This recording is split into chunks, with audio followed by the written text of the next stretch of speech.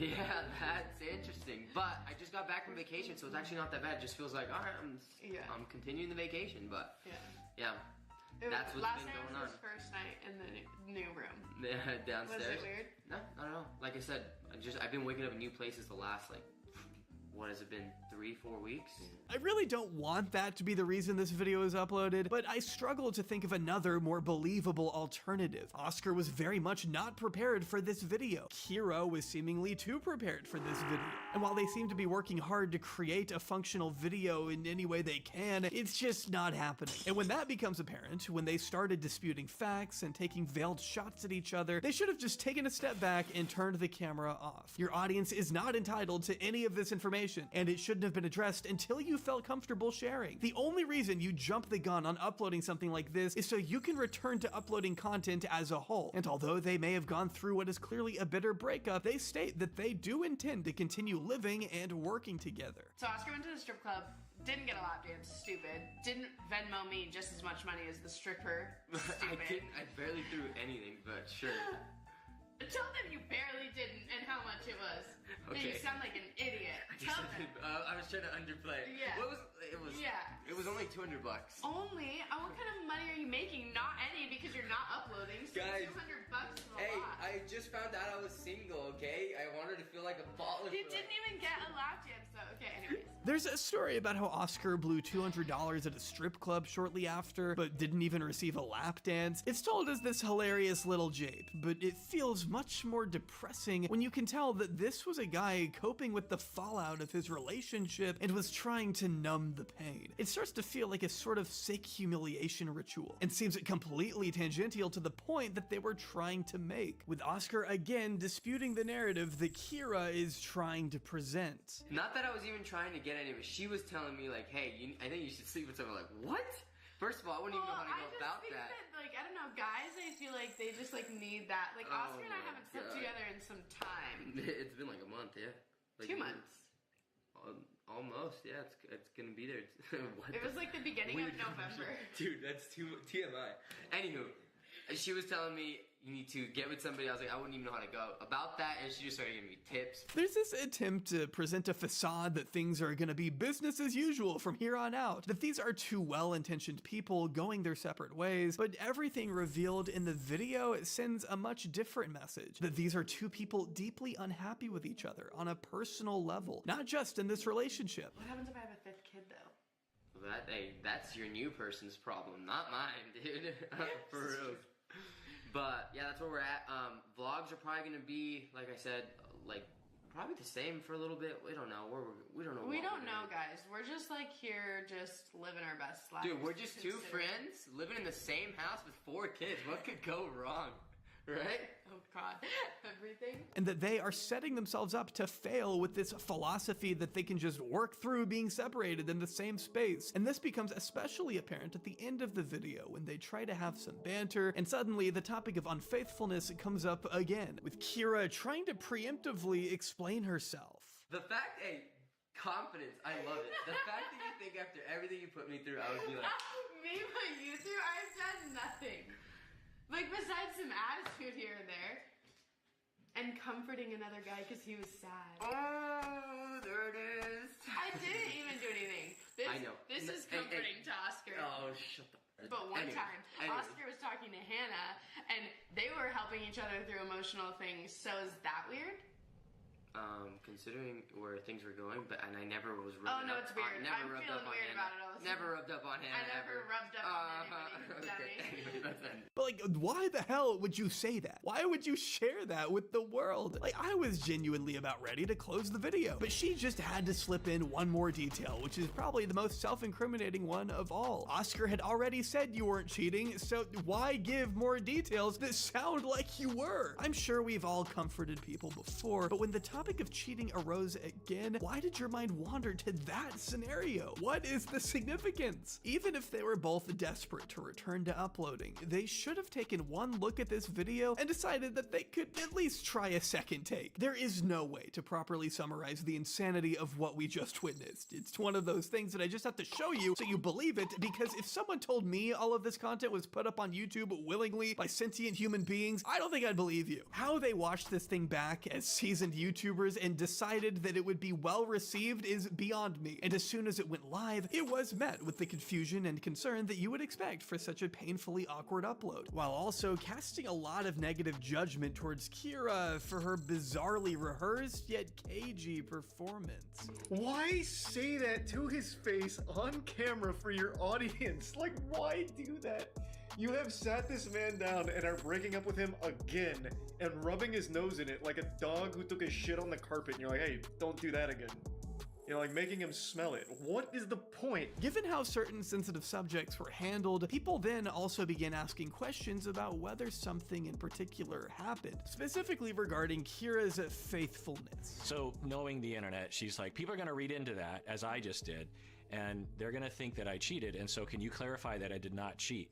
And then he says, well, yeah, it wasn't full-blown cheating, which is meaning it was half-blown cheating, which is still cheating. I mean, how do you, like, kind of cheat? Turns out Kira's claims and Oscar's protests weren't enough to put the rumors to bed. Now, knowing how the internet is, we don't want to entertain baseless conspiracy theories, but I really can't blame the internet for this one. Kira kind of set this up for herself. If nobody cheated, then the subject isn't relevant. And I do understand that women can be sometimes unfairly scapegoated when a relationship breaks down, but the best way to manage those idiots would be to address the claims if they ever were to come, not to write up a list of allegations that could be made and then address them in advance. Talking about such a specific claim and then going into detail about what may be used against you sounds very suspect to people. The entire video is a disaster, but that was just the perfect way to finish it off. And with that, many people thought they were finished. I don't know what else to say other than this whole video should have been scrapped and they should have just done a Twitter notepad update to their fans. But Oscar and Kira had pledged to make this work.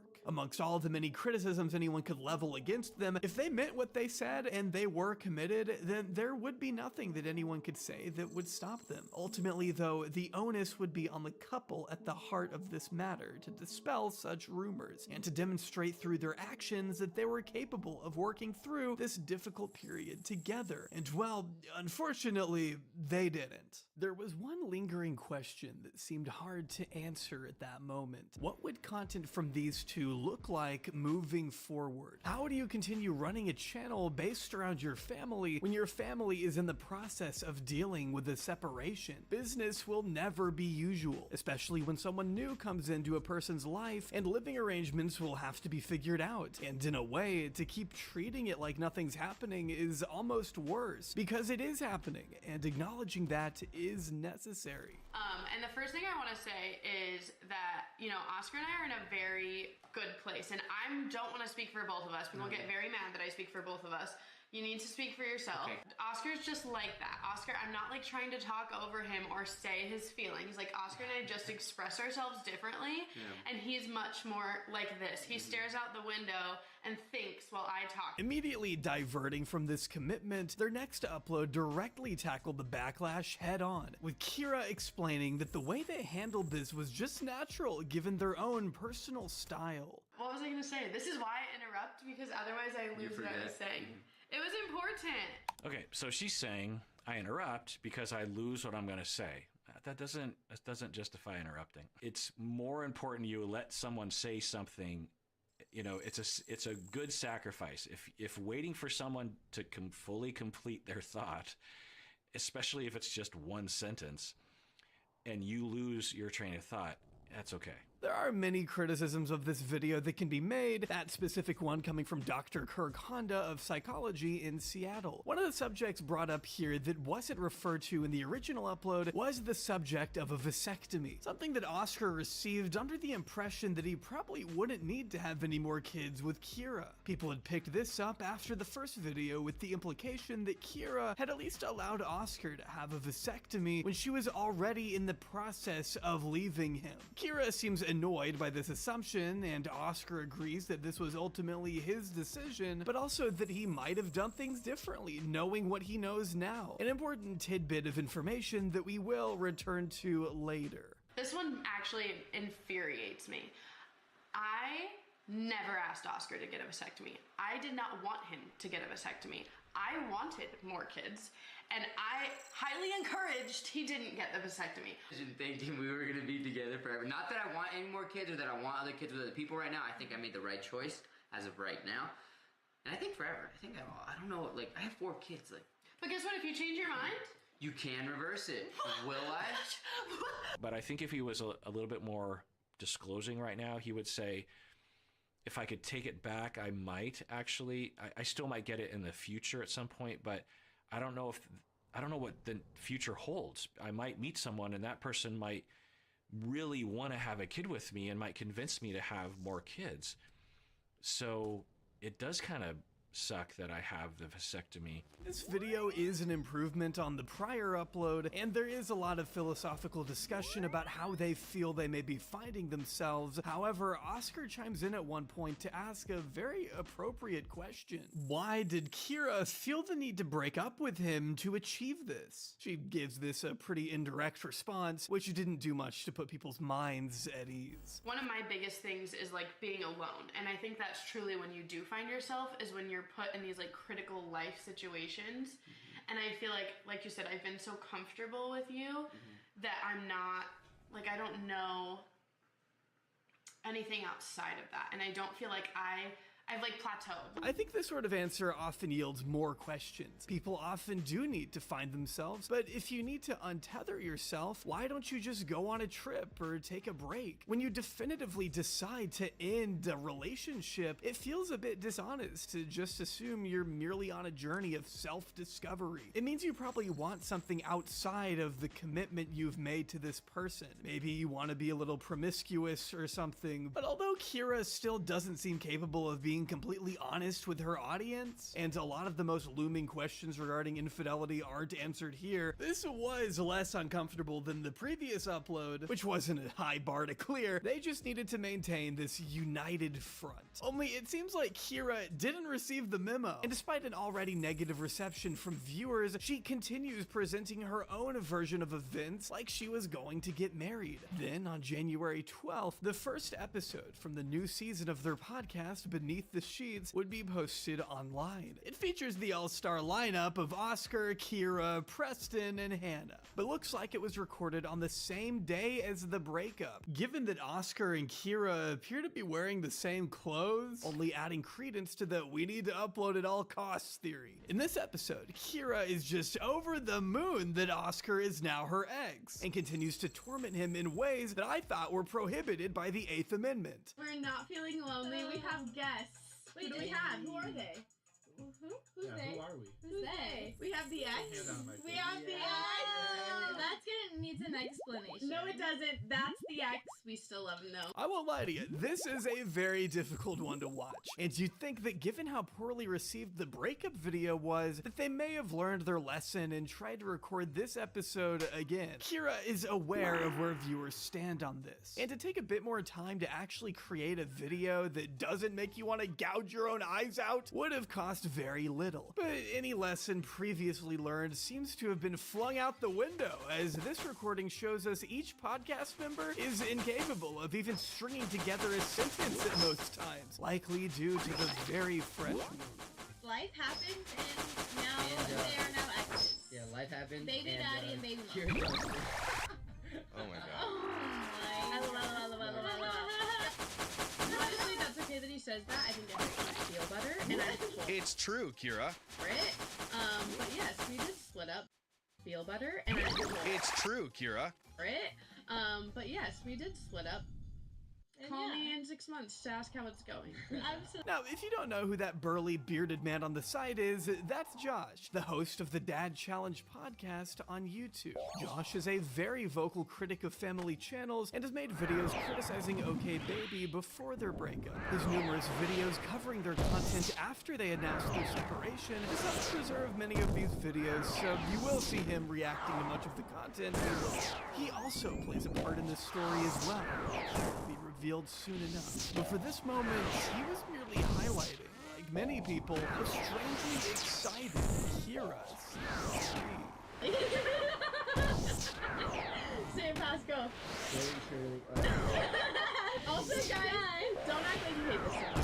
I don't hate it. He hates it. With the upload in between the initial breakup video and the podcast, we may have more perspective on where these two people actually stand. But people aren't going to experience that. They're going to watch that video, think that there's maybe some sort of progress, and then watch the podcast episode and think, oh wait, never mind. It's also strange that Kira is more than happy to announce Oscar as her ex, but when pressed on why, she doesn't really want to answer. Compare this to her other two uploads and all the explanations she's provided in that time, and it feels like she's filtering her feelings and thoughts very heavily, which is definitely not what you'd want for a podcast, which is meant to thrive on spontaneity. We actually just uploaded our breakup video today, so it's... Well, Yes, we did. Alright, this is great. Well, just Fine, but what the fuck is the next? What is this? What does this say next? We did drink of the week. So fun and awesome because you guys are like great. It was another dose of very unsettling content. It is just as awkward, but now with two other people there to amplify the mood. It didn't instill confidence that this was going to work out, and on the channel, it didn't seem to be things any better. Oscar came up with the food. He's like, I got you your favorite. I love hot dogs. Oh, can I do that? I mentioned that it was very hard to speculate over how their thoughts would appear now that they weren't together anymore. They indicated that it would look the same, but even if we discount all the uploads so far, the main channel was still harping on a lot of the subjects of a couple going through the pains of a breakup, including using these topics as clickbait. In one video, they opened Christmas presents, including one from friend and co-host Hannah and her husband Preston. It's a Morales family banner. Oscar's last name. I know it's meant to be funny and that humor can be a way to deal with challenging times, but to me, it just doesn't feel right to be watching this.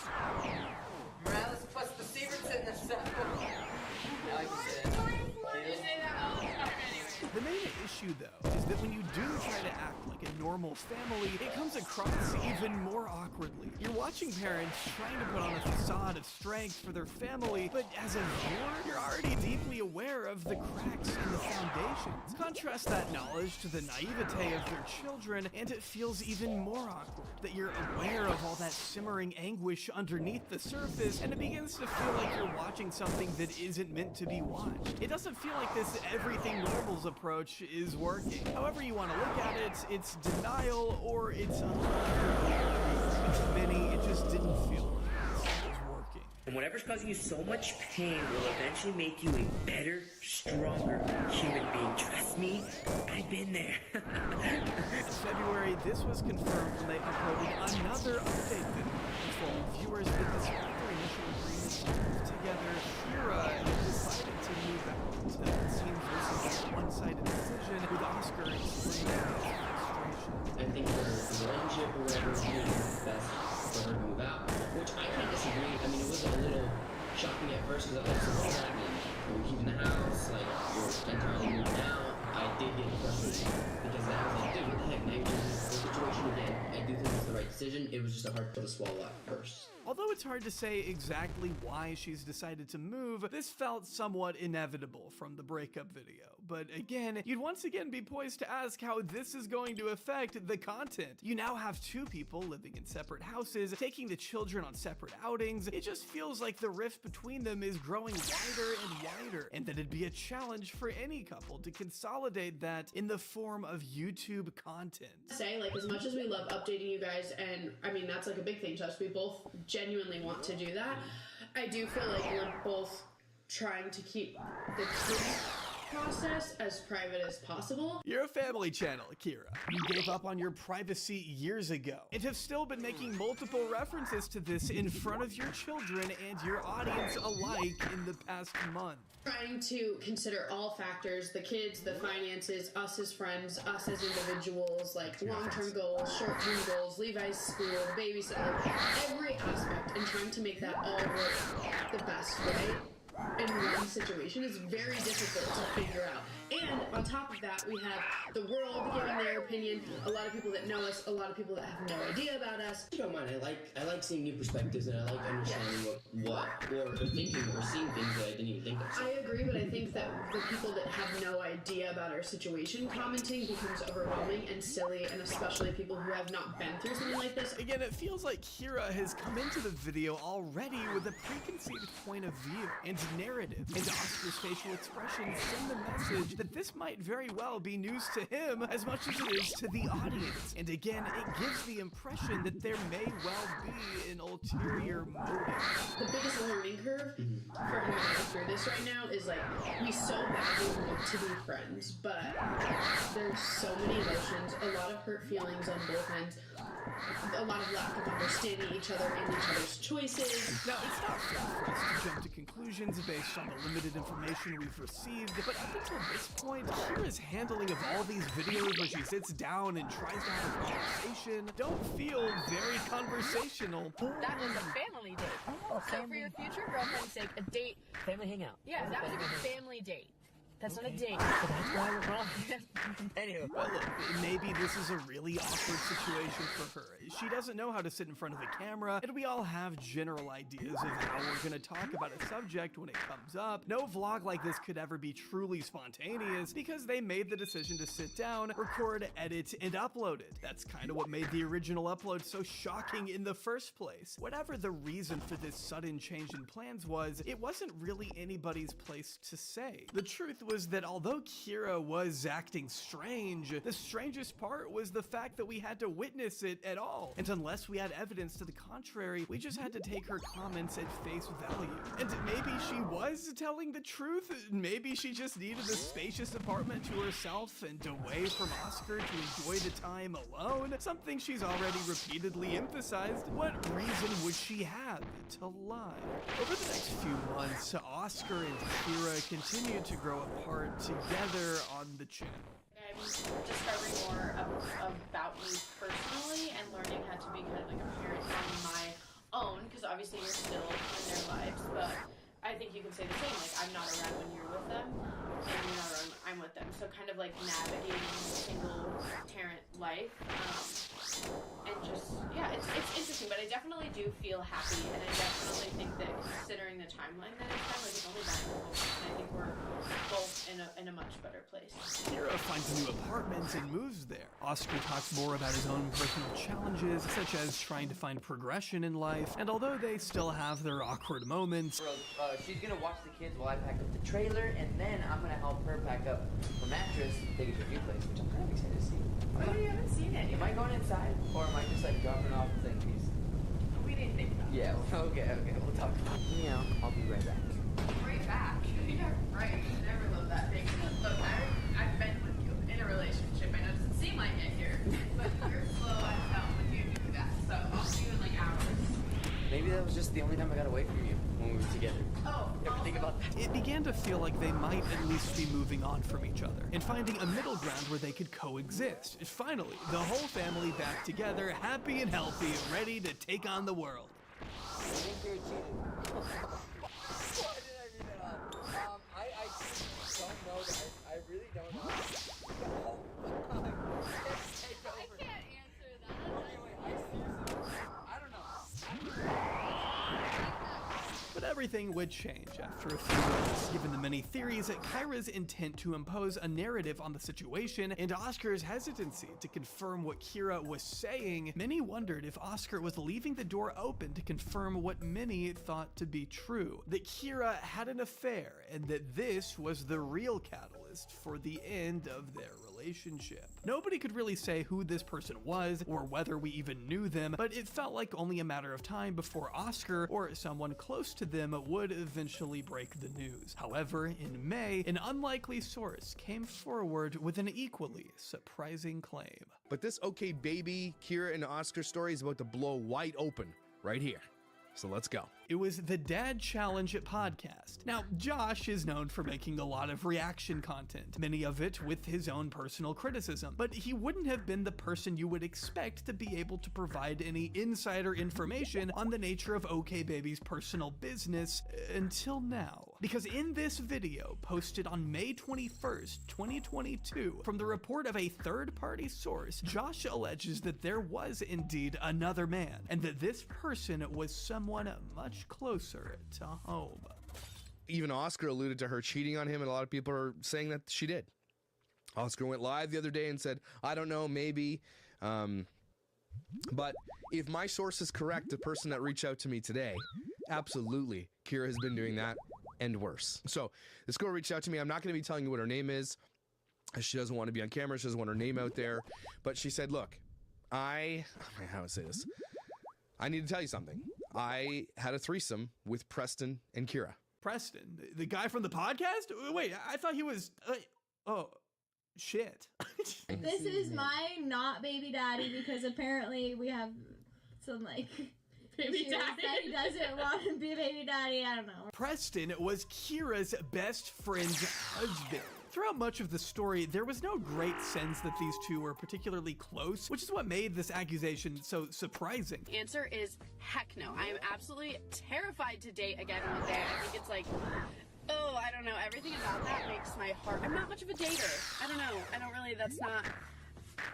I don't know. I just, like, don't... That's scary. However, there was knowledge that Preston and Hannah's marriage had been annulled in the past month, which would tie very conveniently into this new information. On the other hand, it would also be an absolute betrayal on so many levels for a person to cheat on her fiance with her best friend's husband. As an allegation that the Dad Challenge podcast is promoting from a third party, it all seems very bold and definitely requires elaboration and evidence. Josh provides this, but not without context, of which the story feels too bizarre to make up. Preston on Bumble sent this to my source. Says, hi. Hi, did you read profile? Yes. You interested? We are. Are you? Paradise, where are you? Yes, I am. So he's asking where she's from, blah, blah, blah. Don't forget, they're in Vegas at this point. This is April 21st, 2022. If you wanted proof that Kira's in Vegas, here it is. I did find it.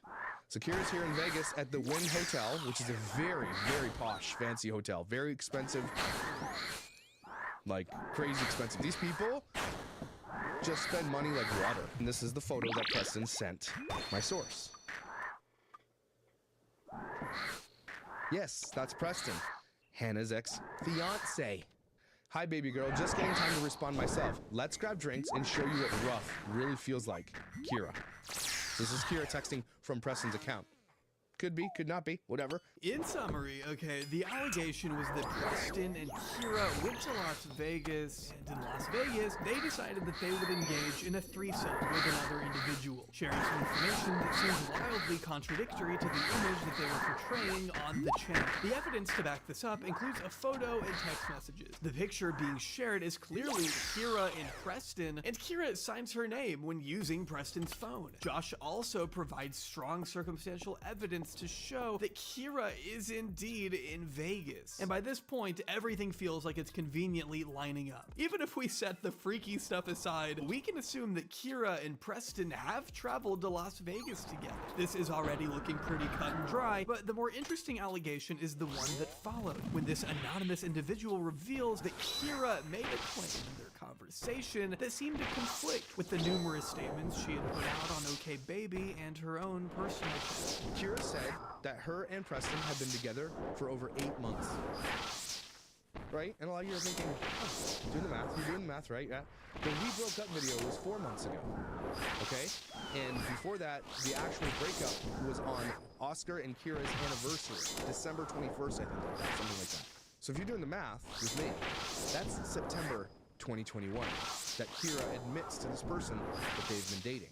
This would tear up the narrative that she had spun around just wanting to go out and experience the world as a single person. This would imply that she had been cheating on Oscar for months on end, and it would also imply that Preston had been cheating on Hannah for months on end. all while they filmed their podcast together where they talk about sex with their partners. Kinda makes you wonder which partner Kira was really thinking about. Kira said, like, she asked, do you get jealous of him and all that kind of stuff? And Kira said this, according to my source. Well, not really, because I was the other third person before this. She said those words. I was the third person. And so now I'm together with him and I'm not the third person anymore. And so I don't really get jealous. But we did this and it ruined my friendship with his, for all intents and purposes, his fiance. I'm trying to make this say. So she's basically saying that they did threesomes and that it turned out bad because they developed feelings for each other and started dating, and it ruined their, Preston and Hannah's relationship. Somehow, what follows is even more curious, though I need to disclose that a lot of the stuff that follows after these individuals meet up is hearsay and is not evidence. But this source alleges that Kira revealed that she started off as the third wheel in a threesome dynamic and then moved into the more intimate relationship with Preston. It's not crystal clear whether the other person in the original threesome is Hannah, but that appears to be the implication. Kira was likely having a relationship with Hannah and Preston in September, and could have been before that, which means that they were cheating. All of them were sitting there behind Oscar's back, having threesomes behind his back. Honestly, all of this stuff makes me feel like we're just a little too close to these people. But when you foster a relationship with your audience, when you create a family channel that shares all of these intimate details about your home life, on top of having a podcast where the main subject is sex, then you might be the one opening yourself up to this sort of investigation. I'm sorry. I still don't understand how you go from having a family channel to promoting your NSFW podcast on it. It'd be like if Stampy Longhead started an OnlyFans. I asked her to share Preston's phone number, and she shared Preston's phone number, and then I corroborated that with someone who knew what Preston's phone number was, and they were the exact same number.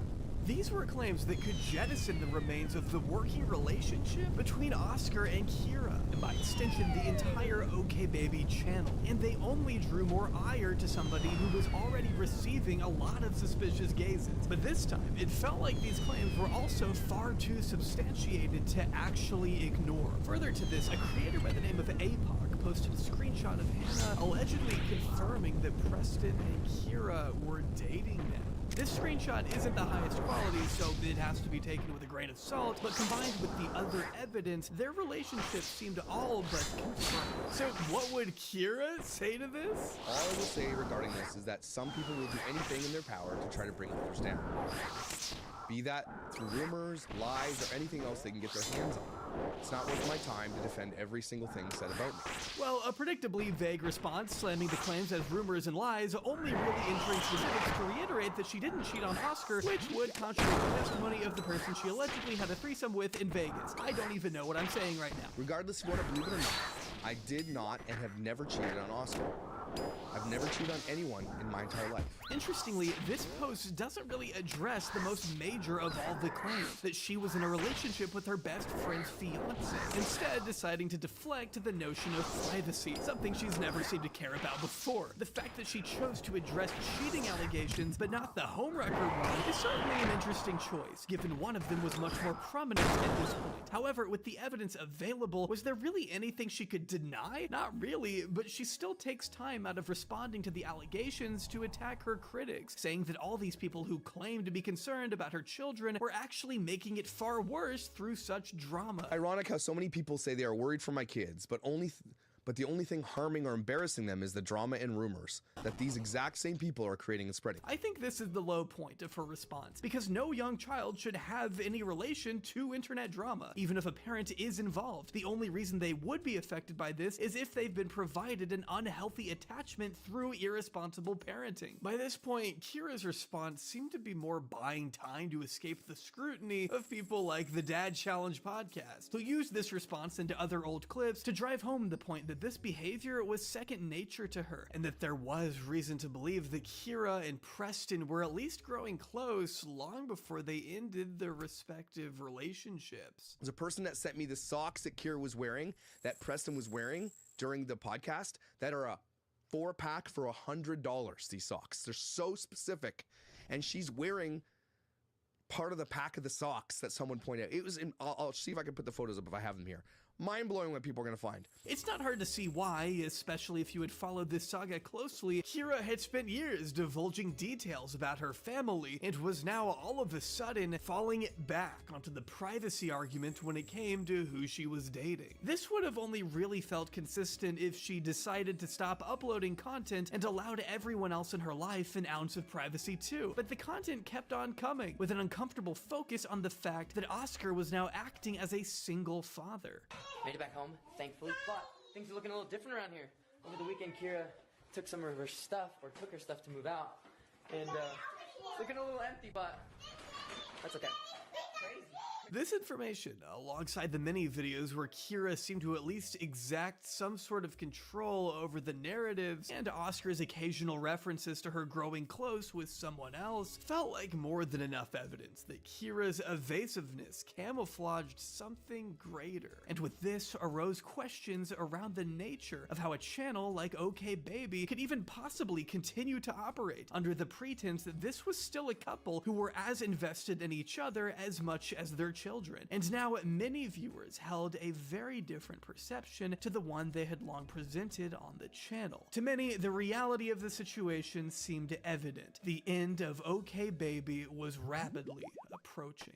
On July 31st, 2022, nearly 8 months after Oscar and Kira announced their breakup to the world, they posted a second announcement with a video titled OK Baby is coming to an end. But I think it's time we make it official. Yeah, we've got a couple things coming up. We're getting ready to go our separate ways as much as we can. Pretty much the only thing holding us together is the kids from now on. I think you can imagine that this one was another uncomfortable watch, but as opposed to in the past where Kira had dominated the conversation, here we immediately see a very different side of Oscar. OK Baby is coming to an end. I think we got the plan is to make 2 more videos. This is gonna be like our final season. I mean, it's been kind of our final season. 3 episodes. Yeah, it's been our final season. We're just trying to make it official now. It's hard to say exactly how much Oscar knew about his former partner's affairs and how much of a role that played in the channel's demise, but it doesn't feel like an insignificant role. At one point, Oscar and Kira appeared to be cohabitating, but following Kira's decision to move out and the substantiated claims around her at least being in a new relationship, it seemed completely incompatible with what Oscar felt comfortable with, something that Kira seems pretty upset about. In fact, more upset about this than her breakup from Oscar. We both know it's what's best, and that's why we're doing it ultimately, but I think that it's been dragged on, if you will, when we both have known it's probably going to come to an end for a while, but because it's definitely not easy. I mean, this has been, besides each other and our kids, this has been the biggest part of our life. I want to make it clear that it's perfectly acceptable to be sad about a personal project coming to an end, but Kira's distraughtness at this news, in comparison to her apparent nonchalance in previous content, is what left many with a rather bad taste in their mouth. It felt much more difficult to defend her previous responses as just her own way of handling things now that we'd actually seen her going through legitimate grief. She still had that awkward laugh and the lighthearted comments, but you could hear her sniffing and breathing in between comments like she was really trying. Regardless of how you felt about her sincerity, one thing became apparent. Unlike the breakup, this was not something she planned for. Overall, it definitely is more exciting. It's just like sitting here and you really think about that she will not, or this she will not do anything anymore. It's just like the weirdest thing. Whether everything had happened much more quickly than she expected, or whether she was met with unexpected resistance from her prior partner when her personal choices went public, it was clear that up until very, very recently, maybe even that day, she was under the impression that OK Baby was a salvageable project. Even if she insists this was a joint decision, her tone gives away that it clearly wasn't. You know, this is now a developed business, if you will, and now to go and start that somewhere else and having 4 kids, because when we started this, we didn't have 4. Having 4 kids is going to be the trickiest part, but I think we got this. I don't see why not. And if all else failed, then it was time to go anyways. What we're gonna do, make spontaneous videos once a week, once a month. It wouldn't have taken a genius to tell her that this was a channel beyond saving. It was actually more surprising that they had managed to keep the channel going for over half a year, given how quickly the actual friendship between Kira and Oscar appeared to decompose. This is a couple that had proclaimed they were best friends before lovers in their breakup video, but had now reduced that friendship to only being in contact when dealing with the children. I assume they had some revenue sharing agreement, and from Oscar's perspective, that probably became increasingly one-sided as he continued to upload content in Kira's absence. The decision to end the channel makes perfect sense and allows them to focus on their own interests without the restraints of the other party. You wouldn't think it'd be the worst news, especially given that she still had a channel with hundreds of thousands of subscribers. Yet Kira continues to sound completely beside herself. The contrast between the two mentalities in this video can be summed up in this exchange. Oscar is letting go of something that he, at one point, thought the world of, but doing it out of his own free will, whereas Kira seems to be letting it go against her will. It's kind of like being biased in your dream job. It's letting go of a dream. There's a lot of discussion about the psychology behind Kira's tears, with some believing that she's not really grieving the platform, but more the relationship it gave her with Oscar as a safety net, that she had taken this gamble with her future and it hadn't paid off. I don't want to jump to conclusions on that judgment, because if someone's not happy in a relationship, I wouldn't say it's a good idea to stay in it, but I do think it represents an entitlement that Kira expected the best of both worlds, something which she was not able to reap when Oscar decided to pull the plug on the channel. 7 years, so it's been an incredible book, and it's been an incredible lifetime here on YouTube. There's a lot that isn't worth unpacking, including a HelloFresh sponsorship and a long philosophical discussion about the channel, which had spanned nearly their entire adulthood by this point. However, beneath all the self-exploration from both Oscar and Kira, a message continued to resonate that Oscar had a new life to pursue, one that was outside of OK Baby. All other conflicts aside, it felt like he'd come to terms with the fact that uploading content about being a single father on a channel designed to celebrate a couple and their family together was deeply unhealthy. Kira couldn't expect him to not move on either. It's something that every party will have to do, and much like Kira's January upload was her own breakup video, this is Oscar's. They stated in the video that you can expect a couple more videos on the channel before they finally stop uploading, but these videos never came, and the channel fell inactive, marking the end of yet another family channel. OK Baby could have been like many others in its genre, their content falling into an unexceptional and slightly questionable but otherwise innocuous niche. However, when shit hit the fan, they chose to go that one step further in actually showing the very grisly personal details of people's lives when they encounter those challenges, while also showing how those details can be twisted and fabricated to tell a completely different story to the one that was transpiring. It created a delusion that something was still there, a delusion that could only be broken by ending the root cause of it, the family channel that had created those whitewashed memories in the first place. They did, and regardless of any of the criticism, this was finally a chance for both of them to move on. It's going to make me more excited to see what's to come next. This is where the story would normally end, with both Kira and Oscar going their separate ways, privately consolidate their lives, and move forward in ways that would allow them each to grow. This is where the story should end. I mean, I think that the only thing that keeps me afloat at this point is knowing that we're both still doing YouTube, and like, you know, I have a YouTube channel, he has a YouTube channel.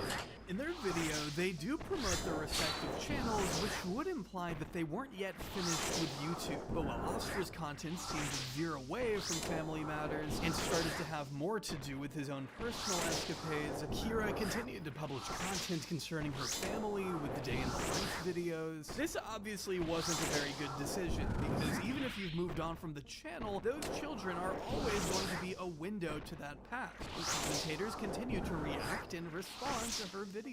How do you ignore the hate so much? Kira said, honestly, it's been hard at times. Usually the haters are the biggest fans. So at the end of the day, I'm grateful for them, and I feel bad they have so much anger and hate in their hearts.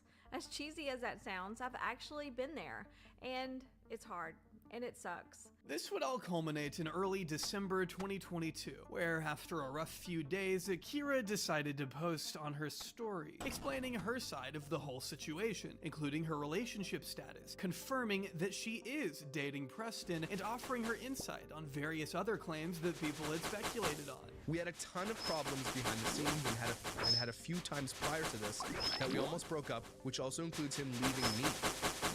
He left you, okay? Preston did not leave Hannah for me.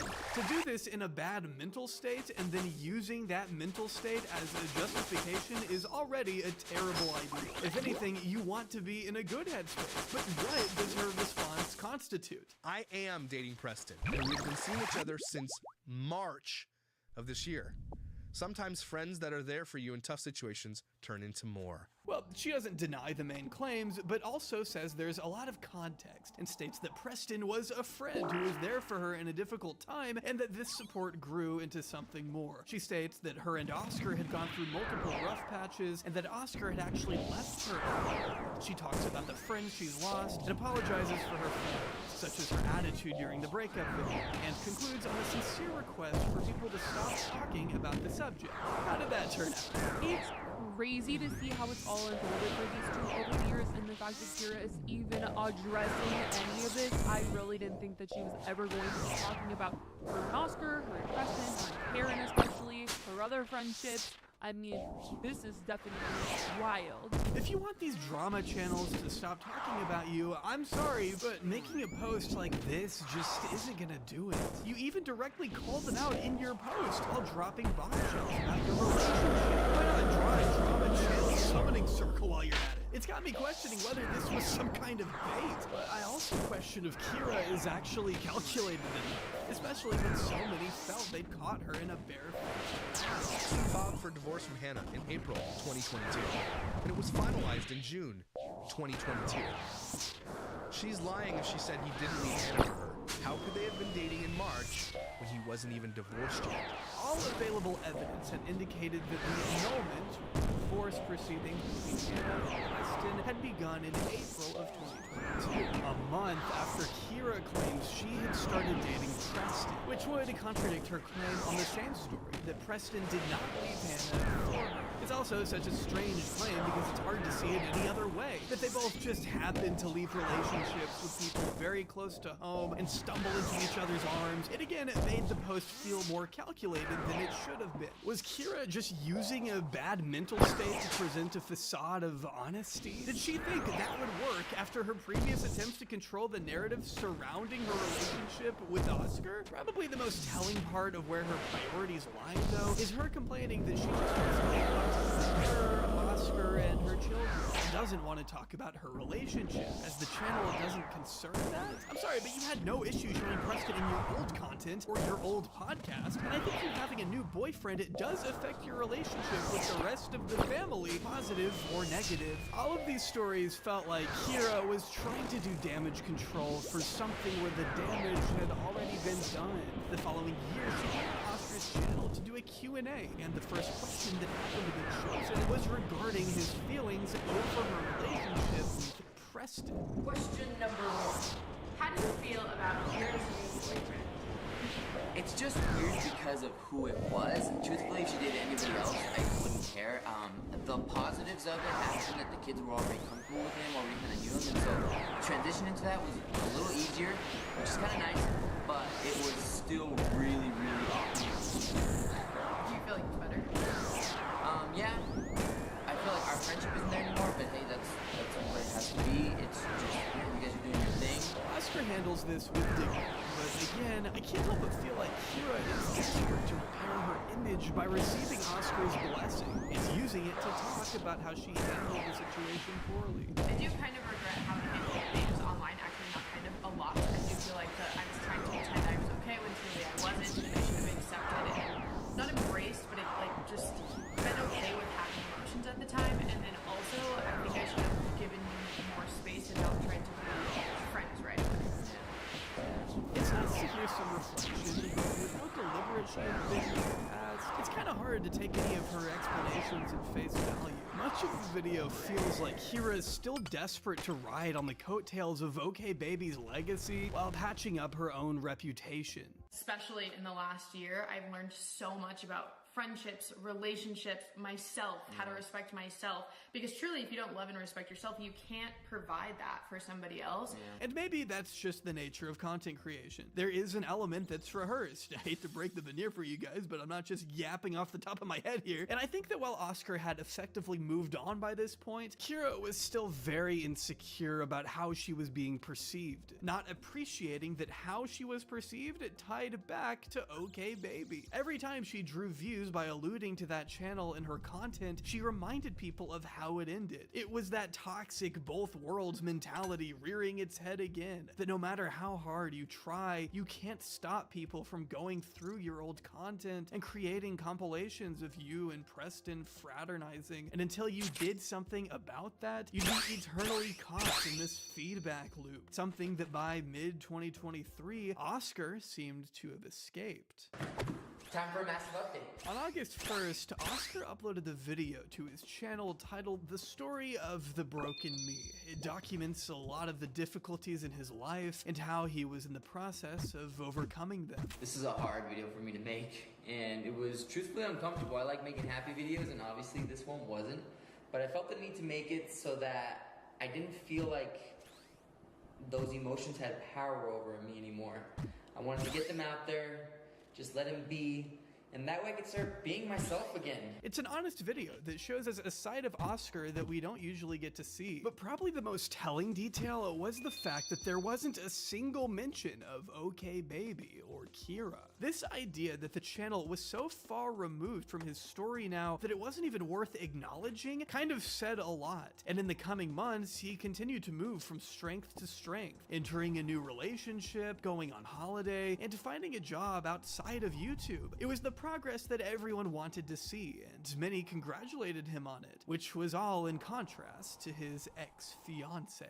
I am one of those parents who believes my child needs to be in something, no matter what it is. It can be art, it can be dance, it can be soccer, I don't care what. And it's funny because I actually read a comment from like a hater, obviously, but they were like, you only want your kids in stuff so you don't have to take care of them because you're lazy. Or whatever it was. And that, if you're a parent of kids who are in activities, you know that's not true, because having your kids in sports or activities is like way more work than not. By this point, Kira was still creating content in the same vein she had always been, even still being drawn into conflict with her old foes. I have thought about the way I feel and the way that I've wanted to talk about things for nearly 2 years on camera. But the last time I got on way too soon on camera after something, it didn't end very well. So I've been trying to wait for the right time and the right words, but that's not a thing. However, a few months after, Kira posted a video titled A Fresh Start. And unlike Oscar, she immediately goes to tackle the elephant in the room once more, which was her handling of the breakup and everything that followed. The first thing I want to say is that I'm really sorry. I feel very embarrassed and frustrated with the way that I've handled things, the way I've talked about things, and mostly the way that I've let down people who really do love, support, and care about me and the kids and the family. I feel like one morning I woke up and I took off running, and I haven't stopped. I know my breakup was a letdown to a lot of people, and I get it. I still feel a lot of guilt and a lot of shame over the fact that it was my choice and the fact that I didn't handle it the way that I should have and the way that I wanted to. Like, I wanted to do it right. I didn't, and I was just desensitized, and I was a bitch, and I was emotionless, and I hurt a lot of people in my life that I really do care about their opinions, and this goes for offline too, like not just on the internet. This is probably her most honest upload in addressing the matter, and here she admits that her behavior is probably wrong, but also that she's in love, and that there's nothing that can change that. No, nothing about this situation, as far as him and I go, is going to change. We're about to get married. I'm very happy. I'm the happiest that I have been in myself and as a human being, but also in a relationship, and I know that's really hard to come by. I mean, how many people in their lives can say that they're genuinely in relationships that they feel equal in and loved in, and they feel love to give in. With that said, she still maintains that they both left their relationships before falling in love and bonded over the fact that they had both been vilified due to it. I'm not embarrassed of him. I think he's one of the greatest people to exist, but it doesn't mean that I'm not embarrassed by this situation. I know it's not right. He knows it's not right. We know it's not right, but it is what it is. We both really bonded and fell in love over being hurt by being the bad guys, because both of us were the people who left our relationships, and by having nobody. If we set aside the evidence that contradicts her here, even by basic logic, by Kira's own admission, she was only the bad guy because of how she handled the breakup. Preston, for all we know, didn't have enough of a public presence to be branded a bad guy, unless he also handled it badly behind the scenes. This story just isn't adding up, and regardless of whether she cheated or not, Kira's version of honesty, this time presented through this idea that she's just speaking freely, still doesn't feel honest. And besides, where's the fresh start? We're almost 4 minutes into a 6-minute video. So no, I don't wish it happened that way. But I want to move forward, and I want to just do a better job about being honest with who I am, expressing my hard times, not worrying about the comments or people taking things the wrong way or taking the truth and then manipulating it into a million other things. I understand that sometimes we need to talk about a situation in order to move on from it, but unless Kira was planning to admit anything new, then there was just nothing to say here. It's interesting how Oscar was able to set a placeholder for a new start without even mentioning the sequence of events that led him to that specific place. He understood that a fresh start is not something that is said, it's something that is done.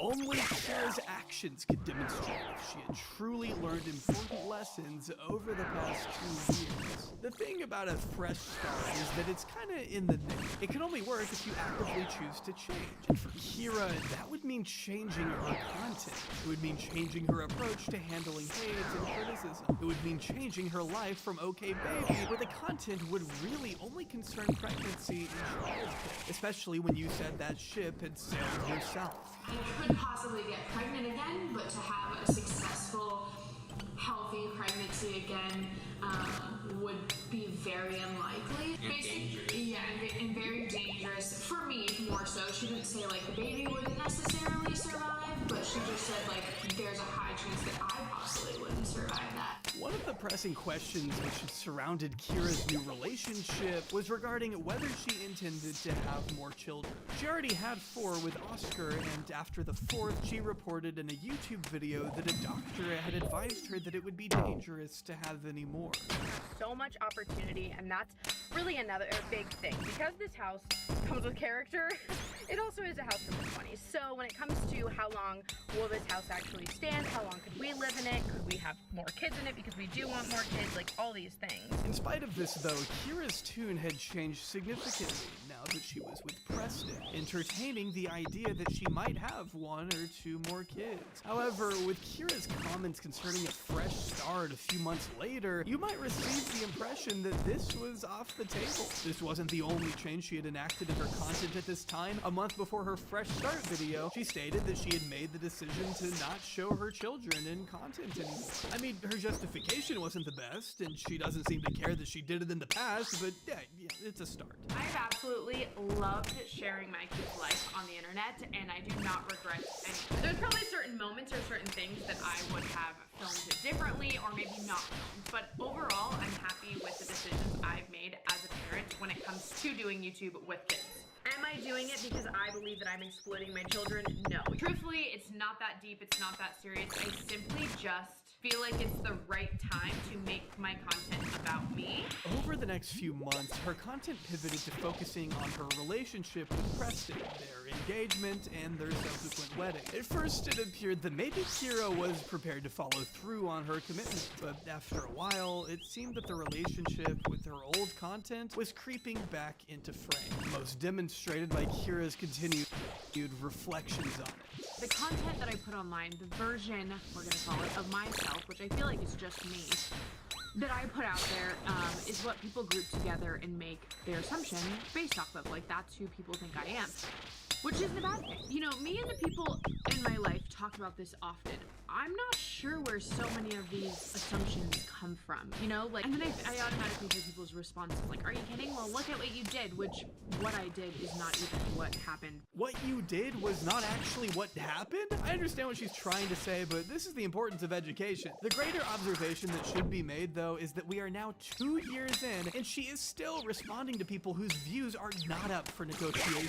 Why is Kira still addressing people who have already made up their mind about her? Is it for the views? Because 75,000 views is really not worth the hassle of having to poorly explain yourself for the millionth time. It's so hard, and I am a very firm believer in if a lot of people are saying something about you, it's probably true. So I've been very hard on myself in the past because I read all these comments saying the same thing, and then even though I don't feel like it's true, I have to think to myself like, well, maybe it is, because if that many people think that, maybe it is. It was clear that she was still thinking about what it was and what she lost. The fact that she did have something incredibly lucrative that she could no longer replicate. And the fact was that by 2024, family channels had even less of a presence on YouTube than when Oscar and Kira broke up. If Kira still wanted to pursue her dream job of being on YouTube, she probably would have to do something different, especially alongside her commitment to not show her children in the video, and the sense that she had a new outlook on the world. It would seem incredibly hypocritical to then return to uploading videos about pregnancy and childbirth, and besides, she needed to be pregnant for that to happen, which we already know is impractical and possibly life-threatening, and Preston didn't want a child by his own admission, so there really is no way this was going to happen.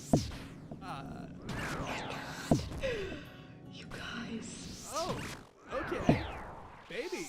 On the 16th of May, 2024, Kira Renee Siverston uploaded a video titled "We're Having a Baby," with 2 periods instead of 3. Again, please don't skip English classes, but grammar aside, what the f***? In spite of the video's stomach-churning presentation and the allegations that she's ignoring the advice of clinical professionals, I, as an outsider, am not going to sit here and say she can't have another child just in case the circumstances around her health risks have changed. However, this is exactly the opposite of what she had committed to last year. That this would be a space for a fresh start. Changing who you're having a baby with is not that. And as soon as this announcement was made, she returned to creating content that wouldn't have looked out of place on 2016 OK Baby. It's also just disrespectful to Oscar, who, as I noted earlier, had a fucking vasectomy under the impression that you two wouldn't have any more children. A vasectomy is reversible, but Kira still wasted Oscar's time and effort at a point when she clearly knew about the possibility of the relationship falling apart, and that the both of them may want to have children with different partners not too long in the future. This is my first official vlog where you guys know I'm pregnant and I can vlog like openly talking about my pregnancy. Thank goodness. It really showed that her idea of a fresh start was to return to content that was older than most of her children. But what was anyone to say at this point? Kira had proven herself capable of living outside the shadow of her most successful content. Even if the attention it drew online was often negative, what more could we say at this point? But a lot of the stories were how the guy ended up leaving the girl for the other one. Which is crazy to me. Like, worst case scenario. Which, like, sex is a big deal, but also to leave your relationship because somebody gave you a good blowjob? Yeah, but like... Well, we couldn't say much ourselves, but there was one person other than Oscar who may have some thoughts to share. This person being Hannah, Preston's ex-wife slash fiance. Other than alleged screenshots, she hadn't made a public statement up to this point on Kira's relationship with Preston. In the past, she had implored people to be kind and even made a tongue-in-cheek video on TikTok about it. But in spite of this, she hadn't actively contended Kira's claims that they both developed feelings outside of their respective relationships, and seemed to have kept most of her thoughts to herself. Yet at the start of June, shortly after the announcement that Kira was pregnant, Hannah took to TikTok to post a poem based on Kendrick Lamar's Euphoria, which really tells you all you need to know, I think. Her follower count getting neutralized. I can only watch in silence. The family vlogger we once knew was looking desperate and now spiraling. Moving just like a charlatan, selling lies, it's giving disgraceful. Why educate? You're not educated. Pregnancy, your only angle. I've kept quiet for a while. You're not an influencer. You're a homewrecker. There's a sense that Hannah is posting this in response to Kira's repeated proclamations that she didn't do anything below board. This sense that she was getting tired of letting Kira control a narrative which Hannah felt differently about. That narrative being that Kira wasn't a homewrecker. There were already discrepancies in Kira's story that had been pointed out online, but this was the first time a person inside this circle actively disputed Kira's narratives, claiming that Kira and Preston were having an affair, though it doesn't stop there. Have you ever been betrayed, lied to with a poker face? Have you ever lost 20,000 because of a basket case? Well, I have, and replaced them both, so I came out straight. How many more fake fairy tales about your life till you've had enough? How many more pregnancies until you finally feel that you're mom enough? As this is expressed through poetry, I need to be careful with my interpretations here, but Hannah talks about what this saga has cost her. $20,000, her cat, and of course, her partner, yet also taking aim at Kira's behavior online, framing her as attention-seeking and self-absorbed, being jealous of Oscar and his new relationship, while also implying that her relationship with family is a transactional one, primarily acted up for the camera, a camera that she says Kira should put away. I have receipts. Maybe I'll double back with you. And when I asked about a bitch, you played dumb bitch. You turned out to be that bitch. Probably one of the most damning claims in this poem, though, is when Hannah seems to imply that she had asked Kira if Preston was being unfaithful with another woman, and Kira had played dumb, all while being that other woman, and that she has receipts that she's willing to show that back up her story. Among the other very scathing lines, these claims reignited the narrative surrounding Kira's betrayal of all those in her life, and drew attention back to her old content and all the contradictions within. This is all the confirmation we're gonna need right now that the cheating allegations are correct. There's the tea. However, when people went over to OK Baby to see if they could sleuth through the old content, they were met with a surprise. All of their videos had been deleted. On one hand, this was great for the children's privacy, but the timing couldn't help but feel convenient, and that Kira was trying to cover up compromising information, especially given that less than a year before, she was saying that she had very few regrets regarding this content. However, there were no direct responses to Hannah's upload from Kira or Preston's end, as they continue to upload the pregnancy diaries, giving birth in early September to a new child as if nothing else was going on. This was a time for Kira to give her all to the newest member of the... Never mind, she just started beefing with the Dad Challenge podcast again. I don't like to acknowledge the Dad Challenge podcast too much because that's what he wants, right? Saving the children or something, like protecting the children. And we won't even get into what he's been accused of. Really, Kira? This all happened barely a month after you gave birth to your 5th child. Don't you have anything better to do? The whole channel started off and still is calling out child exploiters. I don't think kids are gonna be saved because it's too far gone. These kids' lives are on the internet forever. I'm not trying to save any kids. I'm trying to call out the assholes who took advantage of them. I'm the karma that they receive because of what they did. Nothing I can do now. I mean, look, I don't know Joshua Barber, so I can't speak on his character, but his success in calling you out is merely a representation of other people's annoyances at you. Even if he disappeared tomorrow, the reasons for why people don't like you wouldn't, and by taking aim at him, all you're doing is reminding people why they don't like you, because you're preoccupied with the image that you had before you went off to find yourself, and you would apparently rather spend the next 10 years of your life trying to recapture that image over building a new one, despite it already being broken beyond repair. When you gave yourself a chance for a fresh start, you just decided to make the same exact content you were before, while bickering with drama channels who have more than enough time to remind the viewers exactly what you've been called out for. It's a toxic cycle that at this point feels almost like a humiliation kink, but unlike others, I'd rather not explore what you're into. I can only put myself in the shoes of, like, if Preston was downstairs making videos about moms on the internet. Moms who? Moms who what? All of this behavior reeked of a complete lack of growth, and a closer look at her content would tell you the same thing. Although she had committed to censoring her children throughout her content, it was done so lazily that a lot of the time you could still very easily see their faces. It really wouldn't have taken long to actually fix this, but they don't, on multiple occasions, and in March of this year, Kira just decided to film one of her children anyway, advertising her face and name in the thumbnail. I know it's not the same as vlogging your entire uncensored fostered family's life, but if you've made an explicit commitment to not actually show your children on camera moving forward, then you can't just give yourself a little treat here and there while writing in the description that you're still upholding that commitment outside of it. All of this behavior screamed that this was a person who 100% wanted to show their children on camera, that this was a person who desperately wanted OK Baby back, but the O had already long gone. It's time we make our home feel like a home. Today we're gonna redo this living room. Oscar Morales had found a new life. What up, dude? Look who it is. All the way from Montana.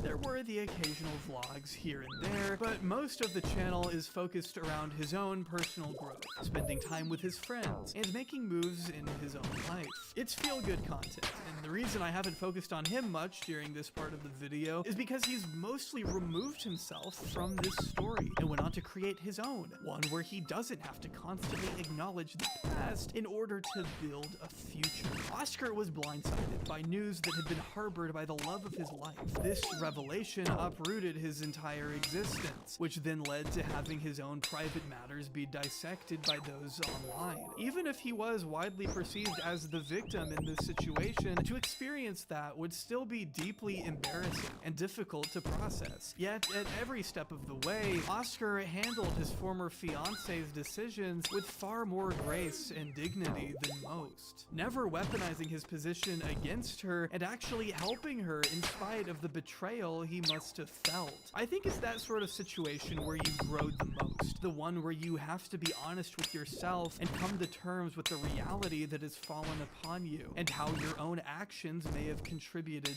to it. I think Oscar was honest enough to have that reckoning with himself, but it doesn't feel like Kira is. And if vlogging content is just a slice of the creator, then that's all the evidence you need to draw a conclusion here.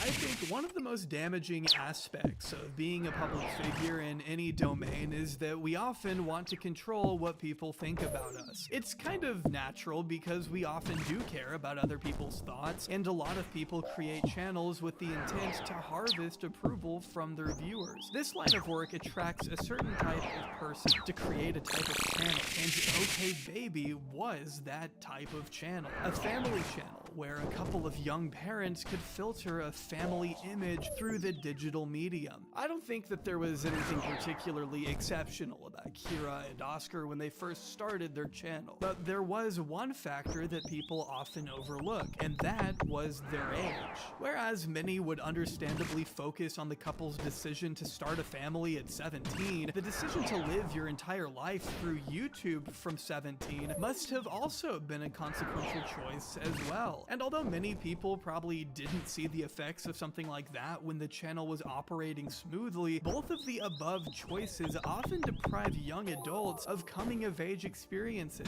and color their perception of the world for better or for worse. Kira wanting something more from life as a 20-something person who'd settled down early isn't objectionable at all, and I don't doubt that she probably was looking for something more. But from the start, it was clear that she was also deeply concerned about how such a choice would be perceived by viewers when she had spent most of her life talking about keeping the family together. It was apparent that regardless of what had been happening behind the scenes, she had overcorrected and made an already bad situation much, much worse. I knew when I, in my head, was thinking of Oscar being happy with somebody else, and that made me happier, that's when I knew I didn't want to be with you anymore. This was a person who had spent her entire adult life defining herself online, and you could tell because this is information that nobody needed to hear, directed towards a certain good faith audience member who will accept it at face value and trust her on this notion of experiencing the world. But as soon as it reached a more critical viewership, the subtext became all too apparent.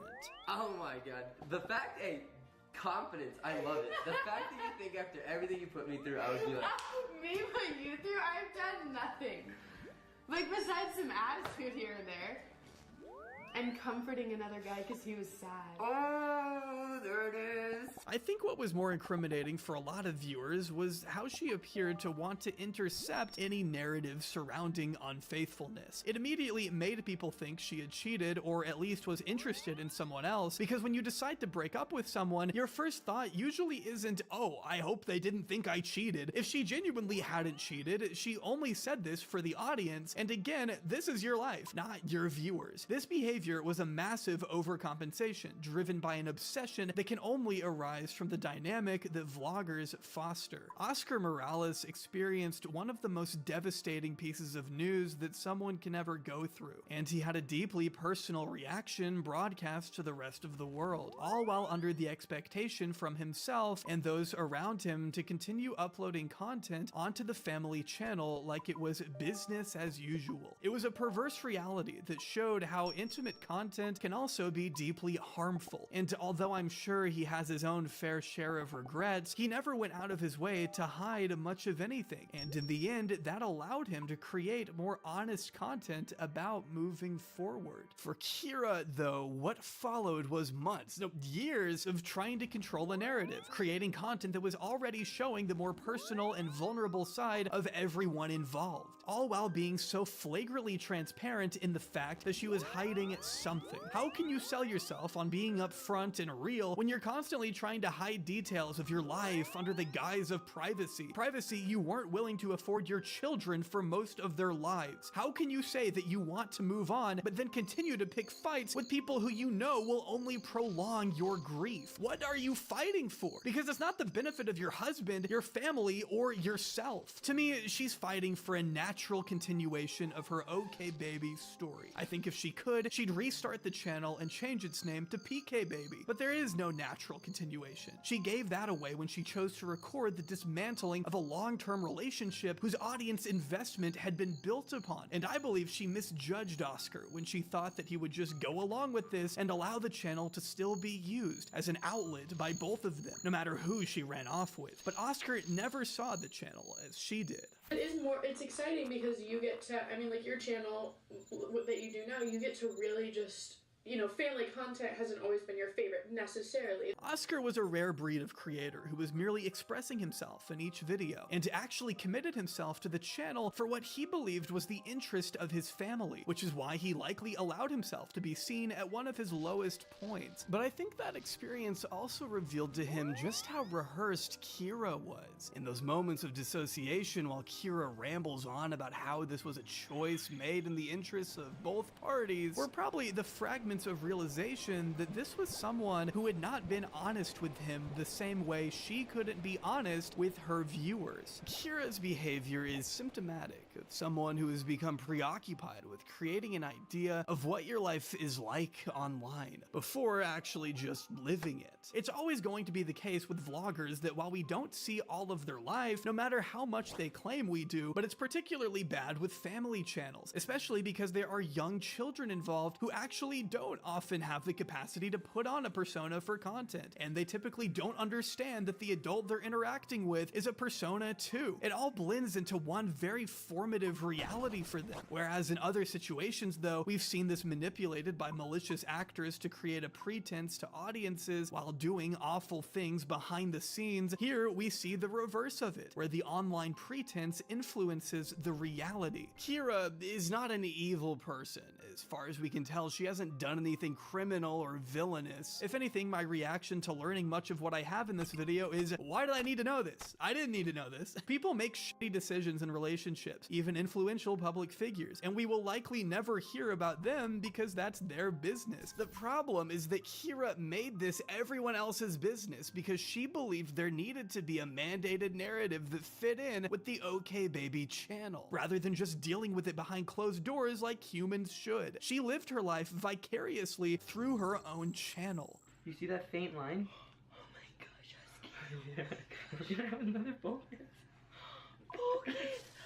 Did you get your reaction just saying it was positive? Yeah, douchey. When you present a filtered narrative day in and day out to your viewers, you're presenting this same narrative to your children and your content, even if you don't realize it. It's not remotely healthy for them or your relationship with them. That's why it's so bizarre to me that you go from having a baby 1 month to feuding with a podcaster the next. You can't be a full-time parent and a full-time vlogger simultaneously. You can't give all your attention to your children if you're giving attention to a camera. If you think about it, we have lived an entire lifetime on YouTube. Oscar and Kira's children needed Oscar and Kira, not OK Baby. And Kira's constant battle to try and repair her reputation, to take her back to a channel that was already deeply flawed in its existence, should really show her that she has her priorities wrong. With certain people like Ruby Frankie and Daddy05, look, they were always pieces of shit. But I do believe that Kira has the capacity to be a good parent, and maybe she already is. But YouTube will always interfere with that. And if you're constantly trying to argue with other people online that you're a responsible and decent person, rather than just letting your actions demonstrate it, you're never going to win them over. And if she wants an example of how it's done, she doesn't have to look far. Holy smokes, you guys.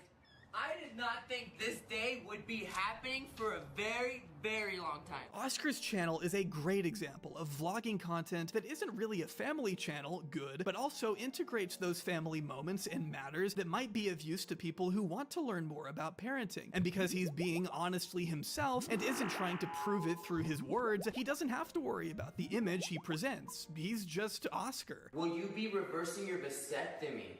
No, I definitely will not be. And it's funny because Addie and I have actually had this conversation, but I am more than content with the kids I have right now. I want to show them as much attention as I can possibly give just them. You know, and even now I don't feel like it's enough, but yeah, I will definitely not be reversing that.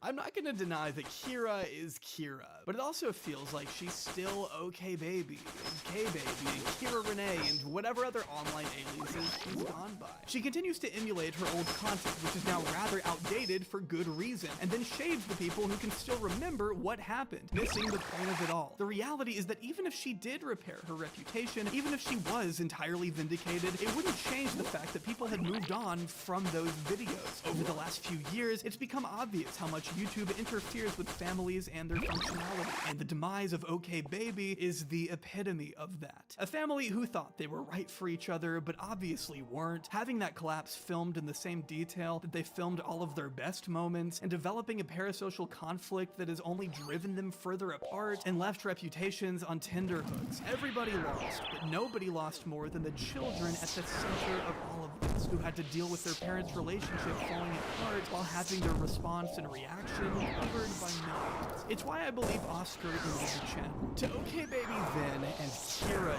today, the message remains the same. You have to stop being a family channel to be a family.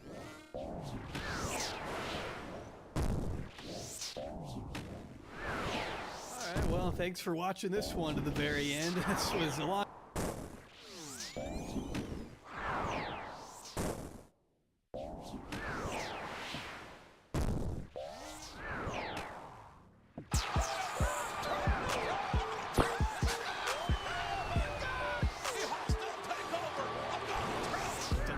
Trump has unquestionably cemented himself as one of the most culturally and politically relevant figures of the modern era. I don't think you'll find a single person who would deny the significant role he's played in the lives of each and every American for the past decade. But why let his inescapable presence in the media cause us to forget some of the more surreal side quests he embarked upon before assuming the most powerful office in the world? Such as the time he entered into a beef with the late rapper Mac Miller, culminating with the latter trashing the then real estate developer on national TV. I only have one thing to say. I hate you. Or his multiple cameos in films like Home Alone 2 and Zoolander. Or the time he tweeted out an epic rap battle of history and retweeted Killer Keemstar. These bizarre moments may seem entirely trivial considering the daunting authority he now wields as commander of the free world. And they are. Here to sing the theme from Green Acres, please welcome Donald Trump and Will and Grace's Karen Walker. Green Acres is the place to be.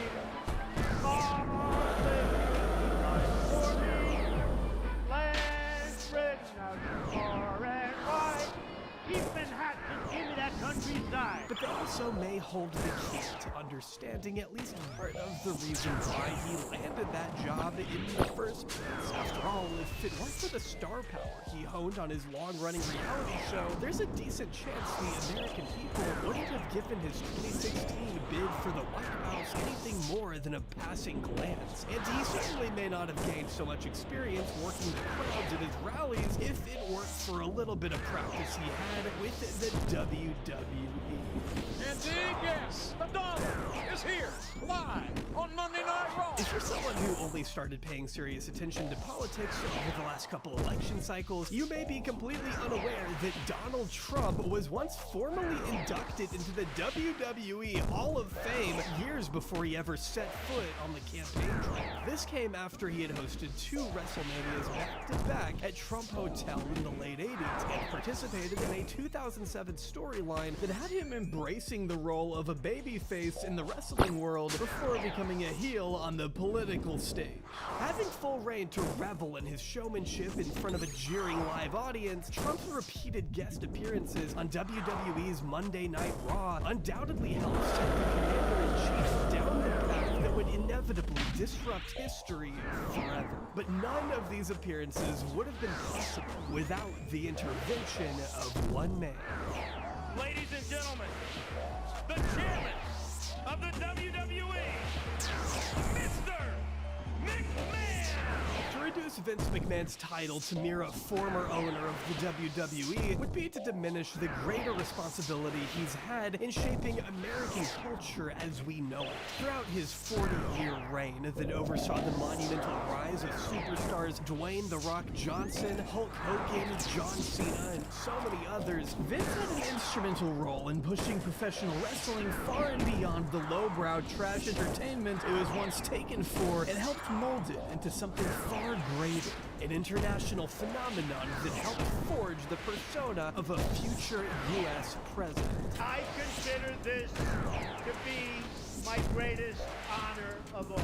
If you grew up watching WWE in the 80s and 90s, you're probably already familiar with Vince McMahon's desire to monopolize professional wrestling at all costs, how he steamrolled the competition in an unending quest to become one of the richest and most formidable individuals on the planet. This story focuses on his journey to the top, highlights the morality he ignored to get there, and is reinforced by the testimonies of those he lost, the families he tore apart, the relationships and careers he crushed, and in some cases, the lives he cut short. For too many years, his authority has gone unchecked. Only recently has his carefully crafted legacy been damaged in such a way that he may never recover from. And with a recent Netflix series doing little to genuinely grapple with the darker sides of that legacy, I think now is as appropriate a time as ever to take an honest look back at a career that was anything but inconsequential. This is the story of Vince McMahon. New allegations have emerged involving WWE billionaire CEO Vince McMahon. More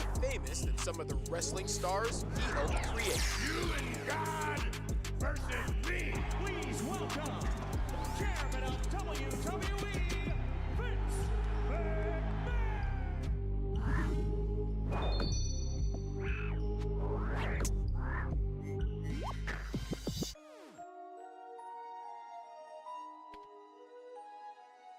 As the world reeled from some of the worst man-made disasters in human history, Vince Kennedy McMahon was born on August 24th, 1945, in a small rural community located in Pinehurst, North Carolina, a place Vince would rarely acknowledge and never return to following the rise of his wrestling empire. His father, who was serving the U.S. Coast Guard during World War II, would abandon Vince and his brother in his move to Washington, D.C. shortly after their birth. For a while, little was truly known about Vince's most formative years. He would tell riveting tales of his swashbuckling youth as if he were constantly causing trouble and always on the run from law enforcement, only for such stories to fall apart upon further scrutiny from journalists like Abraham Josephine Reisman, author of the best-selling biography Ringmaster, which I will be pulling from throughout this video. It seemed as though Vince McMahon McMahon wanted people to think he was a more rebellious child than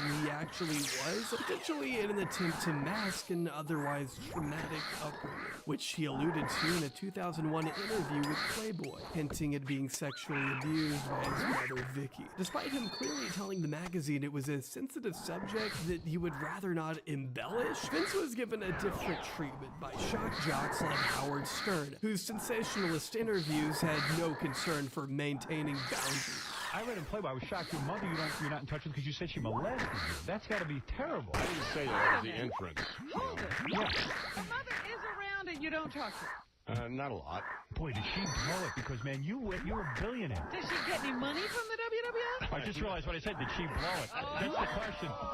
Yeah, Howard Stern in those days was something else. And this was only 3 minutes into the interview. He was also subject to rampant physical abuse from his belligerent stepfather, Leo Lipton, during these early years as well. As the family bounced between trailer parks in the South, young Vinnie Lipton, as he was known at the time, was a world away from DC, where his biological father, Vincent James McMahon, was making a name for himself as a wrestling promoter during the 1950s. See, Vince Sr. had inherited the business from his father, Jess McMahon, founder of Capital Wrestling Co., later known as the World Wrestling Federation, which eventually became World Wrestling Entertainment after a 2002 lawsuit by the World Wildlife Fund, who had the initials first. Even now, with Vince Kennedy McMahon absent from the company following a wave of sexual assault allegations, which we will be discussing later, control of the multi-billion-dollar franchise had largely been in the hands of the McMahon family dynasty for generations, with Vince's daughter Stephanie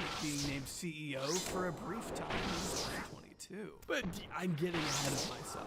Reisman's book is an excellent source on pretty much everything there is to know about Vince's childhood in particular. Interviewing countless old friends and family members, she writes about all things, from Vince's mother being said to perform in minstrel shows, to Vince's first sexual experience being between him and his cousin, the same cousin whom his stepfather Leo would later marry. There are plenty of anecdotes listed here in the first few chapters of Vince's life that are sure to raise some eyebrows, to say the least. And I would suggest you read the entire book if you get the chance, as it does go into more detail than we'll be able to cover here in this already incredibly long video. But one detail that surprised me the most is how Vinny wasn't even that much of a wrestling fan growing up. In fact, he didn't seem to be that interested at all. Now, of course, wrestling wasn't the behemoth that would become later on down the line for reasons that will become clear soon, but Vince wasn't even described as very athletic until he was older, and I found it fascinating that he was only drawn to the sport after he met his dad, a man with a kinder, warmer presence than any of the authority figures he had grown up with, telling one outlet that he instantly, quote, fell in love with Vince Sr. and became determined to win over his approval any way he could, splitting his teenage years between his segregated neighborhood of North Carolina and the upper echelons of our nation's capital, where Vince Sr. owned a massive home and was in constant contact with the wrestlers he promoted. Dr. Jerry Graham gives Antonio Rocca a thorough examination, but not the kind you usually expect from a doctor.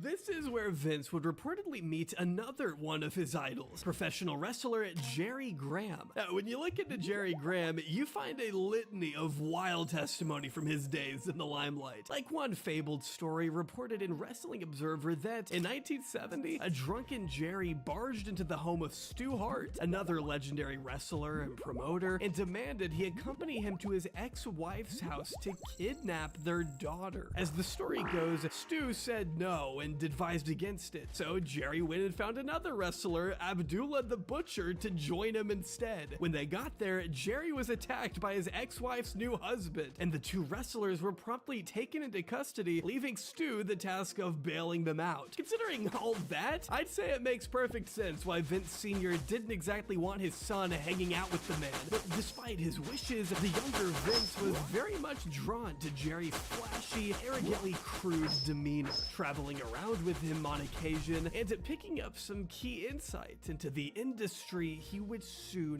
dominate. That above all else, no matter how crazy things get, you must always protect the business. business. If you're not as familiar with professional wrestling, there is a term you need to know before we move forward. It's called kayfabe, with some believing it originated from a Pig Latin spelling of the word fake. That's exactly what it means. Fake, scripted, fictional, a work as it's known among wrestling circles. Kayfabe essentially applies to all wrestling matches that are planned out ahead of time, which happens to be all of them. In fact, wrestling kayfabe dates all the way back to the post-Civil War era, where traveling caravans of entertainers would script out wrestling matches in order to give the audience a more entertaining show. But you don't need me to tell you that these things have always been fake. There's a good chance that may have been the only thing you knew about wrestling before clicking on this video. But kayfabe was once considered sacred, at least among wrestlers and promoters. Reisman points out that it's impossible to know exactly how many wrestling fans have bought into kayfabe, if everyone watching and knew it was completely fake to begin with, if people knew some parts were fake but thought others were real, or maybe they just knew it was all fake and wanted to pretend it was real.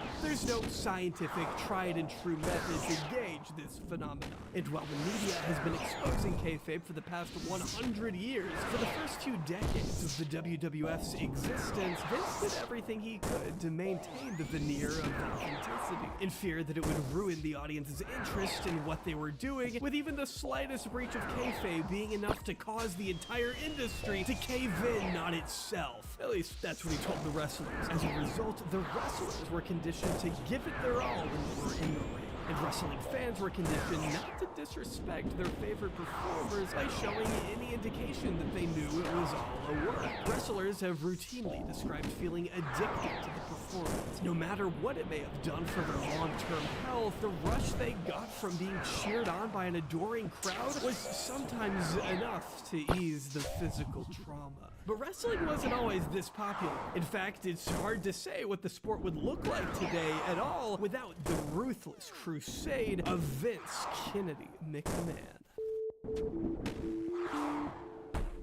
Before the WWE became the global behemoth we all know it to be today, pro wrestling on this side of the world was originally broken down into smaller regional territories scattered across the United States and Canada. While they had all been held together by the National Wrestling Alliance, NWA, since 1948, each of these individual territories still had their own way of doing things. Because wrestling matches were hosted locally, communities enjoyed a more intimate bond with the wrestlers they watched on TV or in person. The WWE, or at this time the Worldwide Wrestling Federation, belonged to the territory system as well. During the era of Vince Sr., it was confined to the northeastern sect of America and was considered the glittery crown jewel of the NWA. While the territory system was in no means perfect, with Reisman comparing the NWA to a wrestling cartel and Jacobin columnist Dan O'Sullivan likening it to the Mafia, the old way of doing things was incredibly flawed, but still had a few perks. For example, if a wrestler didn't like how business was being conducted over here in the Pacific Northwest, well,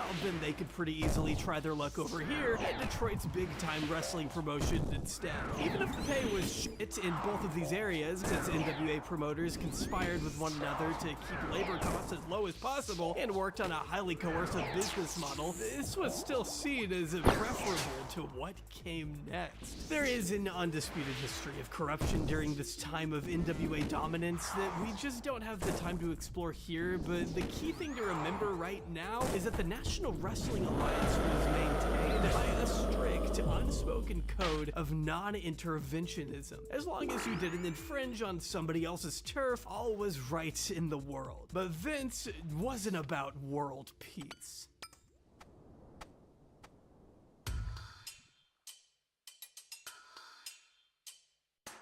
Without the knowledge of the general public, Vince had made a secret arrangement to purchase the WWF from his father in the summer of 1982 for $1 million, a payment he made sure to follow through on. But where exactly did young Vinny come up with all that money? After all, he was just a lowly announcer, at least on paper. People have their theories, but as sports historian and former WWF manager Jim Cornette went on to assert, Senior Sr. allowed his son to foot the bill using the company's profits, so long as he didn't miss a payment for a full year. Vince agreed to buy Capital Wrestling, the old WWF, from his father, Vince Sr., for, what was it, $1 million, and he had to make quarterly payments, and if at any point he didn't make the payments or it wasn't paid off on the appropriate time, it would revert back to his dad. But it was a promotion and a business that was already ongoing and having a hot period, and so he just stepped in and used the money off the towns that was already coming in to make the payments, and didn't have to actually spend any of his own money if he indeed had any at that time. So there's a case to be made that Vince got the company for free. Either way, the passing of the torch had less to do with merit and everything to do with keeping the business squarely in the family. It's not like he had really done much to prove his worth. Working under his father, a 28-year-old Vinny had previously facilitated a handful of failed vanity projects that ended in huge embarrassment, including a botched stunt by Evel Knievel that was widely panned, and a fight with Muhammad Ali in Japan, where, according to wrestler Freddie Blassie, Vince had proposed staging a match which would involve assaulting Ali with a razor blade without his consent. Blading, where one wrestler discreetly slices their own skin with a razor during a fight to draw blood, is a tradition that was commonly encouraged throughout the WWE's history. Now,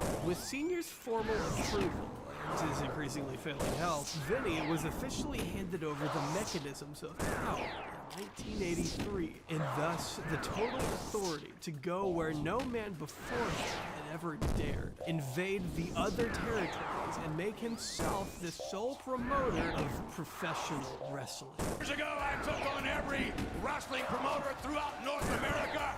I kicked every one of their asses.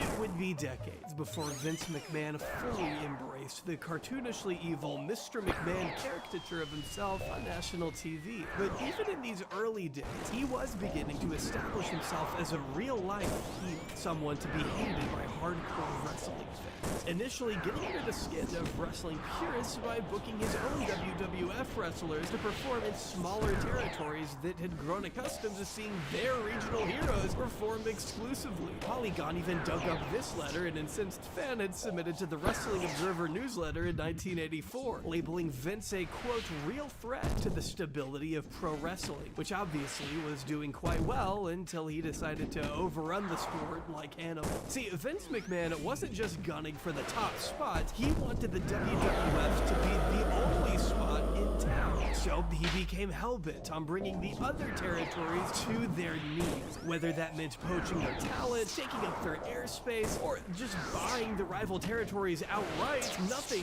was off the table. Within the matter of a few years, Vince's relentless ambition and shrewd business instincts had managed to stomp out nearly all competition, and as a result, pro wrestling was never the same.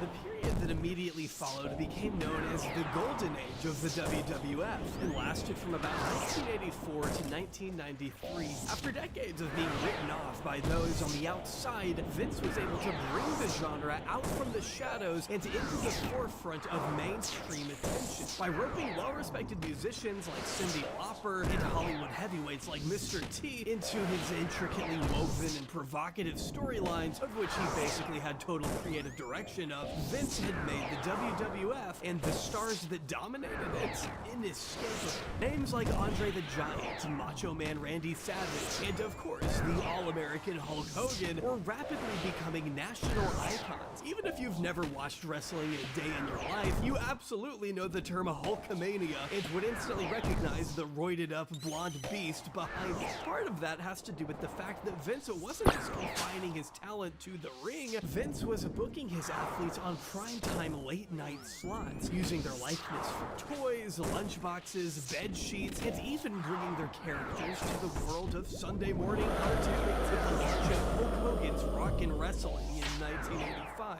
The children's show featured a litany of the WWF's top roster embarking on non-wrestling adventures. But if you actually go back and watch it, you'll see that none of these wrestlers were actually voiced by their real-life counterparts. This was also around the same time that Vince began to trademark his talent's wrestling names, which prevented them from taking their iconic personas elsewhere and gave Vince the utmost control over their marketability. As Reisman put it, quote, the humans who portrayed these characters, who sweated and bled for the WWF, were now reduced to intellectual property, neutered, portable, and, in the case of the cartoon, quite literally two-dimensional. Vince was building a world in which labor was entirely subservient not just to an individual boss, but to what Americans would come to call a brand. In 2019, John Oliver did a whole episode on WWE's grisly workplace conditions, specifically zeroing in on Vince's practice of hiring wrestlers as independent contractors, thereby avoiding the need to provide any health insurance, paid family leave, retirement accounts, travel expenses, social security, unemployment insurance, and workman's comp to the many men and women who destroy their bodies on a daily basis to line his wallet. Not to mention that there is no off-season, and that the WWE has historically been the only game in town. So it's not like these guys have had a bunch of a choice but to agree to Vince's terms. As far as the big man himself is concerned, quote, anyone who makes the kind of money that they make can easily afford their own health care, according to him.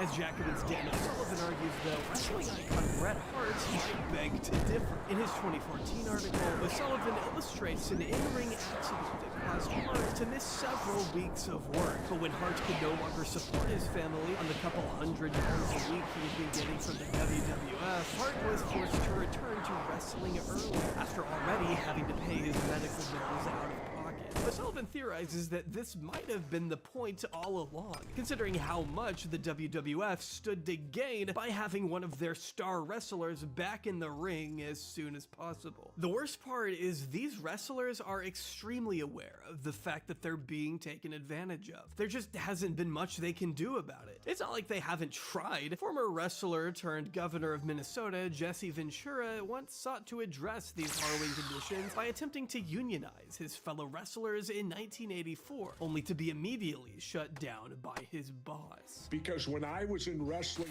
in the 80s, I tried to unionize wrestling, and it was Hulk Hogan who cut my legs out from under me. Hulk Hogan went to Vince McMahon, ratted me out, and subsequently later on cost me my job.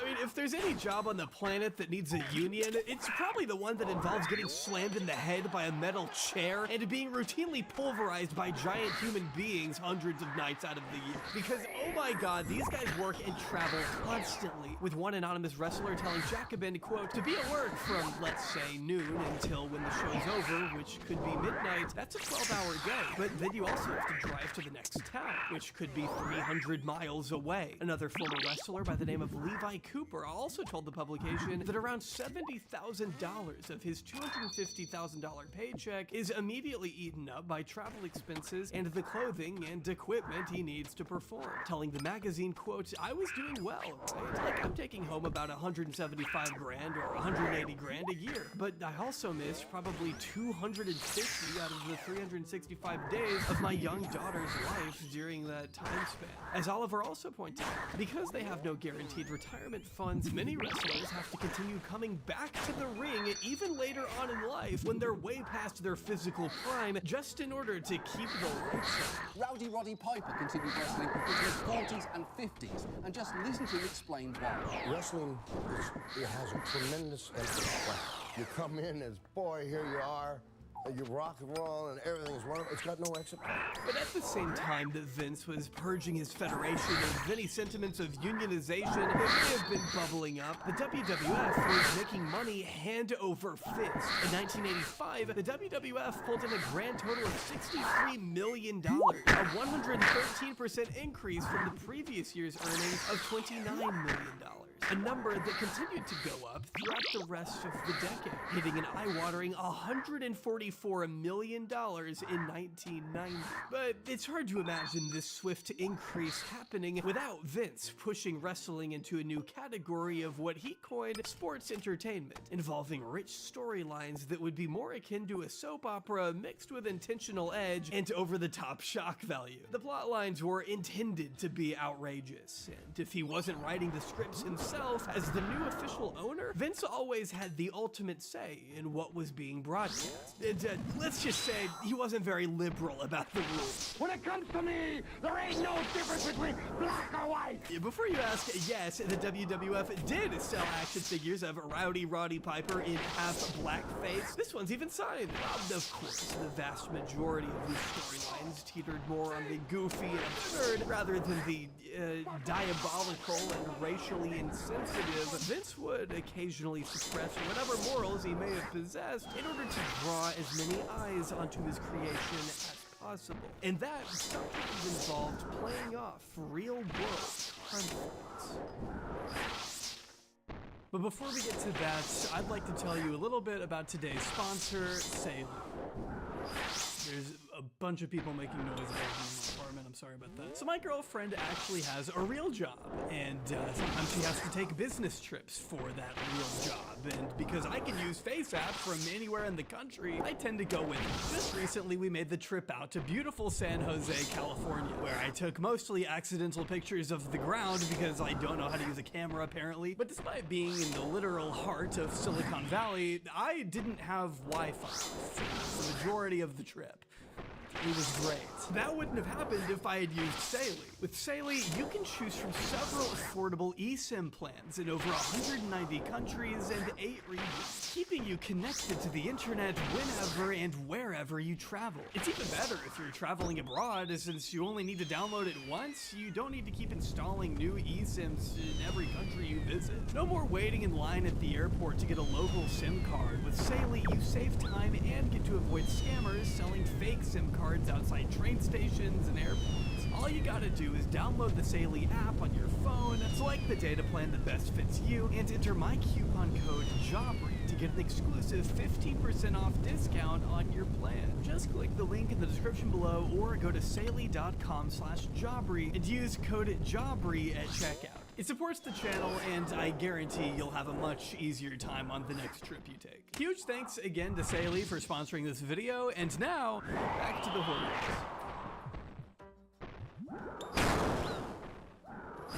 This is the CBS Evening News with Walter Cronkite. Good evening. Tearful Shah left this country today on a vacation from which he may never return. On January 16th, 1979, the US-backed Shah of Iran permanently fled the country he had led with an iron fist for about 38 years.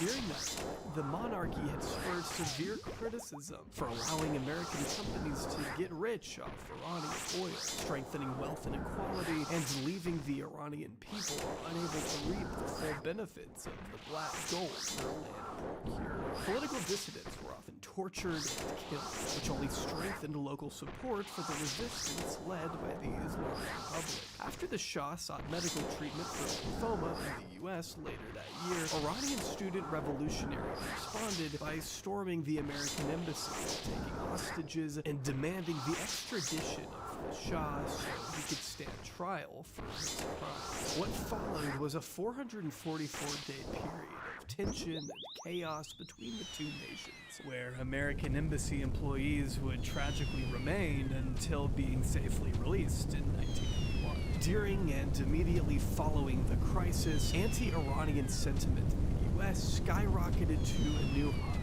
Iranian Americans, and even Arab Americans who had nothing to do with Iran, were subject to a tragic reality where they were often assumed sympathetic to anti-American ideals based off appearance alone. And as I've discussed in other videos, where there is popular sentiment permeated against a particular demographic, there will be people who seek to take advantage of it. Vince McMahon is one of those people.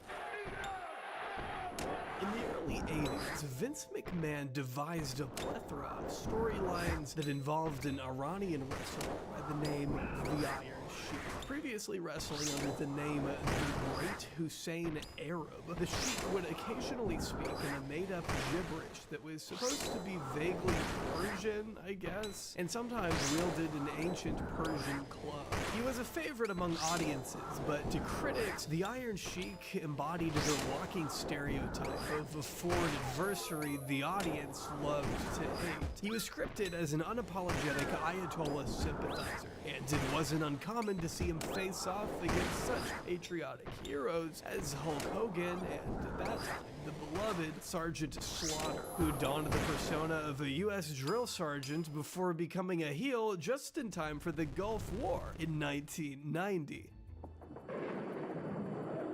This is, something is happening outside. The skies over Baghdad have been illuminated.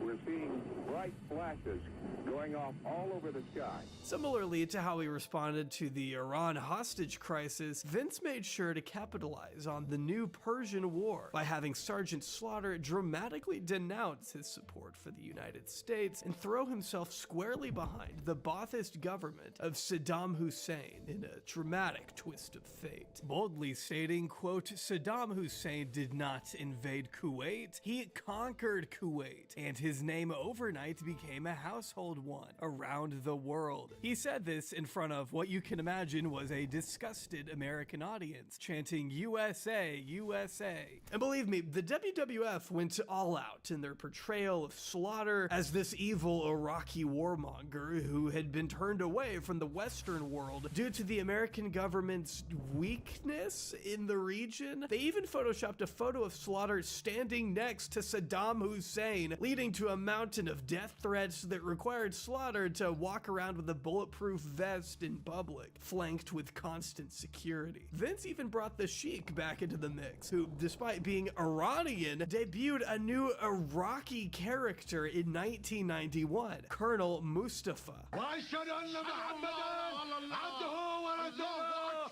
Now, keep in mind, the Sheik's home country of Iran had literally just been involved in a brutal war with Iraq that saw the deaths of hundreds of thousands of Iranians minimum. But that didn't stop Vince from turning the Sheik against his own ethnicity. Kayfabe was king, and Vince wanted to give the audience a show they could really get invested in. Drawing on the pervasive hyper-nationalism of the era, the storyline eventually culminated with the Star-Spangled Hulk Hogan successfully triumphing over his Iraqi rivals at the 1991 WrestleMania, ripping up the Iraqi flag to thunderous applause.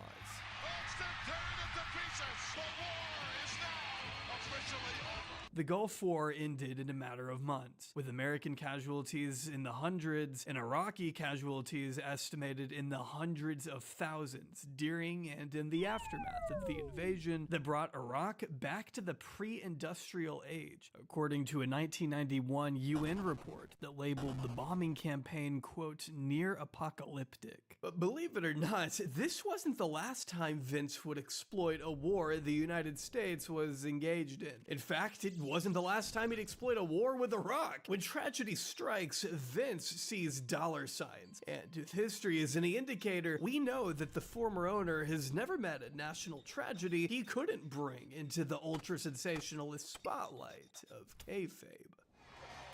In stark contrast to the NFL, MLB, NCAA, and countless other sports organizations that chose to delay their schedules, Vince McMahon made the bold decision to move forward with the WWF's regular broadcast of SmackDown on September 13th, 2001, just 2 days after the largest attack on U.S. soil since Pearl Harbor. The Texas-based event was billed as the first public gathering of this caliber since the atrocities of 9/11, and Vince used his opening monologue to thank first responders and pay tribute to the families of those who had been lost. Many other wrestlers joined suit, and the show went down as an overall pretty respectful display of unity, but I think we all know the WWE well enough by now. Decorum may have been the one thing it lacked, and it was only a matter of time before Vince would go back on his calls for unity and normalcy to instead snatch the low-hanging fruit once again. Enter one of the most controversial heels in the history of the WWE. In 2004, wrestling fans were introduced to a man who went by the name of Muhammad Hassan. Donning a keffiyeh and proudly celebrating his Palestinian Jordanian descent, Muhammad became known for his unusual approach to the WWE's portrayal of Arabs. He would constantly try and get viewers to understand the bigotry and racism that he and other Muslims experienced on a daily basis in a post 9/11 world. Only his name wasn't Muhammad Hassan, it was Mark Capani, and Mark wasn't Arab at all. He was an Italian American from Syracuse, New York. I have no idea how anyone ever took this guy to be Middle Eastern in the first place. That's the whitest looking Italian I've seen in my life. And the name Muhammad Hassan is just stunning, frankly. Then on top of that, the organization made him have his debut in Alabama. They were just setting him up. Having a guy who drew attention to the unimaginable harassment Arab Americans face during this particularly nasty and strange era of American culture isn't really a bad idea on its face. The problem is you undercut that entire message by having the messenger not actually Arab. And in addition to all of that, they made him a heel. Here was this guy trying to spread a positive message in theory, but was walking out to jeers and boos from an audience waving American flags not even a year after his official debut. But that's Vince McMahon's hubris for you. He just couldn't help himself. Obviously, a heel turn like this shouldn't come as much of a surprise from Vince, but what came next was truly shocking. Up against The Undertaker in July 2005, the Italian would start praying in the middle of the match and call upon a team of his friends draped in menacing black outfits paired with camo pants, who all beat the dead man into submission using a barrage of tactics, which included the camel clutch, the Iron Sheik's famous finisher. As written by Omar Salah on fanbyte.com, quote, the WWE had once again taken the safer option by turning an Arab American Muslim character with understandable gripes against Islamophobia into a full-on terrorist character. It was another instance of their eagerness to play into the white audience's fears about which they have been egregiously on track of doing. An episode like this was never going to age particularly well, but it certainly couldn't have aired at a worse time. Immediately after the brutal 7/7 terrorist bombings in London that left 56 dead and hundreds injured. While the segment was recorded before the attack, the backlash was swift and severe, and it didn't take long for the WWE to pull Mark off the airwaves. All these years later, he's still seen by some wrestling fans as a man ahead of his time. But to some Muslim fans, like Omar, the Muhammad Hassan name will go down as yet another extreme manifestation of Vince McMahon's endless desire to peddle outrage to the masses.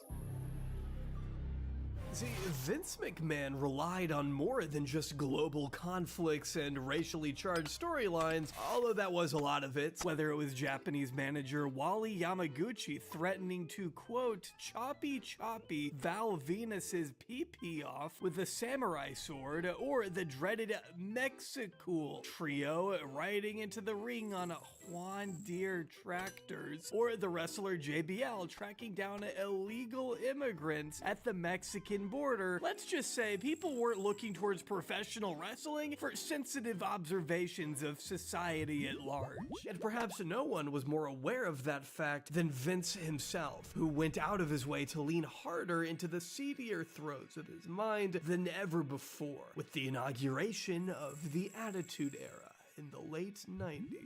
The same highly publicized era that defined childhoods across the nation and saw the rise of superstars like The Rock, Triple H, and Stone Cold Steve Austin, an alumni of my university, by the way, go Eagles, also birthed some of the most notorious, depraved, and outright morally bankrupt moments in the history of the organization. It was called the Attitude Era for a reason, as it basically pit bad guys against even worse guys, as put by New Yorker columnist Vincent Cunningham. I could probably make an entire video dedicated to the Attitude Era alone. In fact, other YouTubers have done just that. But because I still want to keep this video as focused on Vince McMahon as humanly possible, which is already hard to do when the WWE is a whole separate world of its own that needs explaining, let's just take a moment here to showcase a few highlights marked by Vince's fingerprints.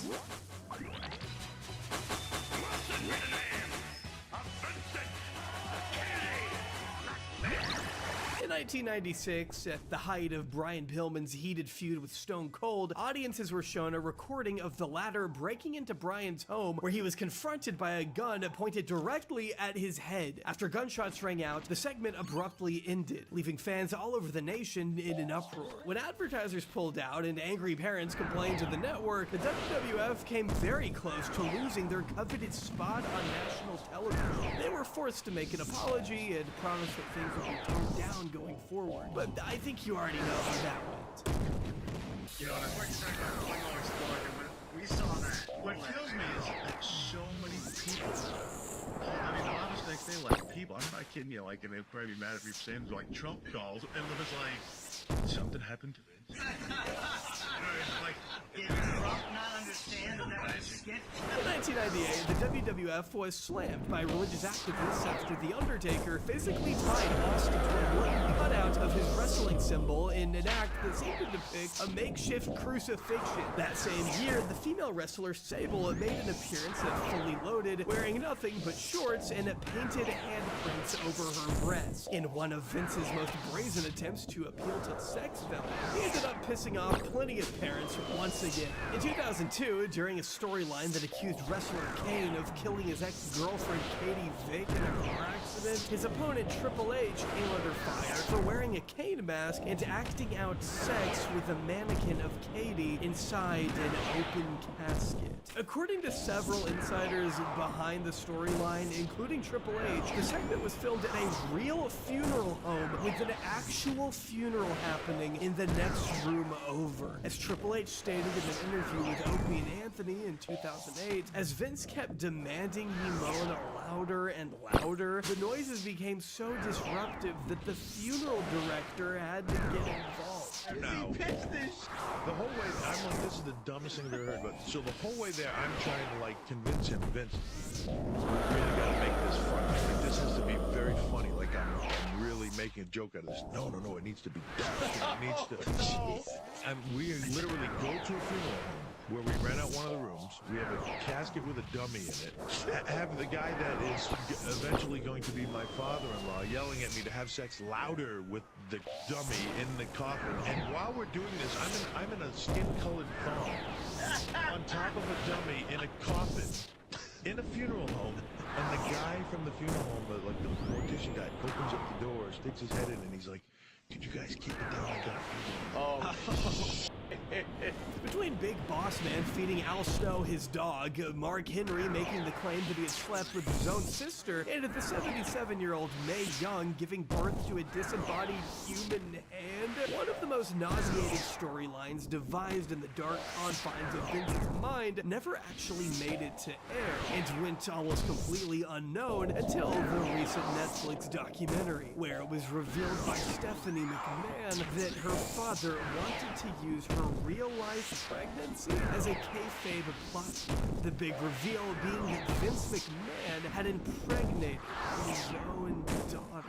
According to Stephanie, this was the second time she ever had to tell her father no to a storyline. I can only imagine what the first time was. And even after she shot him down, Vince's next idea was to make his son, Stephanie's own brother, the kayfabe father of her baby. This also went nowhere, but I'd say it pretty adequately outlines Vince's complete and utter lack of moral boundaries when it came to writing something that would garner attention. If we've learned anything by taking a glimpse at the Attitude Era, it's that Vince McMahon would stop at nothing to put butts in seats, to turn the sport of pro wrestling into a deranged spectacle, so far removed from what it had once been under his father's control. Perhaps the most significant step in this direction came when Vince made himself the ultimate heel of his own federation. And yes, that's where we get absolutely wild clips like Stone Cold beating a hospitalized Vince McMahon to a pulp, Vince demanding other female wrestlers get on their hands and knees knees and bark for him,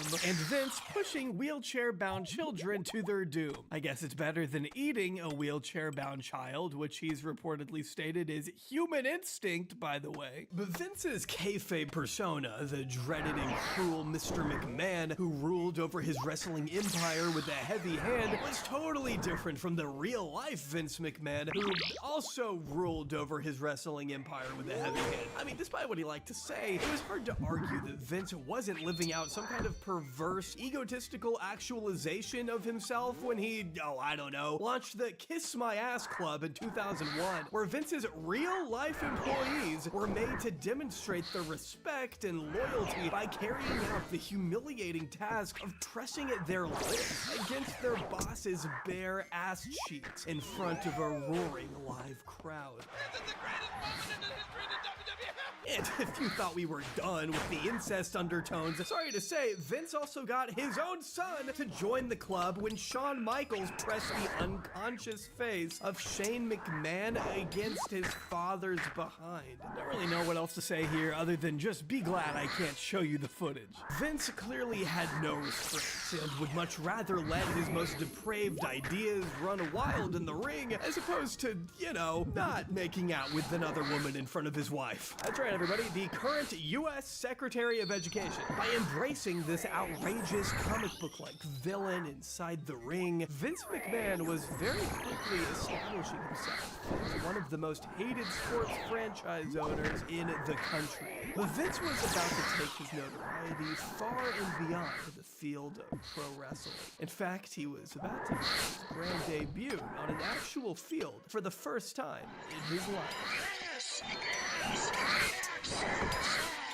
In 1998, the National Football League had become such an immensely lucrative entity that they demanded $500 million from NBC, which had carried the league since 1939. But the president of NBC Sports, Dick Ebersol, let them walk. As a result, the league was split. CBS got the AFC, and Fox Sports landed the NFC, which meant NBC had some airspace it needed to fill. Well, and so the end of the 1997 NFL season, and for NBC Sports, Super Bowl 32 is the end of our 32 years covering AFL, NFL action. Well, as luck would have it, one of Dick Ebersol's closest friends, Vince McMahon, was in the market for a network to host his own league, the XFL, which was meant as a competitor to the NFL. See, Vince ultimately had plans to give football fans something to watch in the offseason once the Super Bowl ended in February. He also felt that the NFL had gotten a bit too soft in recent years, what with their pesky safety regulations and other useless shit. In Vince's eyes, the sport had been neutered and was in desperate need of an extreme overhaul. Being the trailblazing disruptor that had transformed wrestling, he figured that by teaming up with Dick, who had already helped land WrestleMania, a recurring slot on NBC, and was at that point considered the most powerful man in sports, the XFL was poised to give the NFL a real run for its money. We will take you places where the NFL is afraid to take you. Because quite frankly, we're not afraid of anything. Where's my smash mouth wide open football? It's gone. I guarantee you that the XFL will not be an overregulated antiseptic brand of ball. Some suggest that the NFL stands for the no fun league.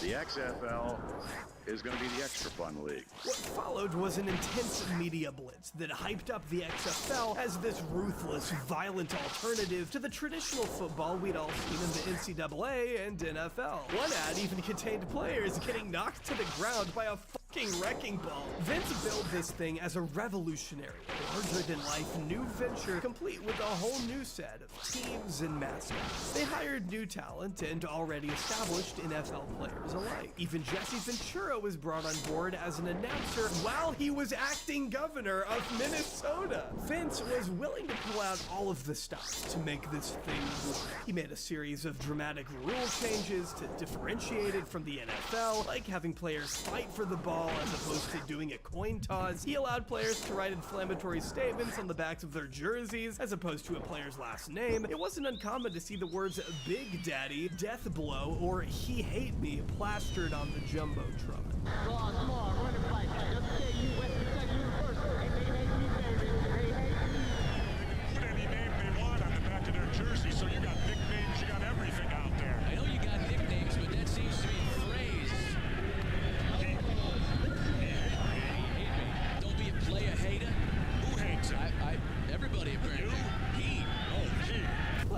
camera angles resembled something out of the Madden game, and the players were constantly mic'd up. While the NFL would actually go on to borrow both of these practices later on, it did lead to some pretty questionable moments that I'm sure the network and advertisers weren't the happiest about. Vince also made sure that cameramen were showing off the cheerleaders' provocative outfits as much as humanly possible, and would even encourage sideline reporters and other XFL employees to engage in on-air PDA with the cheerleaders as much as they could. Not to mention the pay was shit, and in typical Vince McMahon fashion, the players weren't given any semblance of health insurance. So, of course, it goes without saying that the XFL had its fair share of critics, both in the lead up to the first game and throughout its 2001 season.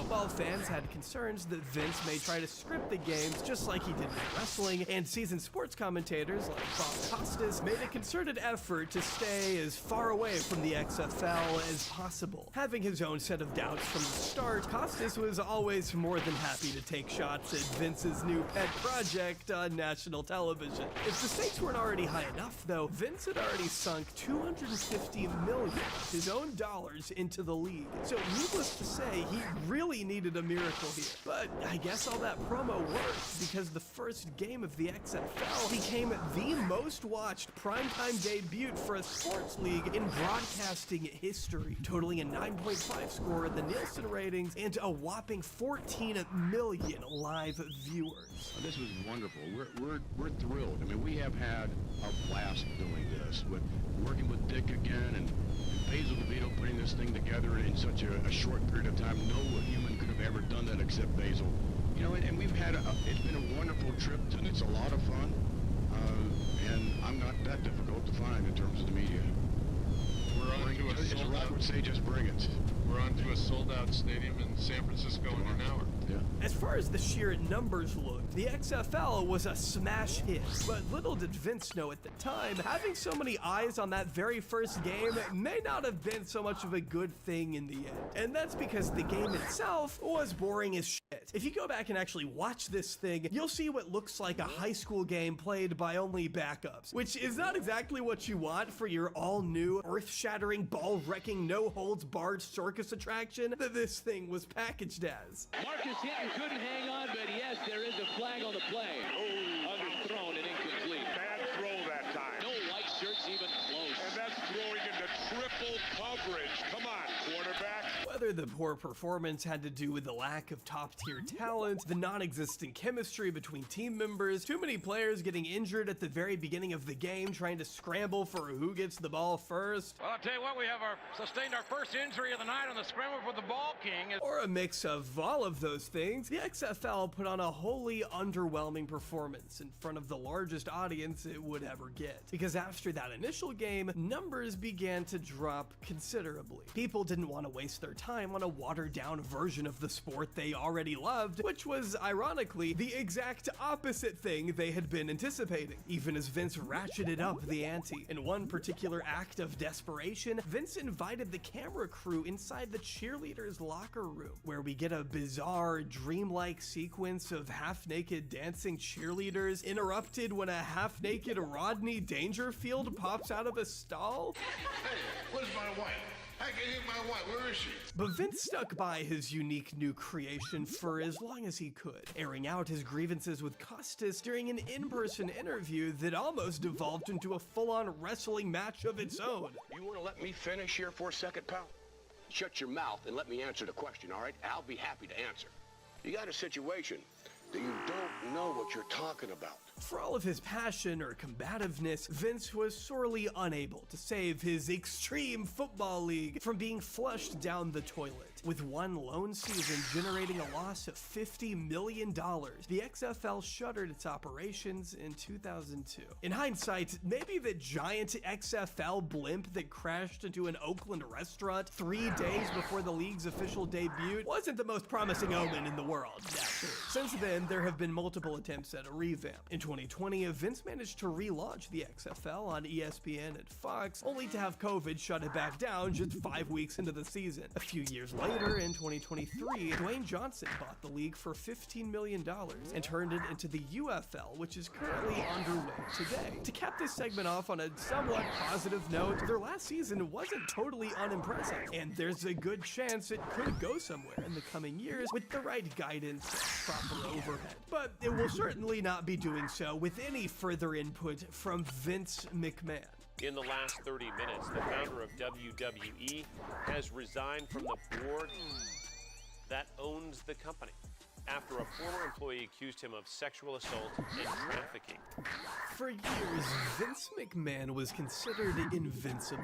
Only over the past couple of years has his impenetrable status as the most powerful man in wrestling been challenged. Not by some massive institution or any equally powerful threat, but by a few lone women who dared speak out against a culture of abuse and brutality. We will be discussing these allegations in detail soon enough, but first we need to establish the track record of previous controversies that just about took Vince down. I'm not talking about some fringe parent advocates mad about a gun being shown on TV. What I'm referring to goes far beyond the theatrical gimmicks of kayfabe. In fact, as we're about to see, sometimes that very fakeness is the shield Vince uses to keep his own industry of exploitation afloat. Too often, this is what it seems like in Washington. But to get things done, you've got to work together. I teamed up with Joe Lieberman to make college more affordable for low-income families. And Barbara Boxer and I wrote a law protecting open space. I'm even working with Hillary Clinton to limit inappropriate material in children's video games, because it makes more sense to wrestle with America's problems than with each other. I'm Rick Santorum, and I approve this message. This is Rick Santorum, a former GOP presidential candidate and lawmaker who served as the third-ranking member of his party in the Senate during the last few years of his career before stepping down from Congress in 2007 to join a conservative think tank. Before becoming a heavyweight in the realm of Republican politics, Rick Santorum cut his teeth in the 80s as an associate with the Pennsylvania-based law firm Kirkpatrick & Lockhart, which is where Santorum, a self-described wrestling fan, found himself a very lucrative client in 1987. See, this was in the midst of his crusade against the territories, and in order to beat them, Vince knew that he needed the WWF to get crazier. But in order for him to broadcast all of the insane shit we've already looked at, he would need to significantly gut state safety regulations. This meant reclassifying his operation as a sports entertainment rather than a legitimate sports franchise subject to all kinds of rules, precautions, and basically reduce as much overhead from the government as possible. It meant getting the Pennsylvania Athletic Commission out of the WWF's hair. Rick Santorum was tasked with doing just that. This is where we first see Vince McMahon drop the veneer of kayfabe in any meaningful way, and he did so for one very specific reason. As written in Mother Jones, quote, by freely admitting that wrestling wasn't a legitimate athletic contest, McMahon was able to make the case that it shouldn't be held to the same regulatory standards as sports. Before the 1980s, most wrestling was under the jurisdiction of state athletic commissions, which were responsible for levying taxes, providing referees, and ensuring basic medical precautions. Santorum was the legal muscle involved in bringing Vince's ultimate goal to fruition, and he gave a new air of legitimacy to what Vince was trying to accomplish. Smitten by getting to work with the man whose father shaped his childhood, Santorum was more than happy to do anything and everything to prove to the politicians that the PA Athletic Commission was nothing more than a useless bureaucracy that quote-unquote raped promoters like Vince. Santorum's words, not mine. After a campaign that saw Santorum literally bribing state officials with WWF tickets, food, booze, and a backstage access to stars like Hulk Hogan, Vince and co. had succeeded.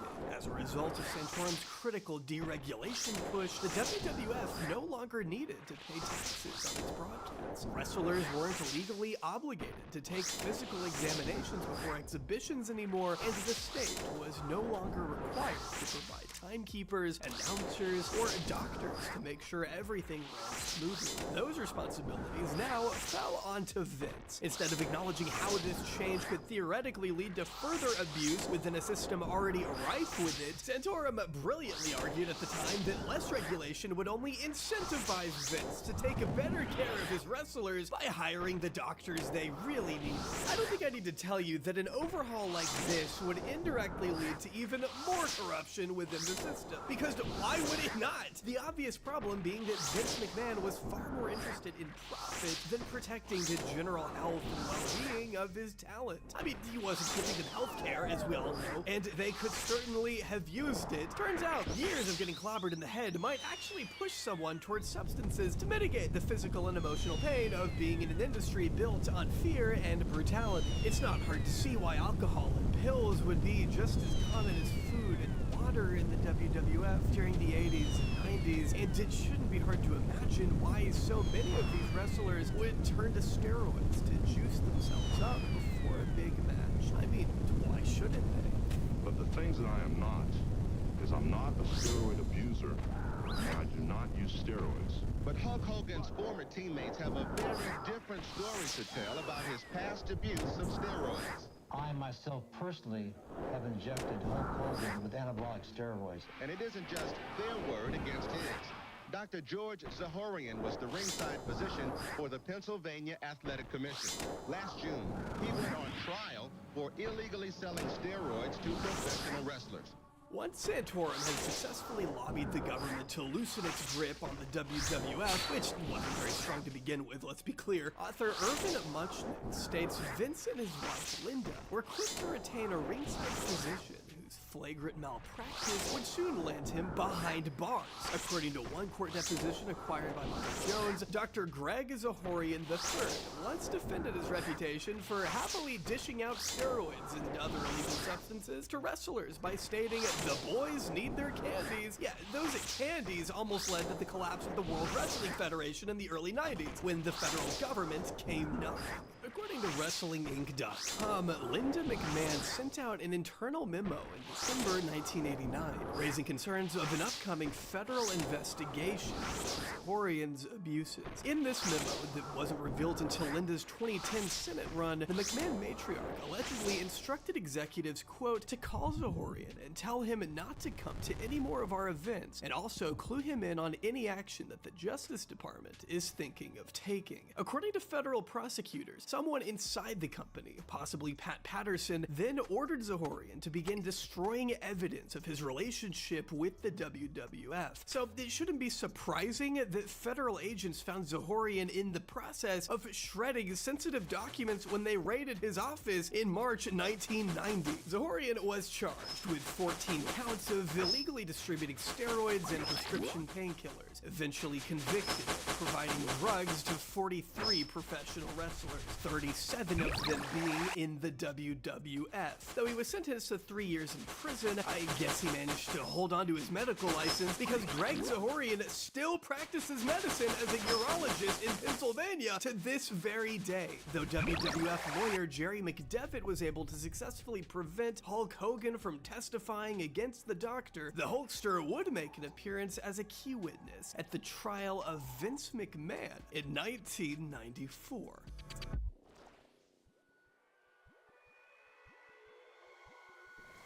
The 18-day trial was brought on after prosecutors accused the CEO, who, side note, wore a neck brace during the whole thing, of distributing steroids to his wrestlers. But as Reisman argues in Ringmaster, the feds had kinda ruined their chances from the beginning. For one, they chose to try him in New York as opposed to Connecticut, where the WWF was based. That meant they were limiting the scope of Vince's alleged crimes to matches that occurred at Madison Square Garden only. On top of that, they also kept getting dates wrong and didn't press very hard when they had the chance to cross-examine Hogan, who was more than willing to defend Vince on the stand, even though Vince continued to hold a grudge against the witness even appearing. Reisman also revealed indications of witness tampering, which she says prosecutors failed to adequately address. In the end, the judge ruled the prosecution had not provided enough evidence to prove Vince's guilt, and after dismissing the charges of distribution, a jury eventually found Vince not guilty on all counts. From there, Vince was happy to take a victory lap and default dance on his enemies in the media, doubling down on his critique of journalists like Marchnik, who he had accused of journalistic stalking and fiery rebuttals that seemed pretty indistinguishable from his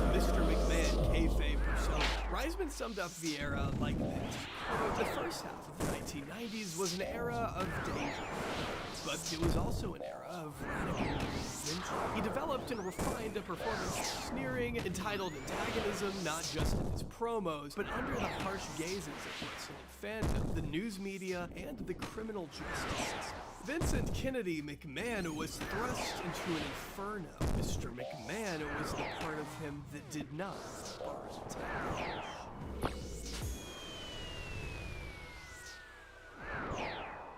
We're approaching WWF executives about the possibility of a gay wrestling character. Wrestler Chris Kanyon wrote in his memoir that he, quote, felt he was on everyone's bad side. Kanyon felt that he had bothered Vince so much that he decided to skip out on his friend's funeral just to wrestle. He didn't want to ask for more time off because he thought it might jeopardize his career. But after learning the angle Vince had in mind for him, he instantly regretted it. Apparently, Vince's right-hand man, Paul Heyman, called him up one day and said, "Vince wants you to sing like an F-song." He went on to tell me that they wanted me to dress like Boy George and come out of a big closet. Kanyon had been out with a concussion and hadn't wrestled for a while, so he felt he had to. Writing, quote, "This was the big message. I would not be doing the gay angle I wanted to do. I would be doing the gay angle Vince wanted me to do." Continuing, quote, "I had to rehearse all of it, and Vince was on hand to watch, laughing his ass off. I have never felt so small."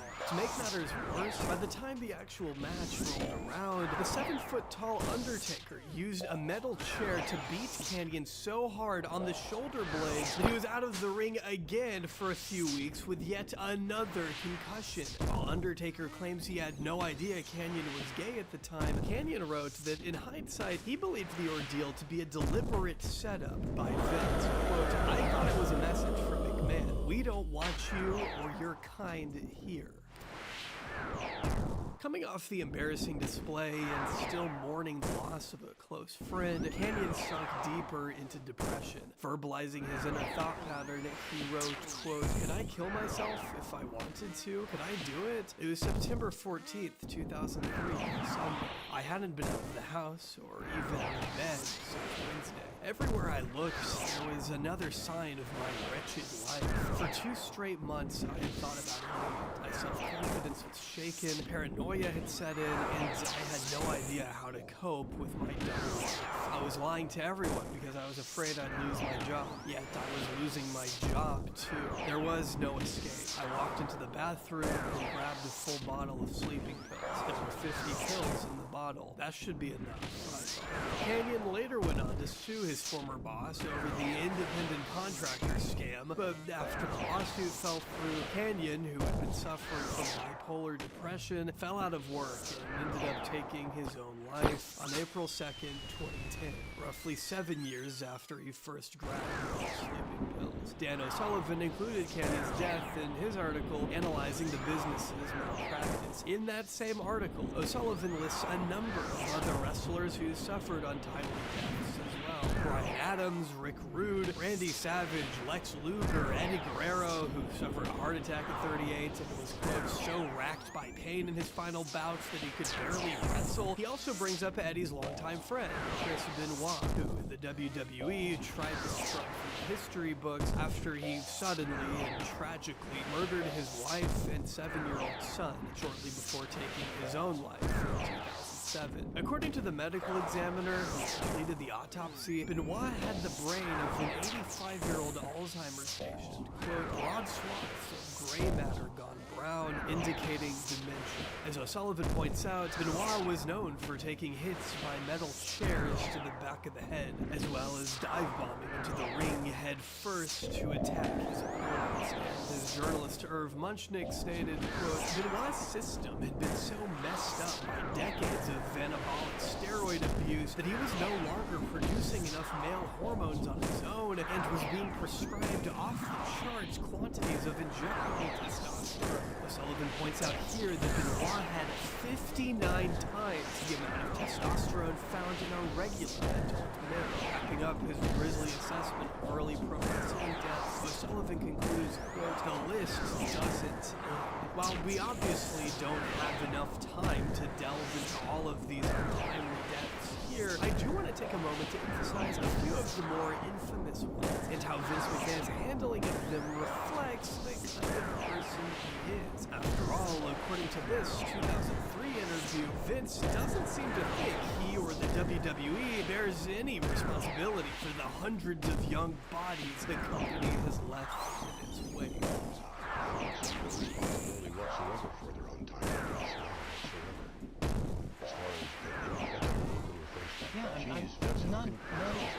None whatsoever. I mean, they wrestled you. They were part of your organization. They worked a couple of hundred nights a year for you. They lived this lifestyle. Yeah, that's about the way I'd react too if I felt totally and completely not responsible for working my most talented performers to death after I refused to equip them with such lofty and unrealistic benefits as health insurance and time off. Was Vince McMahon really so outraged by the point the interviewer was trying to make here? Or is it possible that deep down he felt a tinge of remorse for the early demise of one of his top wrestlers a few years earlier?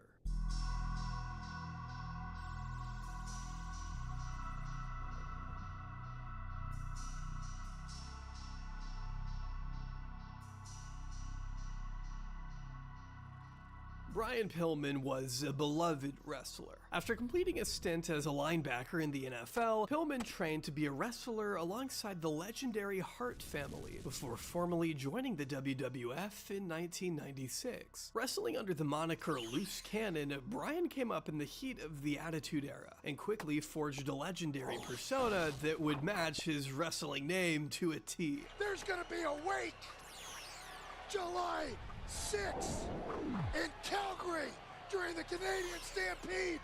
Brian accomplished a lot during his brief time in the WWF, but unfortunately in 1997, that time would be cut short. When Brian failed to show up to a pay-per-view match that October, Jim Cornette called his hotel to track him down. It was here that Brian Pillman was found dead in his hotel room of a massive heart attack. With no one knowing quite what to do, Brian's death was brought to the attention of Vince McMahon, who promptly made the executive decision to go ahead with that night's event as planned. Then, in the middle of the broadcast, Vince would suddenly announce the shocking news to the public. Quote, yesterday afternoon, Brian Pillman was found dead in a hotel room in Bloomington, Minnesota. Because he did this in between the matches, audience members weren't sure if it was real or a scripted part of the event. After all, Brian was in the midst of a heated feud and had just pretended to shoot Austin on air not too long ago. This unnatural sequence of events was jarring, but sure enough, the next day, a tribute for Brian Pillman was put on by the WWF, with a lineup of his colleagues taking turns sharing what Brian meant to them. Everything at this point in the broadcast seemed respectful enough, until Vince took things in a completely bizarre and tasteless direction by interviewing Brian Pillman's widow, Melanie, live on air not even 24 hours after his passing. Now, because of copyright, I can't show you any of this segment, but I will read some of the transcript. At the top of the interview, Vince first says to Melanie, quote, there's a great deal of speculation, obviously, when a 35-year-old man who is in competitive condition passes away. Can you please tell us, to end whatever speculation there may be, what can you tell us about what you've been told as far as Brian's death is concerned? To which Melanie responds, quote, apparently his heart was put under a lot of stress for some reason. I can't really tell you for sure what that reason was, but it was an apparent heart attack in his sleep, and until the tests are back, it's kind of inconclusive right now. It was later revealed that Bryan died of a previously undetected genetic heart disease, which had also led to the death of Bryan's father. But of course, as Melanie states, it was impossible for anyone to know for certain at the time because it had only been 24 hours since the death occurred. But if you listen to Vince's line of questioning here, it seems more apparent that he's looking for any way to clear himself and the WWE of having anything to do with it at all. The camera slowly zooms in on Melanie's face, never cutting away from her gaunt expression as Vince alludes to some of Bryan's past medical complications, raising the possibility that it could have been a drug overdose. He says, quote, Bryan, because of his injuries, has had to take a great deal of prescribed medicine. There's some speculation that he may have taken too much, if in fact that is proven to be the case, which is yet to be. Is there anything you would want to say to aspiring athletes that do get hurt and have to resort to prescribed medication painkillers? Melanie replies, quote, well, Vince, I can't comment on whether that, well, not only was he an athlete, but he was involved in a car accident too, and he had extensive injuries from that. I think all athletes to a degree experience a reliance on pain medicine. Melanie then warns other athletes not to abuse pain medication and leave behind orphans, as Bryan did. Vince immediately seizes on this and asks how close the children are taking the news, and do they understand? Melanie says her 4-year-old son doesn't understand, but that Bryan's older daughter, quote, screamed for about 15 minutes, down and uttering, quote, I don't know, Vince, it's hard. The camera still zooming in close on her face, Vince finally asks if she's had any opportunity to think about what she will now, as a single parent, do to support her 5 children, to which she replies with, quote, Vince, I don't even know what day it is, so I don't know what I'm doing. Finally, by the end of the interview, Vince asks how she'd like WWE fans all around the world, to which she states she wants him to be remembered as a loving man and the best father in the world.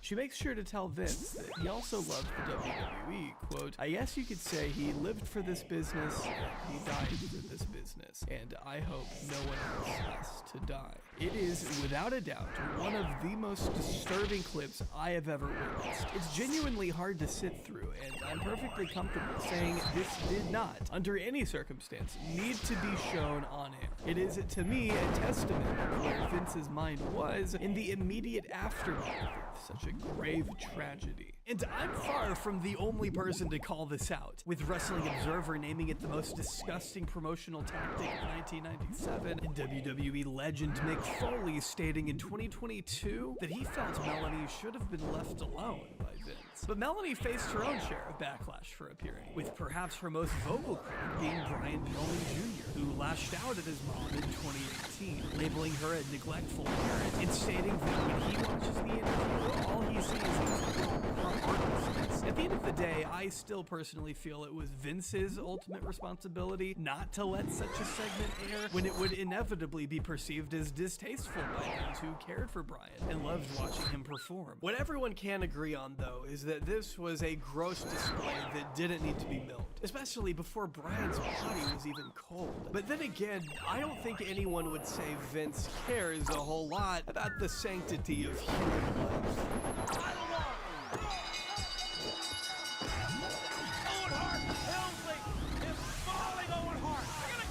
Let's circle back around to the Hart family. If you don't follow wrestling, just know that the Harts are a dynasty. Hailing from Canada, the family patriarch, Stu Hart, has gone down in wrestling history for his brutal training methods, forcing all of his sons to duke it out in the infamous Hart basement that the children referred to as the dungeon growing up. But from these harsh conditions emerged some of the most legendary wrestlers that WWE has ever seen. One of these men being Bret the Hitman Hart, who found himself at the receiving end of one of Vince's most infamous moves in the history of his company. Entire videos and documentaries are devoted to this single moment, but in the most basic terms, Vince changed the outcome of a scripted match and forced Bret to drop the championship belt in Canada when he had previously refused to do so. This forced a wedge through the Hart family, with Bret urging his younger brother Owen to leave the WWF behind and join him at the only rival promotion that existed at that point, the WCW. But things were a bit more complicated than that. As much as Owen wanted to support his older brother, he was already locked into a lucrative contract with the WWF. Being one of their most popular wrestlers, Owen couldn't just leave so easily, which only made things more uncomfortable in the family once Vince proceeded to demean and mock Brent as the Mr. McMahon character on national television.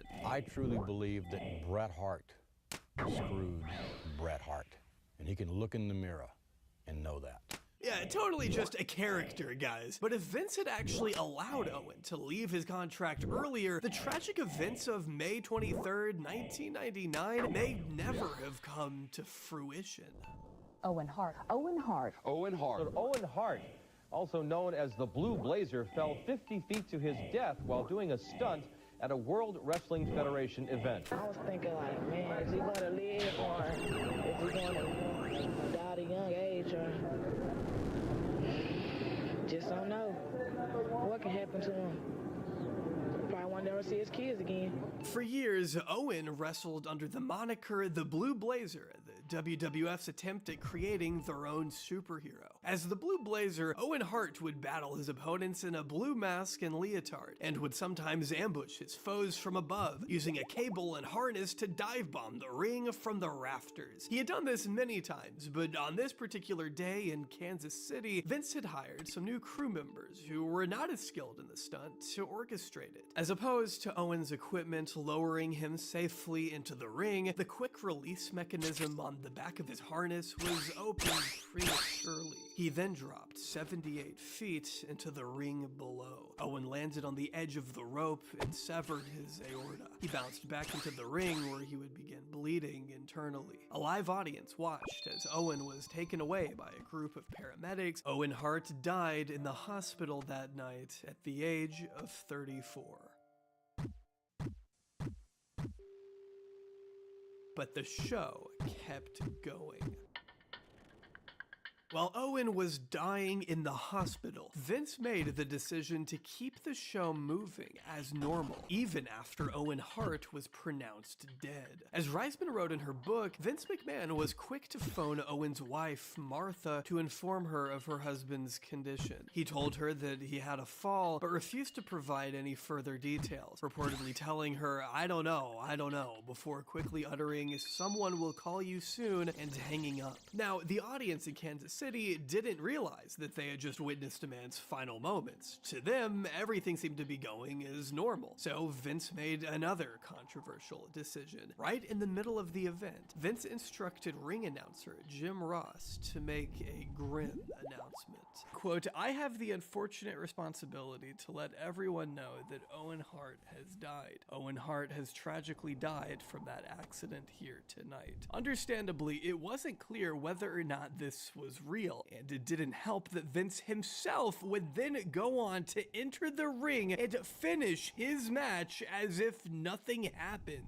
It was only after the broadcast concluded that Vince scrambled backstage to address a chaotic sea of reporters. This is where he would formally confirm Owen's death himself, out of character, and would also trade a few oddly heated blows with journalists.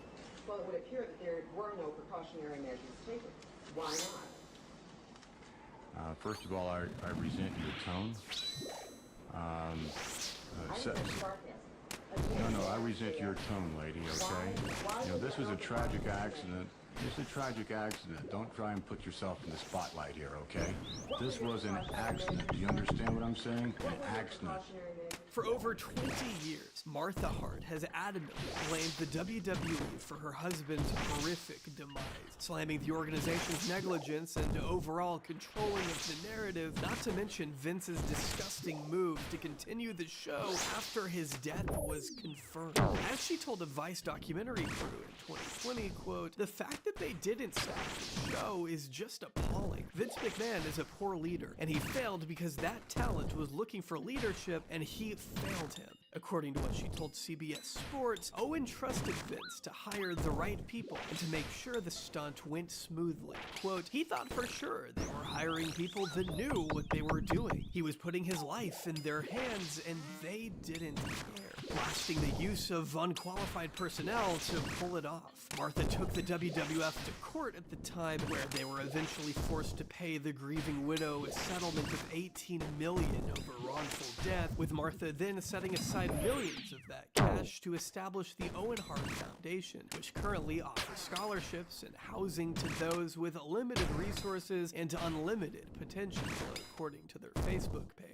The tragedy of Owen Hart remains one of the darkest moments in WWE history. The entire story reeks of Vince's gross negligence. From the gravely irresponsible move to work with those who had little experience in rigging the stunts, to his mind-boggling decision to keep the night going as planned. It's hard to imagine that Vince cares about anything other than preserving his bottom line. A disgusting example of Vince putting the brand over human life, but it was far from the first time he'd done it. He was a legend in the wrestling ring tonight. He's accused of murder. The family of the woman he's accused of killing now talking about her death. The Fiji-born Jimmy Superfly Snuka was once a WWF legend. During the days of Vince Sr., Jimmy Snuka was massively successful and brought a great deal of money to the business. He, quote, brought an attitude and altitude above the ringside and built a career spanning 4 decades on his aerial acumen and fearlessness. That's according to the bio listed of him on the WWE's official website in 2015. You'll notice it mentions a handful of his achievements, including this induction into the WWE Hall of Fame in 1996. Yet, strangely, there is no mention of what makes him relevant enough to include in this video.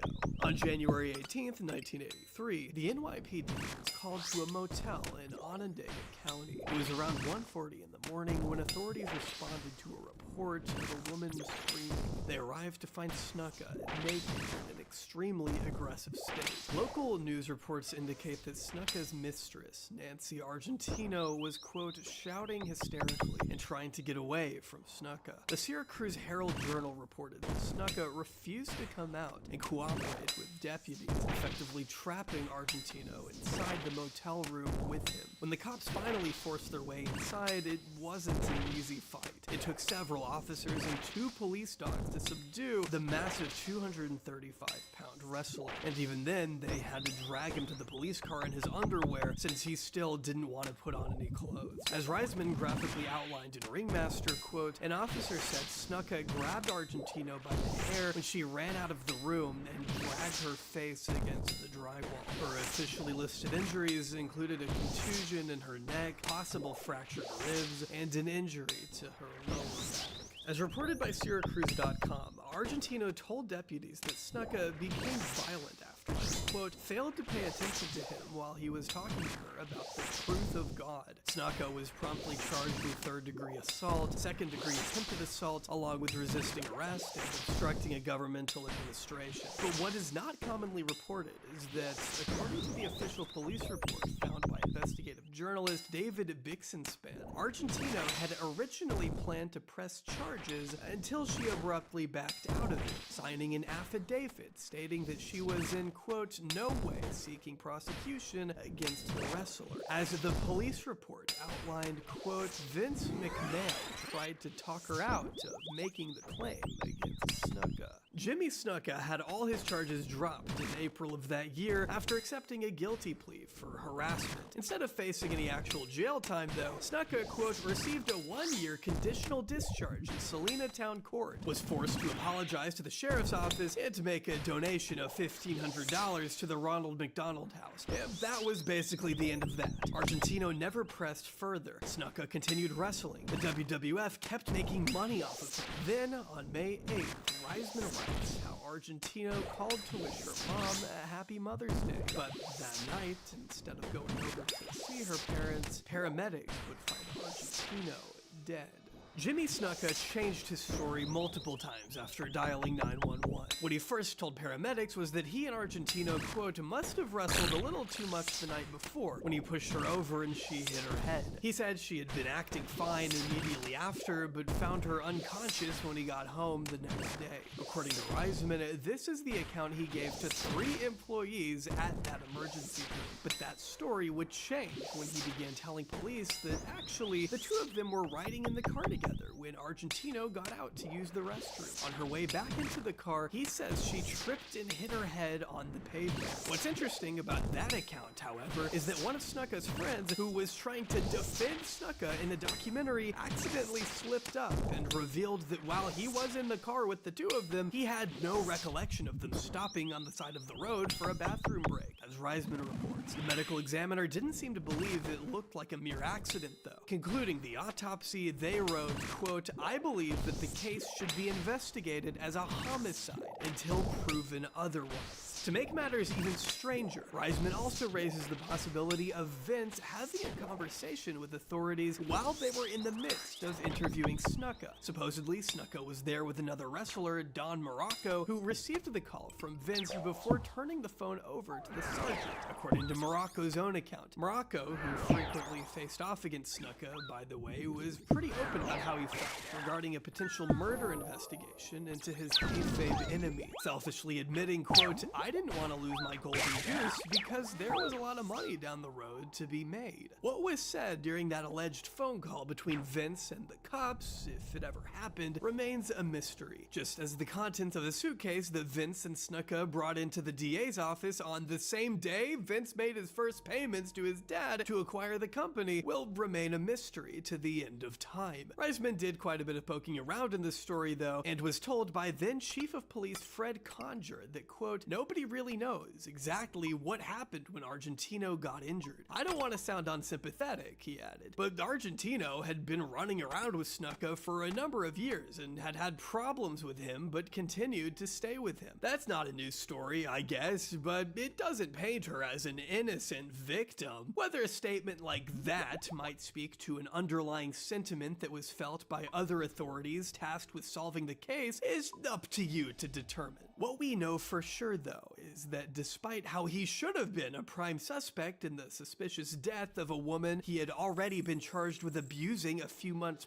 prior, Snuka was never formally investigated for the murder of Nancy Argentino. No charges, no anything. At least not until 2015, over 30 years later, when new evidence prompted authorities to take a second look at the case. Only by that point, Snuka was in his 70s, his brain completely destroyed by dementia after decades of being beat up in the ring. And in 2017, a judge dismissed the case on the grounds that the former wrestler was unfit to stand trial. Turns out he was just days away from death anyway. On January 15th, 2017, Jimmy Snuka died at the age of 73. His passing was met with glowing tributes from megastars across the WWE, including Triple H, Stephanie McMahon, Jim Ross, Hulk Hogan, and Dwayne "The Rock" Johnson, who expressed his love for a man he considered family. But Argentino's family hardly received the same treatment. Reisman writes how Argentino's sister remembers her mother getting a phone call from someone high up at the WWF, possibly Vince, trying to hand them a payoff of $25 grand. While the family mourned, Snuka was back on TV in a matter of weeks. And while Argentino's family filed a wrongful death suit and was granted $500,000 by the court, Snuka failed to make even a single payment, all as he continued business as usual. His character making regular appearances on the Hulk Hogan cartoon I mentioned a while ago. The WWE quietly removed him from their Hall of Fame after the charges were reopened in 2015, but who cares? He's still a legend in the eyes of these guys. Whether Vince had any role in covering up a murder will likely never be proven definitively, but that note in the police report about him asking Argentino not to press charges months before she would turn up dead is incredibly damning to me. Because after all, sometimes within the WWE, cover-ups come just as natural as the wrestling itself.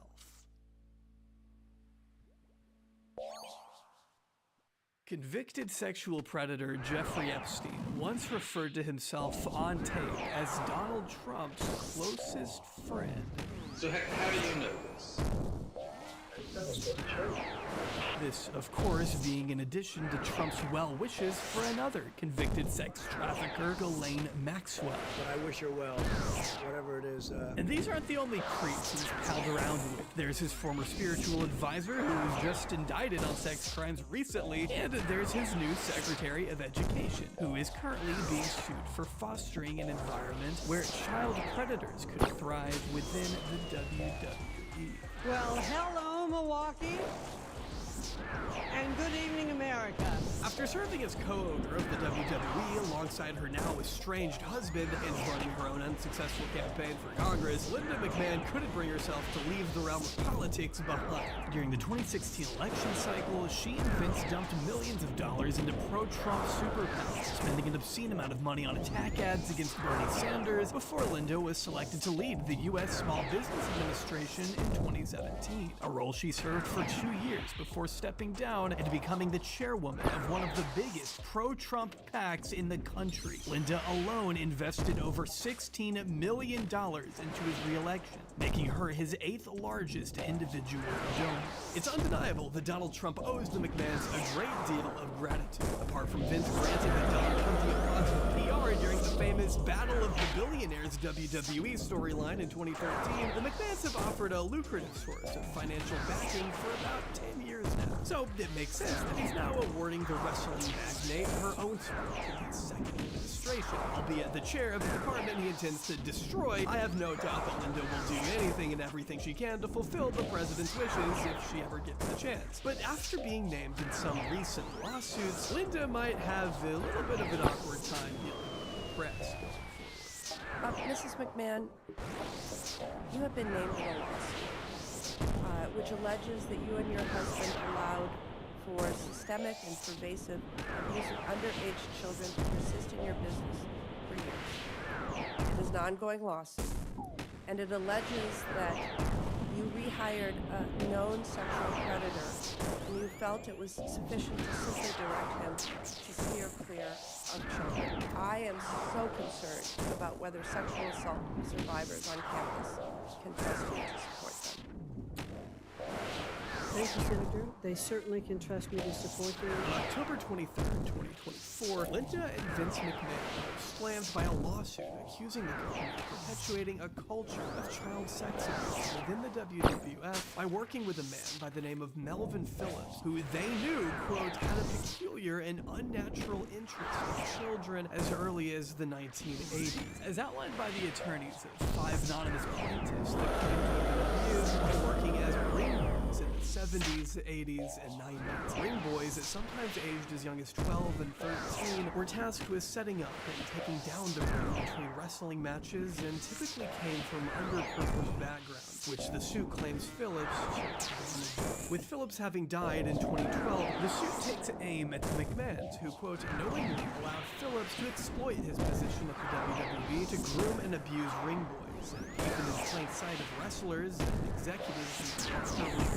even going so far as to, quote, provide Phillips with his own private dressing room, where he would use his own expensive video camera to film his sexual escapades with children. In a 2020 Business Insider article cited in the lawsuit, journalist David Bixenspan explains that Phillips had joined the WWF as a ring crew supervisor in the mid-70s, and that, quote, it was generally known by everyone what was going on. According to one analysis, quote, the McMahons clearly knew what was going on. The article also mentions Cole and Chris Lawrence, 2 ring boys who first came forward about the allegations against Phillips in 1992, who were 15 and 16. Cole also accused Phillips' supervisor, Terry Garvin, and Vince's right-hand man, Pat Patterson, of similar harassment as well. What's also interesting is the latter from that group, Patterson, was later accused by Hulk Hogan of attempting to assault him on his way to his first wrestling match, which is a detail that isn't talked about very often at all anywhere other than Reisman's book, Ringmaster, which is why I highly suggest you read it. Cole told the San Diego Tribune that Melvin Phillips, quote, had a foot fetish and would play with all the young boys' feet for hours at a time, with Loss adding, quote, boys are getting propositioned and played with all the time. You sort of put up with it because you can make a lot of money. You have no concept that any of this was going on, no idea. No idea whatsoever. And let me say this, Larry, that it's very, very peculiar that all of these unsubstantiated charges have not gone to the appropriate authorities, firstly. For instance, there are laws, federal laws, as well as state laws, that prohibit this kind of activity. Where did this break? I mean, where did you hear about it? Who broke this story? How are the charges? Why do we know this? Well, all I know is what I read in the newspaper and haven't been able to respond to. We've started our own investigation, our own internal investigation, trying to get to the bottom of this. We want to get to the bottom of all of this. No one has gone to a police agency and said, I was forced to have sex? No one has filed one single charge, not one single charge with the police, with anyone. Concerning sexual harassment? Concerning sexual harassment. Have you ever heard rumors of it?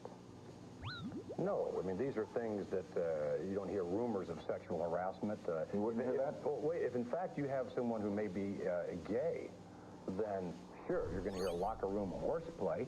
That's going to happen, but just that.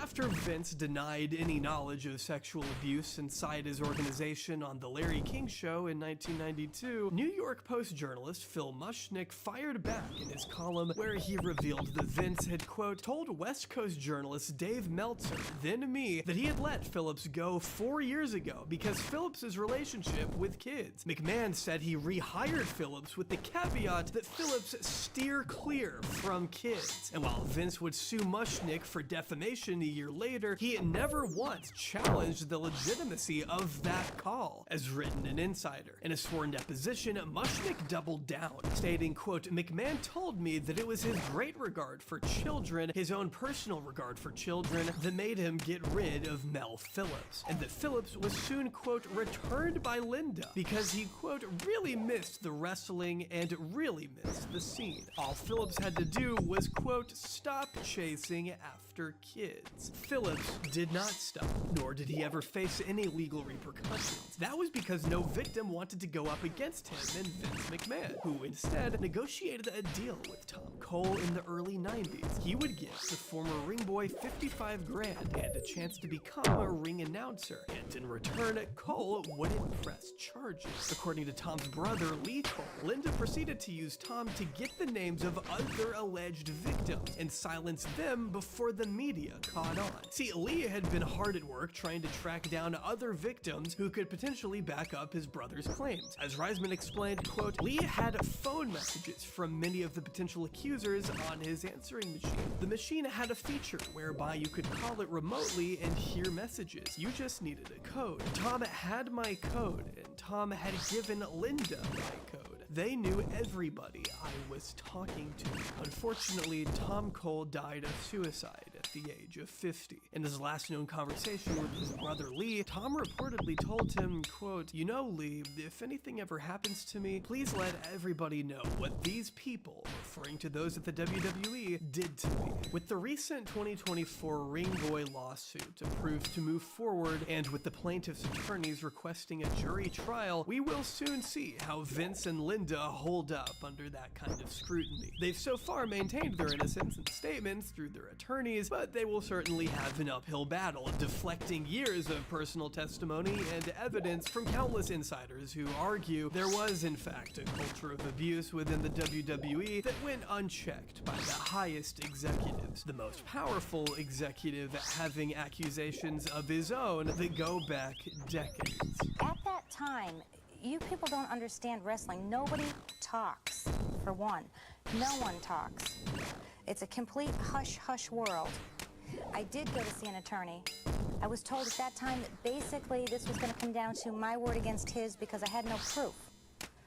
I had to weigh that. One of the darker Vince McMahon stories to resurface over the last couple of years pertained to allegations made by a referee who joined the Federation in the summer of 1984. As Reisman recounted, Rita Chatterton first got into wrestling thanks to her brother, who had dreams of joining the industry before dying in a car accident at just 18 years old. Rita wasn't physically built to be a wrestler herself, she admits, but she did decide to pursue the unprecedented to become the WWF's first female referee. After 2 decades in the position, Rita had done well for herself, and in 1986, she approached Vince for a pay raise. He agreed to entertain the idea and suggested they meet privately to discuss the details. Rita claims that the two of them were sitting in a limousine together, alone, when he dangled a high-paying position over her head. In order for her to get the job, though, she would need to please him sexually. Rita claims that he exposed himself and tried to force her head onto his crotch. According to Rita's friend, who corroborated the claims with New York Magazine in June 2022, she made it known that she wasn't interested in doing anything sexual with Vince. She claims that he then pulled her on top of him, forced her jeans off, and took advantage of her. As Rita Chatterton told Reisman, Vince said, quote, "If I wanted a $500,000 a year contract, that I had to satisfy him. He could make me or break me, and if I didn't satisfy him, I was blackballed. That was it. I was done." One of the things that sticks with me, and always will, was after he got done doing his business, he looked at me and said, "Remember when I told you not to mess with any of the wrestlers? Well, you just did." Before sitting back with a big grin on his face, Vince just started laughing at her.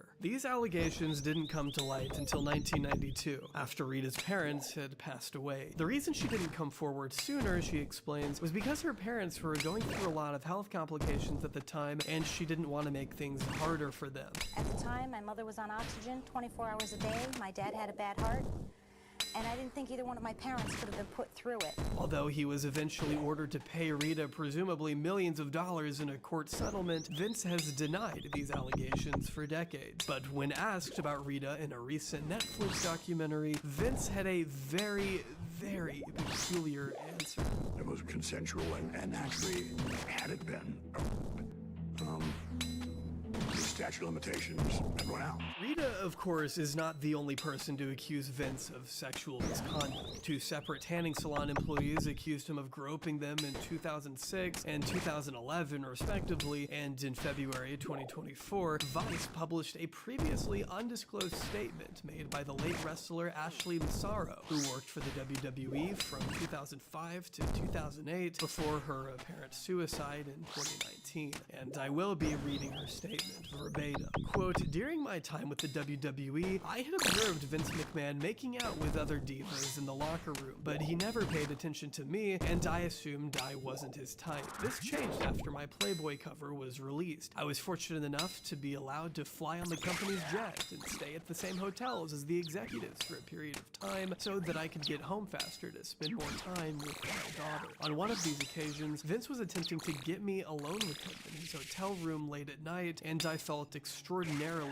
uncomfortable. He began calling the hotel room phone and my cell phone non-stop. I called Kevin Dunn, a WWE manager, to explain the situation, and he said I should tell Vince I wasn't feeling well and would see him on TV the next day, so I did. Immediately after that night, Vince started writing my promos for me. Vince doesn't write promos for female wrestlers. That is the job of the creative department, and he certainly wouldn't have, under any normal circumstances, written promo for me. But he did, and the promos were written with the clear intention of ruining my career. I brought the first script Vince wrote for me to the WWE employee in charge of creative at the time, Michael Hayes, and he said, "You're not saying this. Who wrote this?" And I told him that Vince did. He said, "Well, kid, these are the breaks," meaning that Vince wanted to end my career and destroy my reputation on my way out. He is known for this type of behavior and did this to Redacted upon her departure from the WWE. In addition, after that night, each time I walked by him, he would make vulgar sexual comments that were clearly designed to make me uncomfortable. Ashley's statement speaks to a culture of sexual abuse that many say permeated the offices of the WWE thanks to the Big Boss allowing it. 2 years before Ashley's words ever came to light, in 2022, Vince found himself the subject of a bombshell Wall Street Journal article that revealed a massive investigation by a WWE board into a secret $3 million settlement that Vince agreed to pay a paralegal whom he allegedly had an affair with in 2019. The investigation found that not only had Vince spent $12 million of his own money to silence the claims of 4 women, 2 of which had accused him of sexual misconduct, it also implicated another WWE talent executive by the name of John Laurinaitis. According to the board, Vince gave one woman, quote, "like a toy" to Laurinaitis. Shortly after this story went public, Vince announced that he was retiring from his position as CEO of the WWE. He unsurprisingly made no mention of the investigation in his tweet announcing the departure, going on to state in a press release that, quote, "As I approach 77 years old, I feel it's time for me to retire as chairman and CEO of the WWE. Throughout the years, it's been a privilege to help WWE bring you joy, inspire you, thrill you, surprise you, and always entertain you." And just like that, one of the biggest titans in sports entertainment who had withstood over 4 decades of investigations, backlash, and public scrutiny, the man who shaped professional wrestling into what it is today was gone from his post. It was a shocking revelation that sent ripples throughout the sports world, a decision that was soon reversed when he made his grand return to the WWE in January 2023, showing off his unhinged Walt Disney-like new look. I mean, I know he always did say he was the Walt Disney of professional wrestling, but he genuinely looks like Satan here. Vince was later appointed executive chairman of TKO Group Holdings when the WWE merged with fellow known feminist Dana White's UFC in September 2023. The hush money investigation kind of fell out of the purview for many people, I guess, as this was also around the time he was tapped to appear in his own Netflix documentary, except production would need to be delayed after major news broke in early 2024, when Vince was accused publicly of an entire swath of sex crimes outlined graphically in a 67-page lawsuit filed January 25th, 2024, later amended, making it 104 pages long. And I will warn you, before we look into the contents of this case, the details are gruesome.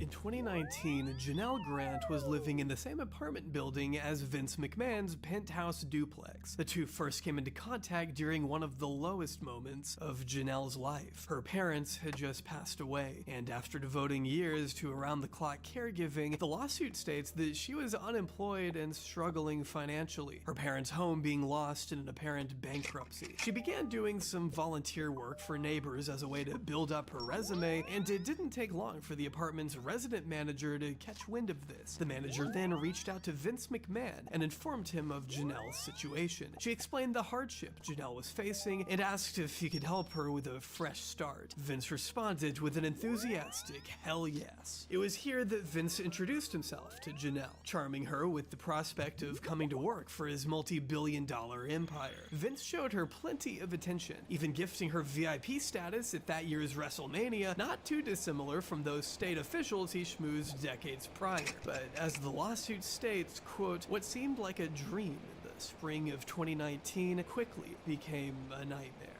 Vince was becoming increasingly less considerate of Janelle's boundaries, her attorneys insist. Wearing nothing but his underwear during meetings that were supposed to be professional, along with touching and hugging her, Vince would also spend hours divulging personal details about his life to Janelle, the lawsuit asserts. It also states he wanted their closeness kept a secret, and would frequently intimidate her by bringing up his endless legal resources he could weaponize against someone who did not do as he asked. Similar to what Rita Chatterton alleged in the 90s, Janelle claimed that she was offered a long-term position at the company on the condition that she engage in a physical relationship with the CEO. As such, the lawsuit states, quote, "She felt trapped in an impossible situation, submitting to McMahon's sexual demands or facing ruin. Ms. Grant feared she had everything to lose and faced negative consequences no matter what happened." Janelle eventually succumbed to the pressure of a physical relationship, though, and was given an entry-level position as an administrator coordinator, a position that Vince had created specifically for her. She initially spent time in the WWE's legal department before being sent to the XFL, and finally winding up in the talent relations department under the control of John Laurinaitis on March 9th, 2021.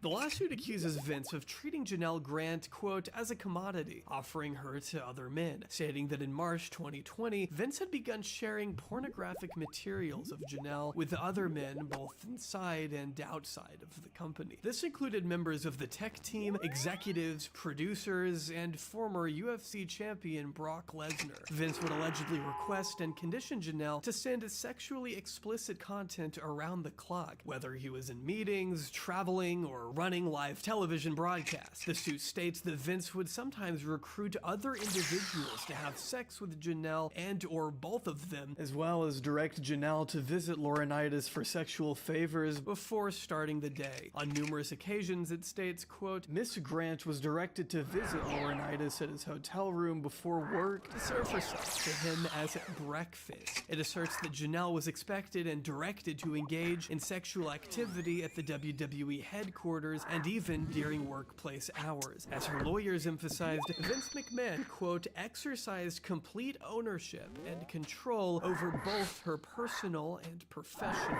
life. As if the claims couldn't get more horrifying, the lawsuit states that Vince would subject Janelle to acts of such extreme cruelty and degradation that she would often resort to disassociation in order to survive such encounters. One of the most disgusting examples listed is said to have occurred on May 9th, 2020, when Vince McMahon allegedly defecated on Janelle during a threesome, quote, and then commanded her to continue pleasuring his friend with feces in her hair and running down her back while McMahon went to the bathroom to shower off. Upon his return from the bathroom, McMahon and his friend actively resumed the threesome, which lasted over an hour and a half, while Ms. Grant remained covered in McMahon's filth. The suit goes on to list several other examples, with one being Vince and Laurinaitis allegedly assaulting Janelle behind a locked door at the WWE offices while colleagues worked at their desks. According to her lawyers, Janelle, quote, begged them to stop, but they forced themselves on her, each taking turns restraining her for the other while saying no means yes and take it. Another extremely sinister detail listed in the suit is how other WWE executives enabled the abuse, with Nick Khan and Brad Blum allegedly being involved in the planning of Laurinaitis' custom suite, where Janelle was frequently exploited. Eventually, it seems Vince began to see her as a liability, or more so, he realized his unspeakable actions had the potential of hurting his business. This is when he twisted her arm into signing an NDA in exchange for cash payouts, which she eventually stopped paying. Even after she was forced out of the company, the lawsuit asserts that Vince was still trying to traffic her to Brock Lesnar as of March 2022. So far, Vince has done everything in his power to smear his accuser of being intellectually dishonest, and that the suit is nothing more than a bad faith attention grab. But Janelle's allegations are gonna be hard for even the most esteemed legal team to dismantle in court, especially since Janelle's attorneys are requesting a jury trial. Not only are the claims extremely specific and beyond grotesque, Janelle also included a variety of screenshots and text messages between the two parties. Here we can see Vince discussing the idea of pimping her out to Brock Lesnar. Here is Vince discussing sexual images she sent to Laurinaitis, and here we see an extremely graphic description of what Vince wants to do to her. The entire lawsuit is linked down below if you're interested in reading the full thing, but just know the information is overwhelming and is seemingly enough to remove Vince McMahon from any position of power he may have once held. Just one day after the lawsuit was filed, Vince officially left his position on the TKO board of directors, along with responding to Janelle's lawsuit by slamming it as, quote, replete with lies, obscene made-up instances that have never occurred, and a vindictive distortion of the truth. Whatever he means by truth there, I guess we'll have to see unfold in the courtroom. But until then, Vince is finally absent from any and all involvement in official WWE business. And now, having merged with the UFC, the organization is no longer at the complete behest of a McMahon for the first time in history. Vince McMahon, the person, may be gone, but the dark and depraved legacy he leaves behind continues to haunt American culture to this day. Donald, what do you, as a major entrepreneur, what do you think of McMahon? Well, you know, there's really nobody like him, and I've said this many times before, not because he happens to be listening. I say when he's not listening. There's nobody like this guy. He's a special guy. He's one of the great promoters of all time. It's an amazing, it's the greatest show on earth. It really is, to me, the greatest show on earth. What a compliment, Donald Trump is a tremendous compliment. Donald Trump and Vince McMahon are two very similar guys. By ripping up the status quo, steamrolling their enemies, and leaving a trail of broken lives in their wake, they have both managed to irreversibly shift world history in a way that we will continue to reel from in the unforeseeable future. They're both billionaires, both come from troubled backgrounds, both had incredibly strained relationships with their fathers, both have a number of sexual assault allegations against them, and are both completely uninterested in everything and everyone having to do with anything other than themselves.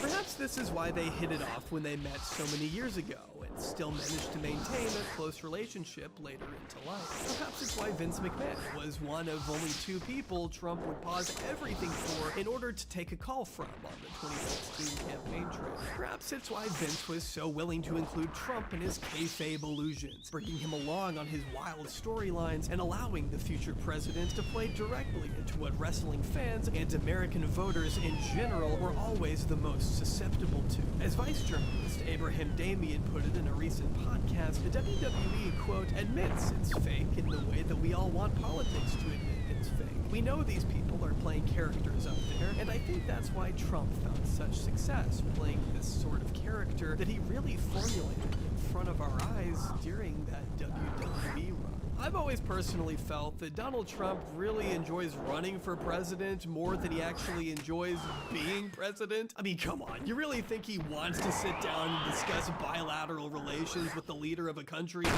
shithole? No, he wants to get out there in front of a crowd of adoring supporters and gossip about the people he hates, something he seemed to embrace years before taking the Oval Office. Reisman described her book Ringmaster as, quote, a story about how a country built a man and how that man reshaped his country, a story about evil and its uses, and what you can get away with when you sledgehammer down the walls between fact and fiction. The story of a heel. Turns out the real Vince McMahon was every bit akin to the ruthless, depraved heels he meticulously carved out in his storylines. While the courts have yet to determine his fate in the eyes of the law, Vince is currently and will always be guilty of many things. Promoting gross racial stereotypes at the height of cultural polarization, neglecting the care and well-being of the wrestlers who made him a billionaire, failing to crack down on the use of steroids within his organization, ripping apart countless families, and reshaping an entire genre of sports entertainment far and beyond what anyone could have imagined. But when it comes to reshaping his legacy as a cruel, abusive, self-absorbed megalomaniac, Vince McMahon may have no chance in hell.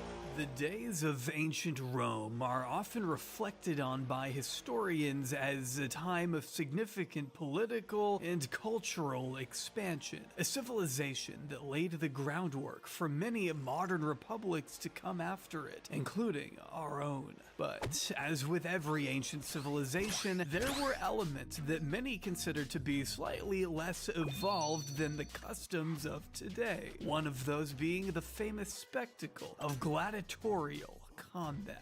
At one point in time, gladiator fights were considered a cornerstone of Roman society, a form of entertainment for those who wished to see volunteers, slaves, and prisoners face off against one another in a variety of deadly and perilous challenges, drawing crowds in numbers that wouldn't be out of place at a Dallas Cowboys game. And I mean before they became a laughingstock. Yet the demise of Rome brought the demise of this form of entertainment. Nowadays, we see it constrained mostly within the realms of fantasy novels and pretentious YouTube intros. It seems that society collectively agreed that putting the novels and pretentious YouTube intros. It seems that society collectively agreed that putting the poor and sick on a public stage for everyone to see and watching them fight for their dignity was, in its very nature, exploitative and inhumane. But did it ever really end? One man might beg to differ.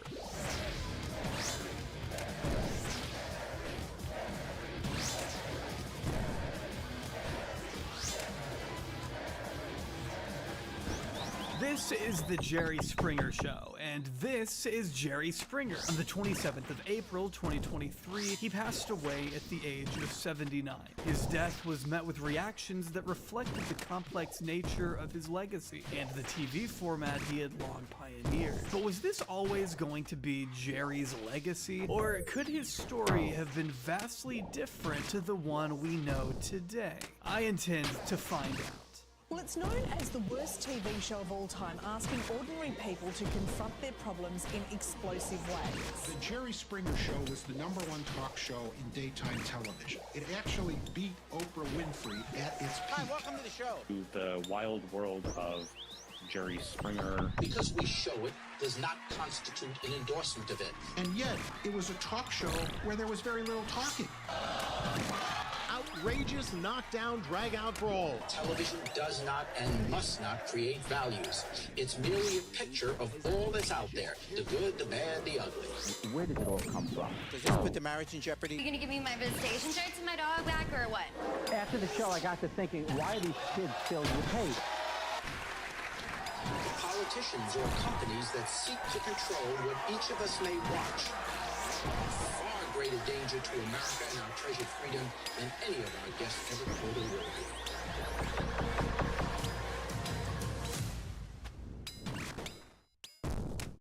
Know what really pisses me off about this potential TikTok ban that could still very well happen? That you or I could go to any data broker's website right now and purchase somebody's personal data? Totally legally. It's a totally legal thing that you can go do right now. Big companies with poor security are getting hacked every day, and whether you like it or not, your personal information is being sold on the dark web, so spammers, scammers, and identity thieves can target you. And of course, they face zero repercussions for it. If the government can ban TikTok, what makes you think they're going to protect you from these similar practices? It's on us to protect ourselves, which is why I'm happy to partner with today's sponsor, Aura. Aura keeps me safe online by doing all of the hard work so I don't have to. They identify the data brokers selling my information and can submit opt-out requests on my behalf. Give Aura just a few weeks and you'll stop seeing your information on these sites when you search yourself. Aura will continuously monitor the dark web and alert me if they find my personal information exposed, letting me know instantly if anyone tries to use said information to access my credit or bank accounts. Plus, they give me up to $5 million in identity theft insurance should the worst case scenario happen. Just click the link in the description box below or go to aura.com/jobbery and get your first 14 days completely free, which is more than enough time for Aura to find out if any of your personal data has been exposed. Huge thanks again to the wonderful folks over at Aura for keeping us safe, but mostly sponsoring this video. Thanks for doing that. Gerald Norman Springer was born in 1944 in London's Highgate Station. His parents were Jewish refugees fleeing Nazi Germany, and 5 years later, his family would move to New York, where he would spend most of his childhood. From a young age, Springer seemed to take an interest in politics and law, pursuing both in the education system, and taking up a position as a political aide to Robert F. Kennedy, the original Robert F. Kennedy, shortly before he was assassinated. In spite of his boss's untimely death, Springer remained active in local politics while also working at a law firm. In 1970, during a stint as director of the Ohio Youth Corps at the age of 26, he testified in front of the U.S. Senate on lowering the voting age. My name's Jerry Springer. I'm currently serving in the United States Army Reserve at Fort Knox, Kentucky. This past year, I served as chairman of the Cincinnati Committee to lower the voting age to 19. Despite the fact that the issue lost very narrowly in Ohio by somewhat less than 1% vote, we did manage to win in Hamilton County by over 10,000 votes. I got to know, for over 3 months, many of the young people in that community become quite concerned about the issue. This was the same year he also ran for Congress on the defiantly anti-war Democratic platform. He lost, but a year later, he would be elected to the Cincinnati City Council. This launched his career in politics.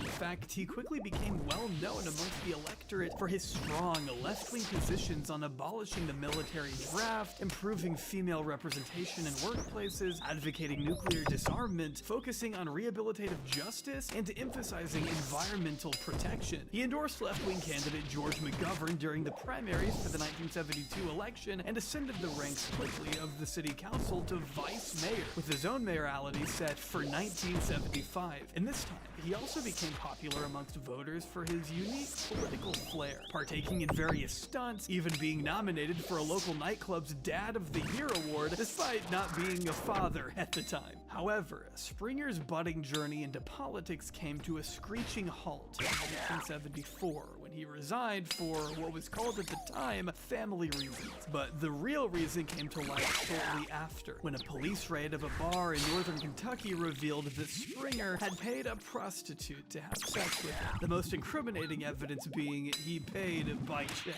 It is my fondest wish to re-enter public life, but I believe it in the best interest of this community that I resign until such time that the air can clear.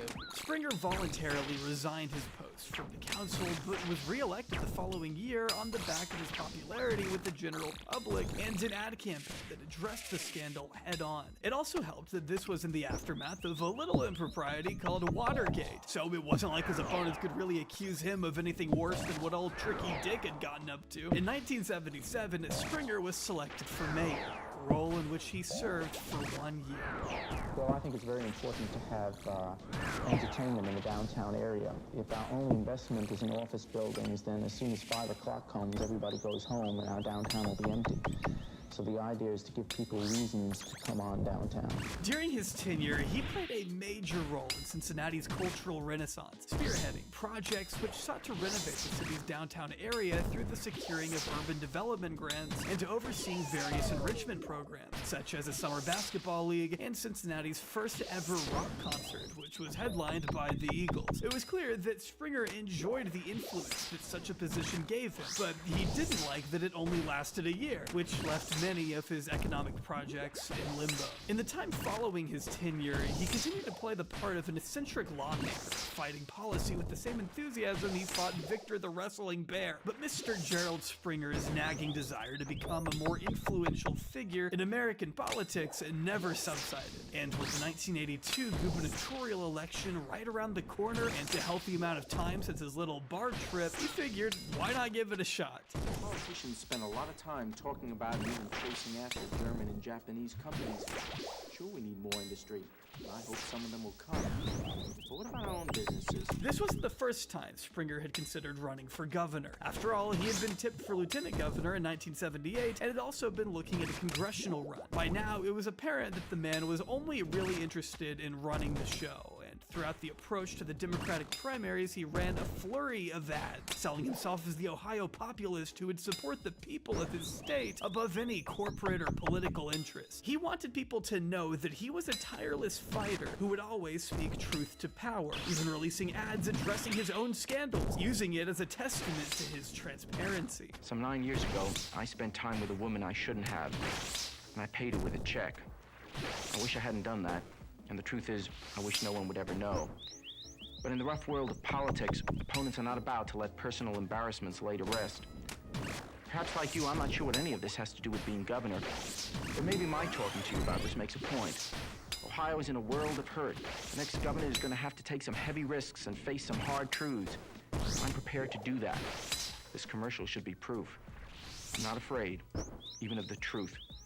And even if it hurts. It was undeniable that Springer's style of politics won him a lot of favor with the electorate. Only the scope of the task at hand ultimately proved too much for Springer. Although he had won the counties surrounding Cincinnati convincingly, he fell behind throughout the rest of the state to his opponents, who had both held office before. Basically, not enough people knew the name Jerry Springer, so he set out to change it.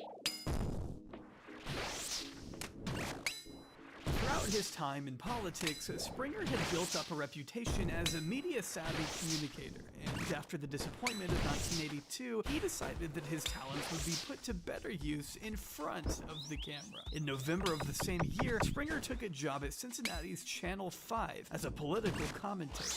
Did you ever, and you were watching the conventions, did you ever think there'd come a time when you would stand before the American people and say, Ohio cast its vote? No.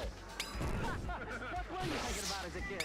I was thinking that maybe you could do it. His big break wouldn't come until 1984. When Channel 5's ratings hit a rough patch, the former mayor was brought on as an anchor to provide a more charged look at the news, with the hope that it would pull the station out of its slump. The choice was met with skepticism from those who thought his energy would be antithetical to that which is expected of newsreaders. An article in the Cincinnati Post that year compared the task to treading water. Yet less than 5 years later, Channel 5's nightly news would top the local TV ratings, with much of the credit being handed to its leading anchorman, Jerry Springer. Have you heard what Jerry Springer's been saying? About the home state crisis. It's enough to make any politician start thinking about life in the private sector. On Cincinnati's residency law. It's what an employee does while on the job that counts, not where he happens to bed down with his family at night. On school prayer. Well, it just doesn't matter. Those who want to pray will, those who don't, won't. Jerry Springer's commentary on News 5 at 11. People make the difference. Reports often noted how Springer tore up the formula for a traditional news anchor, the one that was objective and didn't allow personal sentiments to cloud how the information they were dealing with was being delivered. Springer would regularly make asides between stories, but most notably, his style of presentation was underscored by a closing monologue, one that allowed him to showcase an unfiltered perspective that was quintessentially his and provide his personal insight on the day's affairs. Now, this approach to news wasn't uncontentious, and Channel 5, the organization, often made the local newspaper as much as the local news did. But Channel 5 did succeed in driving up ratings and proliferating the hosts as much as it did the stories it reported on, with Springer racking up multiple regional Emmy Awards, firmly establishing himself as a force to be reckoned with. Indeed, after conflicting testimony as to whether or not he gave permission to sell arms to Iran in exchange for hostages, President Reagan now says he doesn't remember. Well, assuming he's telling the truth, that's no laughing matter. What other major items of foreign policy is he not remembering? And why isn't he writing it down so he won't forget? And what else is his staff keeping from him? By the way, who's running this country anyway? As Springer's media presence continued to grow, WLWT began to explore how they could make the most of their popular figurehead. He'd worked before on other projects and documentaries for the channel, but the executives wanted something more durable. His specialty was politics, which was no surprise given he was a politician at one point, but the question remained as to how you could convert something as contentious and often dry as politics into a ratings-friendly format for your network.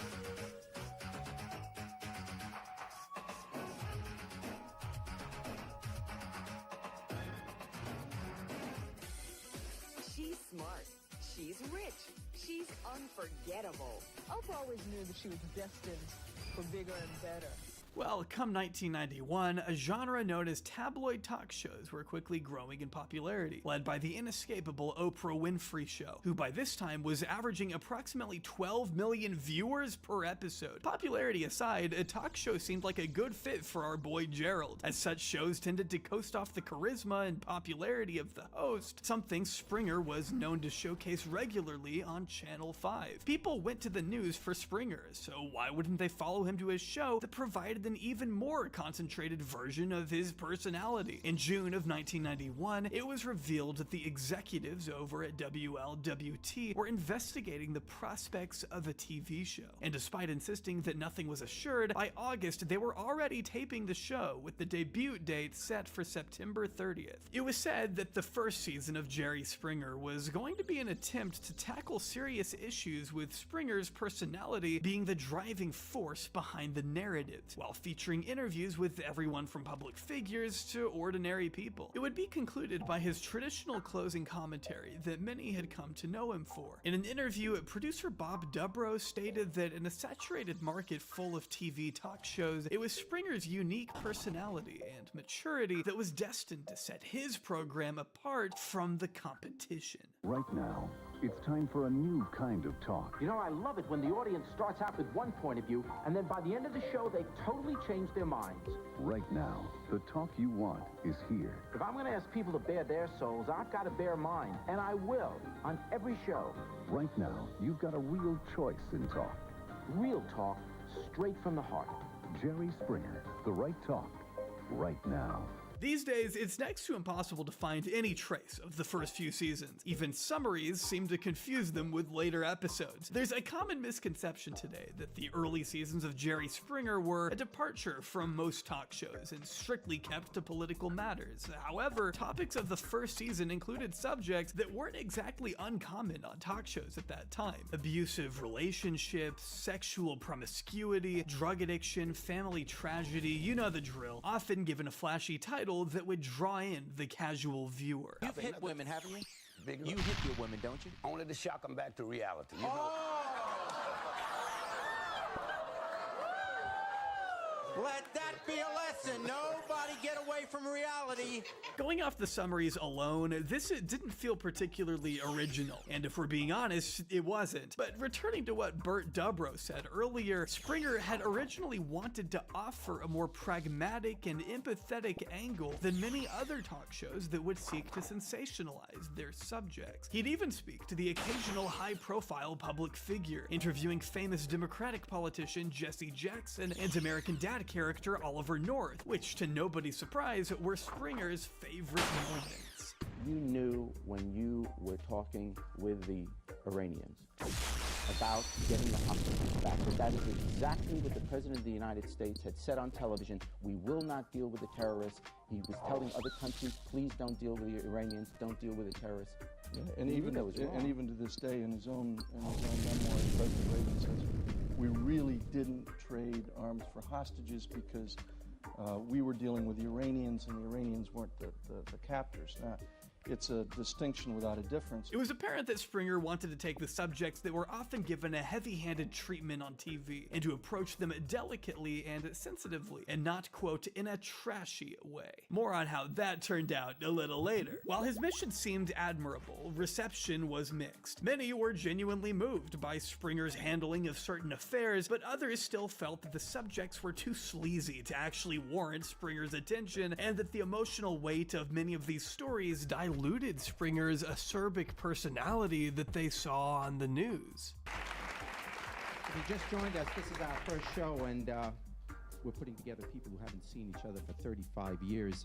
In Cincinnati, Springer debuted to some of the highest ratings ever seen by a local network. However, this gradually declined over the season, and in other cities where producers were testing the water, the reception seemed to even cool. Even in another Ohio city, Cleveland, the response from audiences was far from overwhelming. This wasn't exactly a surprise for a TV show debuting with a host who was an unknown to practically all of the country, but Jerry Springer couldn't afford to remain an unknown.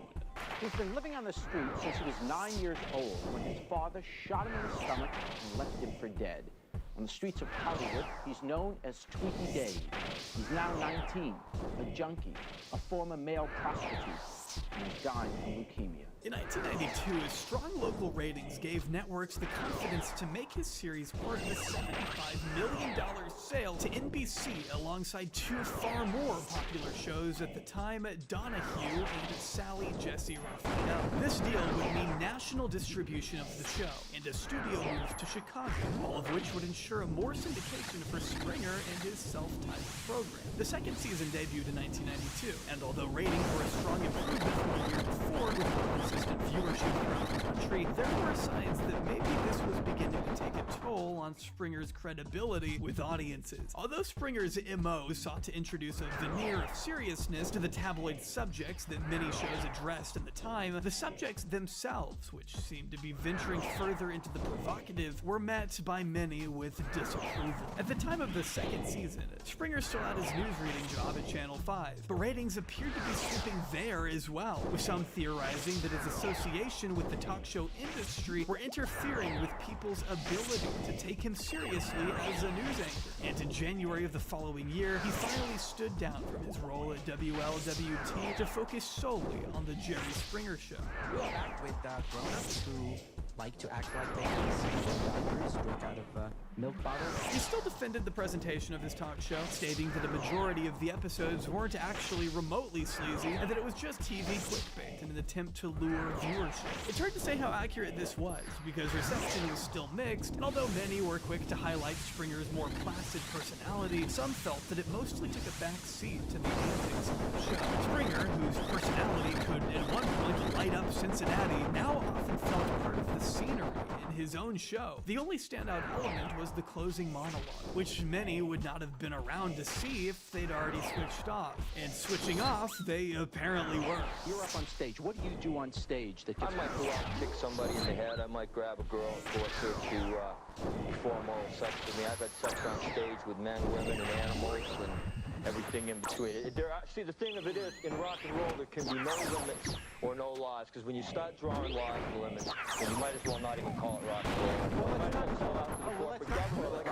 it's not rock and roll. There's nothing to do with rock and roll. On the surface, ratings of the Jerry Springer Show didn't draw too much attention from the world already inundated by talk shows. However, there were murmurings behind the scenes as to whether Springer's show could survive another year. At the start of 1994, in an article written in the Chillicothe Gazette, it was revealed that Springer was expecting to leave behind the tabloid topics entirely and focus instead on the real issues that were currently plaguing America, stating that, quote, "When we've done the hard issues, that's when ratings jump." As mentioned earlier, the commonly held belief that Jerry Springer's show started with sole focus on strictly political matters was not true. In many ways, Springer was covering topics that wouldn't have set him apart from much of the crowd. It was only his approach that did, and even that didn't feel personal enough to win over a lot of audiences. However, with the desire to change up the content, it seemed that Springer was finally going to embrace his political roots once more. He was finally going to use the show to make a positive change in the world, one that would allow him to embrace who he felt he truly was. But things didn't exactly pan out that way. But before we talk to Mark, let's meet his wife.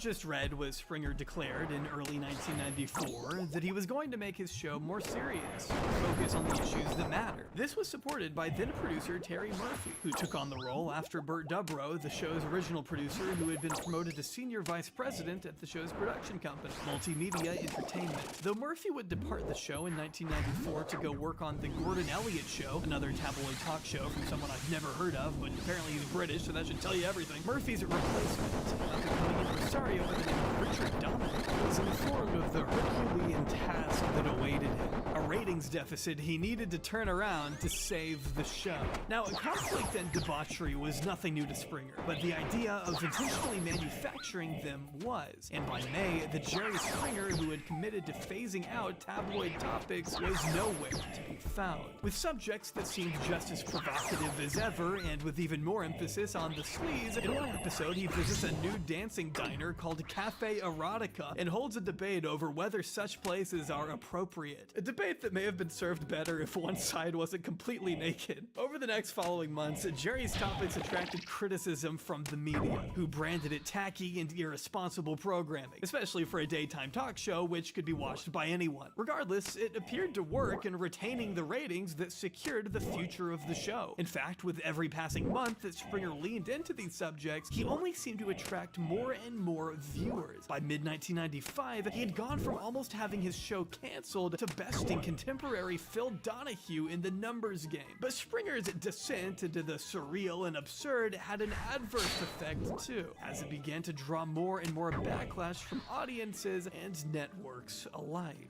I don't want to work on the streets. I want a place of my own. I want things of my own. And, you know, I just want to leave peacefully. I hope that we can, you know... For starters, we would always be friends, but I wouldn't want you to leave this here game alone. You know, it's like this here. If somebody leaves this here game alone, you know, statistics has proven once they leave, you know, they have bad luck. I mean, it's just not right.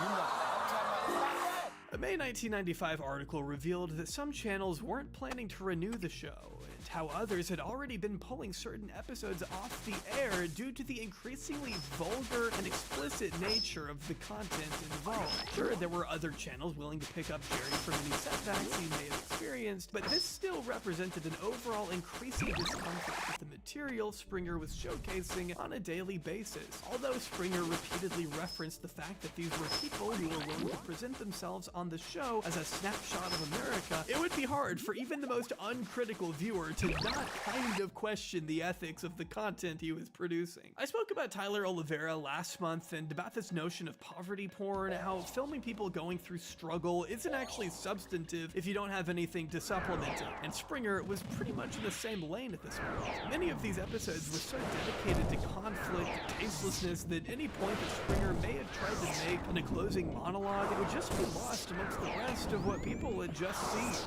I wish we could be together, but there's an element that's distracting us from getting together intimately. Well, I'm not what I seem to be. It was little secret that Springer took a somewhat aloof stance on the morals surrounding what he had created, but at least in the past he had attempted to weave a narrative around current affairs which would leave viewers with something to chew on. That sincere desire to actually pursue content that may improve society was no longer there. He was just going through the motions day in and day out of creating a machine that would routinely drag its guests through the mud and excuse it as providing us all with a little insight. It seems shocking that a politician previously so preoccupied with matters like social justice wouldn't even consider the implications of such content, but maybe he did and just decided to push on regardless. Either way, in less than 2 years, Springer had once again turned his career around and was quickly becoming one of the most recognizable names in daytime TV, all by abandoning any sense of principle he may have had. The networks tried to temper the subject matters that were bothering certain audiences, but Springer and Dominic persisted. Pursuits all the same, continuing to roam the seedy debauchery of America's underbelly. By 1997, the show was already staring down a reputation as one of the most notorious broadcasts in the country. But little did people know that it could actually get worse. Welcome back. Today we are talking to Klan members to see if they will give up their racist beliefs. Well, my next guest says he's fighting mad over the things our guests today have been saying, and he's going to set them straight. That's what he wants to do. He's a controversial civil rights leader as well. He's the founder of the JDL, the Jewish Defense League, a very controversial organization. Here is Irv Rubin and his bodyguards, Al and Joseph. In between season 6 and season 7 of the self-titled show, Jerry Springer decided that now that he had settled into his Chicago groove, he would find some additional part-time work, eyeing up a position at the Chicago-based television station WMAQ-TV, who were also affiliated with the Channel 5 banner that he had previously worked under in Cincinnati. Going off his prior performance in such a role, someone like Jerry Springer would be perfectly suitable for a commentary position at the local network, and his enlistment to the station was announced to great fanfare with the promise of one of his iconic closing commentaries. And yet... She walked away last night from her multi-million-dollar news anchor job. Carol Marine, one of Chicago's most respected journalists, quit after learning that talk show host Jerry Springer would be joining her news team as a commentator. Springer is best known for his highly controversial and low-brow subject matter. Springer's appointment was met with widespread backlash from both the public and the profession alike, with many pointing towards his brand of trash TV as so far removed from any sense of journalistic integrity that his presence would be incompatible with the channel's values. Two high-profile anchors at the time, Carol Marine and Ron Majors, both threatened to walk if his hiring was followed through on. Springer clapped back, calling their protests arrogant and implying that they should really be welcoming him because he's going to bring interest to the table. I think his television show is absolutely the worst that television has to offer. I made a decision that I could not share a newscast, introduce, or validate a Jerry Springer on a newscast that I believe tries very hard to do some decent work. Shortly after Springer officially joined the news station, Marina quit her lucrative contract, and protests against Springer's inclusion escalated even further. Springer attempted to perform his job in spite of all this, producing a commentary that defended his inclusion as a free speech issue, comparing his contributions to Nazi marches he permitted as mayor of Cincinnati, which I would argue isn't the best comparison he could have gone with there. That this is the freedom we sought when we escaped to here. So we must never be a party to silencing any person or any point of view, no matter how despicable. If what is being said is nonsense or mean or spiteful or dangerous, or if the person uttering it is unworthy, let the words and ideas fall of their own merit in the free marketplace of ideas, not because they were silenced or denied a platform.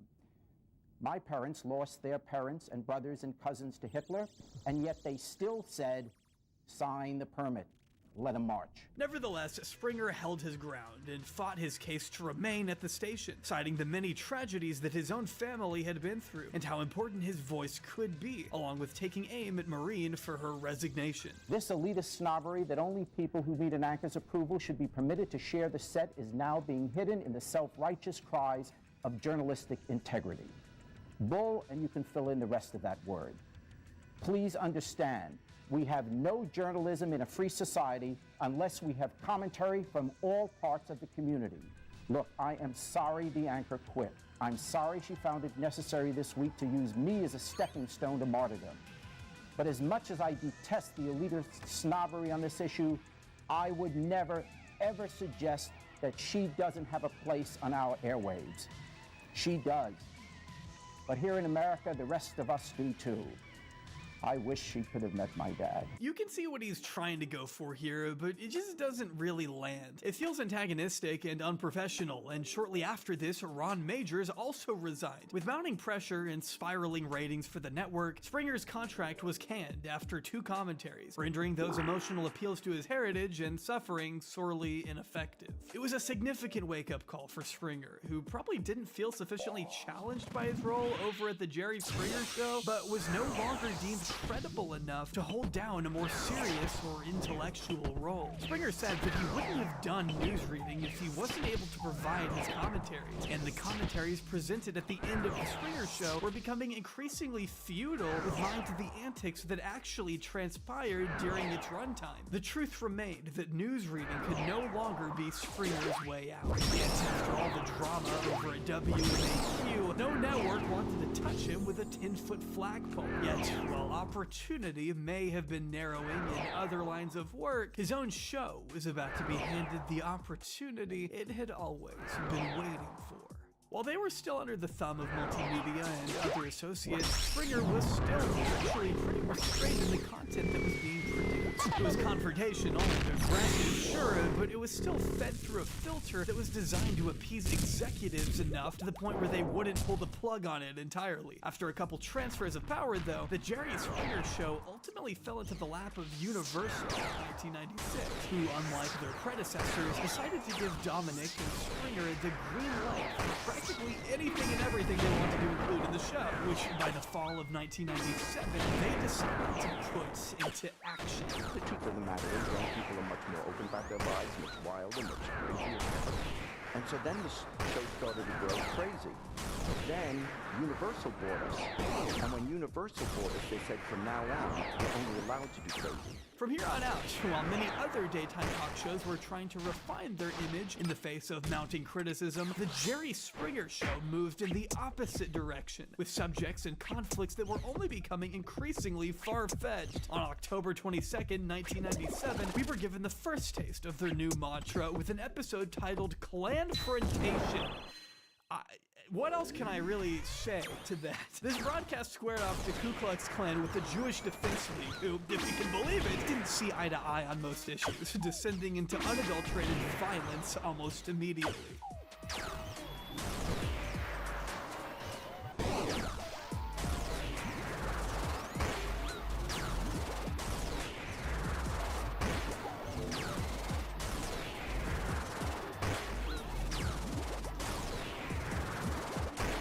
But this wasn't the first time something like this had happened. In 1993, the Jerry Springer Show encountered its first fight when an episode tastefully titled Black Panthers versus White Races spiraled wildly out of control. At the time, the Jerry Springer Show distanced itself from the violence, with the producer commenting that it was not the sort of action they had invited. However, where many saw an incident, Dominic saw an opportunity. And with Universal giving him and Springer a blank check to do whatever they wanted, the rest of season 7 only descended further into chaos. Today on Springer. Hey, Matt, now look what you've done. Candace and Nikki used to be friends. You ain't no kind of woman if you mess with my man. A jilted girlfriend fights back. Plus, Moon revealed the truth to her 2 boyfriends. But she's not through yet. Moon, there's something you want to tell both of them? Okay. Cheaters come clean and things get messy. It's been a year. I'm ready. Today on Springer. Controversial subjects, angry audiences, unhinged guests, and a hands-off approach to whatever may have happened cultivated a hotbed for bloodshed and bedlam.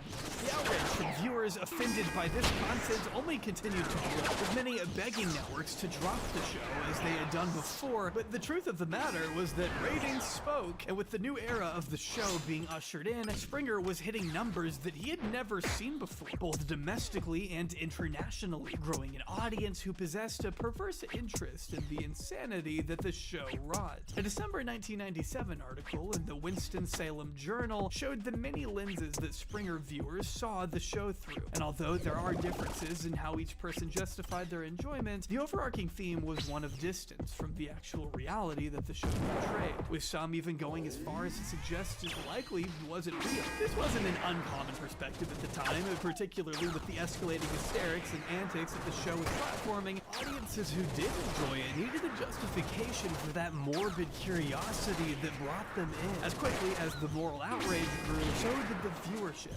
Controversies that would end most TV shows only boosted Jerry Springer further into the spotlight. The following year, an entire episode dedicated to a man marrying a horse was pulled for glorifying bestiality. And yes, the episode is just as ridiculous as it sounds. I have you brushing down the tail. You lift the tail up.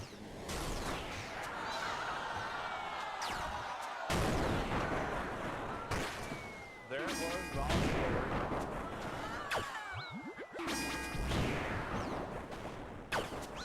To be fair, I don't think this is the sort of content that would inspire someone to go out to the zoo and find their own personal soulmate, but it definitely highlighted America's obsession with creating their own human zoos and circuses, with Springer as their ringmaster. With Universal's oversight, the Jerry Springer Show indulged in everything that they were told to tone down before, and they were experiencing unforeseen success thanks to it. Even as Jerry Springer bled credibility among the same circles he once used to fraternize with, something that may have once given him reason to pause, he doubled down on the trash TV that had given him this reputation in the first place, and he was pulling the rest of America down with him. However, there were reasons why they may have been told to take it down a notch in the past. The release of one constraint might draw another if you're not careful, and that was something Springer likely knew more than anyone.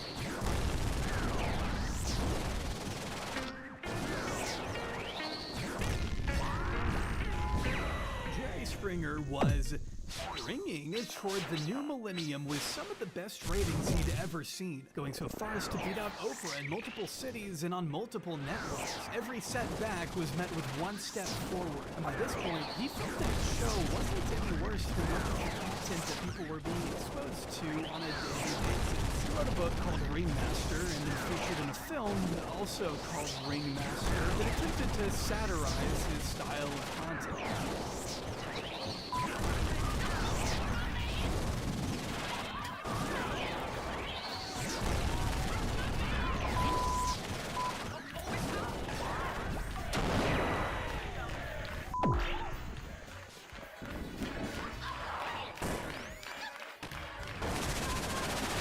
To watch it to tell you it looks like a bad film, likely because you can't satirize something that already feels like satire. I hope Gerald collected that paycheck though, acquired the bag like goat. Nevertheless, his attitude and responses were not enough for some. With TV at the center of America's cultural discussion, Springer seemed to be a toxic beating. In March of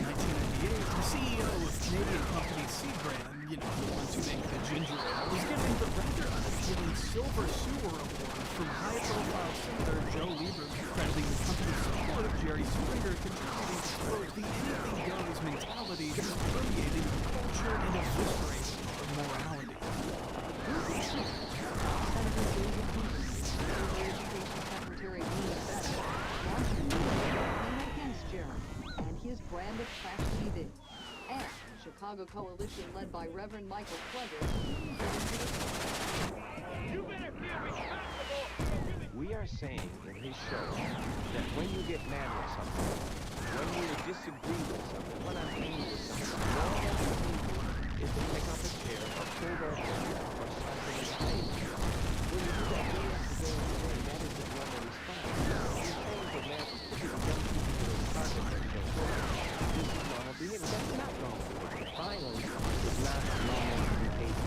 Although Springer had his fans here and there in higher office, the antics were beginning to bother many others, particularly those in the local council who had to deal with Springer's fans and protesters alike. And with the show's histrionics only becoming more preposterous, some began to question Springer's legal capability in engendering such awareness. By April, an escalating campaign led by religious leaders was gathering momentum quickly. The most prominent name being Michael Pledger, an experienced activist who regularly organized nationwide boycotts and campaigns against shows that he felt were ruining the country's moral fabric. And trust me, he's not an uncontroversial figure himself, but by the late 1990s, his connections had made him extremely powerful, and brands feared the potential financial ramifications that could occur if they didn't listen to Jerry Springer. That same month, Rolling Stone and the TV show Extra both dropped exposés on Springer, testing that some of the guests were completely fake and some of the fights were completely staged. These claims were backed up by former guests, many of whom spoke to media outlets at the time and stated that each program was assigned a fight,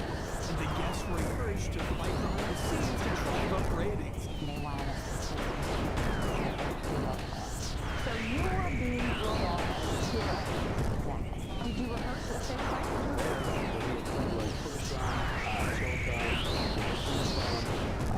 Whatever you guys want to do, because if you want to punch, make sure that throw a punch and miss because This drew a lot of controversy, as although people seem to enjoy the provocative representation that Springer displayed on his show, they wanted it to be an authentic representation. Although the TV screen did create some distance between viewers and the action, much of the fighting could easily yield criminal cases. Assault is still a crime, guys. However, if it wasn't real, then Jerry Springer and his producers would have some questions to answer over how this was presented on TV and whether they'd need to acquire a city entertainment license to continue producing the content, which would probably undermine the veneer of reality that many found comfort in. Springer and co. had been supposedly duped before with fake guests, but they had always affirmed that they had no clue that this was the case and had even entered litigation against those who had trolled them prior. Yet, in spite of their responses, the evidence, the testimony, and general pressure from campaigners was all becoming too much. And a few hours before Extra's expose was due to drop, the Jerry Springer Show's local broadcast was dropped by WMAQ, citing the mountain of controversy facing the program. It's watched primarily by people who get it. I find it very hard to believe that there is any significant number of human beings on this planet that watch our show and take it seriously. Although Springer was quickly picked back up by a competing network, part of the deal to appease the mob was to commit to less on-screen violence, which was a message that Springer's studio was quick to share. Although this was met with disappointment from some fans who questioned whether it'd even be worth watching. Other viewers hoped that it was just a ruse to take the activists off their backs. After all, it wasn't like they were committing to less nudity, or less swearing, or less anything else at that. Many hoped that this was still going to be the same trash that they always knew, and to be honest, they weren't entirely wrong. Around the same time, Springer released a statement expressing shock at why anyone involved with the production of his show would ever say that he had no intention to cease the on-air violence. And not too long after, it was revealed that actually Universal were still going to allow Springer to do fights as long as they were toned down. Springer was looking for the sort of highbrow, tasteful fights that you'd watch with a glass of wine and a charcuterie platter, of course. But I think you could guess what happened next. Let's hear what she has to say. Here is your former best friend, Kim.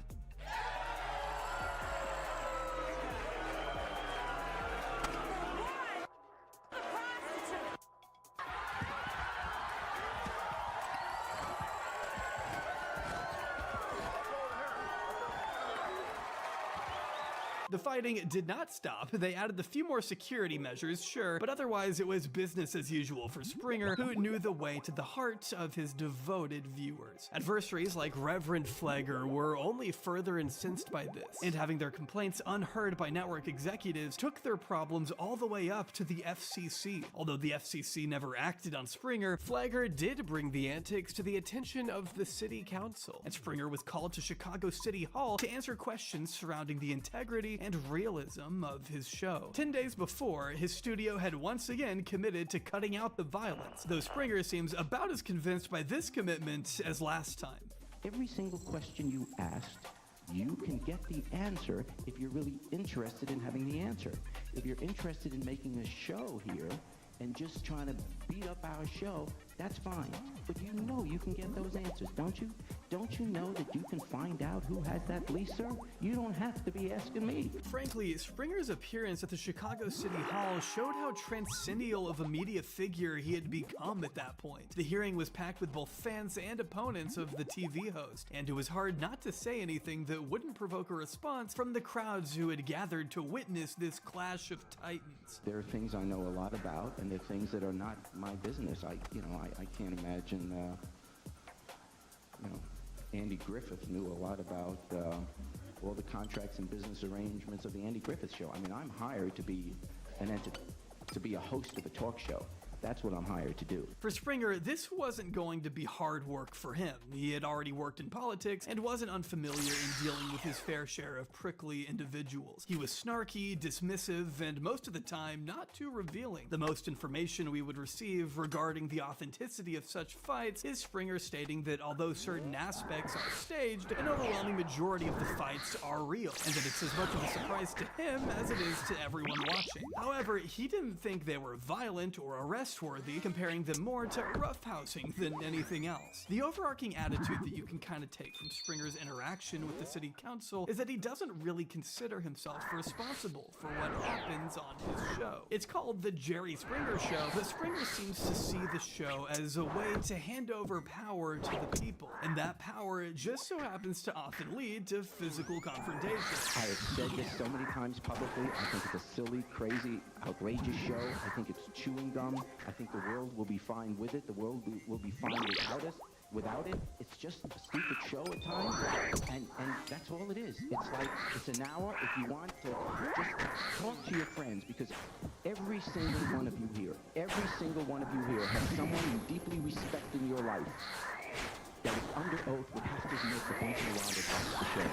Although his appearance was well received by fans and didn't lead to any immediate outcome, the Chicago City Council hearing definitely marked a turning point in how much liberty Springer would be granted on his show going forward. And with the show's commitment to tone down the violence, there was a sense that this might be the end of Springer's golden age. To him, this was anything but fair. Springer doesn't consider himself to be an inflammatory figure. These people request to be on TV. The audience chooses to turn up to the studio. The subjects are whatever matters to them. Springer just asks a few questions and delivers a little monologue at the end of the show. That's not a crime, is it? It's a don't shoot the messenger narrative that pervades his appearance and continued responses to his numerous critics. Whereas other talk show hosts possess provocative attitudes that may have led to certain controversies, Jerry Springer was a comparably mild individual who just so happened to find himself in the crossfire amongst some of the most aggressively outrageous guests you'd ever seen. But as we headed into the 2000s, this was a defense that would be put to the test with a scandal bigger than anything we've covered so far.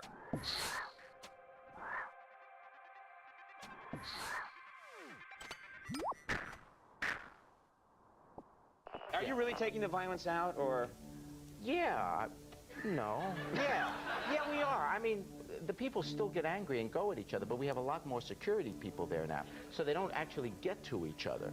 After the scrutiny the Springer's show drew from years 1997 to 1999, he and his producers had a little option to promise at least some form of mediation for the interactions they supervised. There were questions over whether his studio's repeated requests for diplomacy would cause Springer to seek out a network that would be more likely to greenlight the antics that drove his show's rating to new heights Penitz. But Springer stayed on. Maybe part of him even welcomed a little serenity. With the new season of Springer on the horizon, although controversy was a guarantee, with the new conditions imposed on the show, people weren't exactly sure what they were going to see. However, before the next season could even begin, the show found itself at the center of something else entirely. Something that had ended careers and could very well end this one. Unfortunately, there is no real video material available, so I'm gonna be using secondhand accounts of what exactly happened.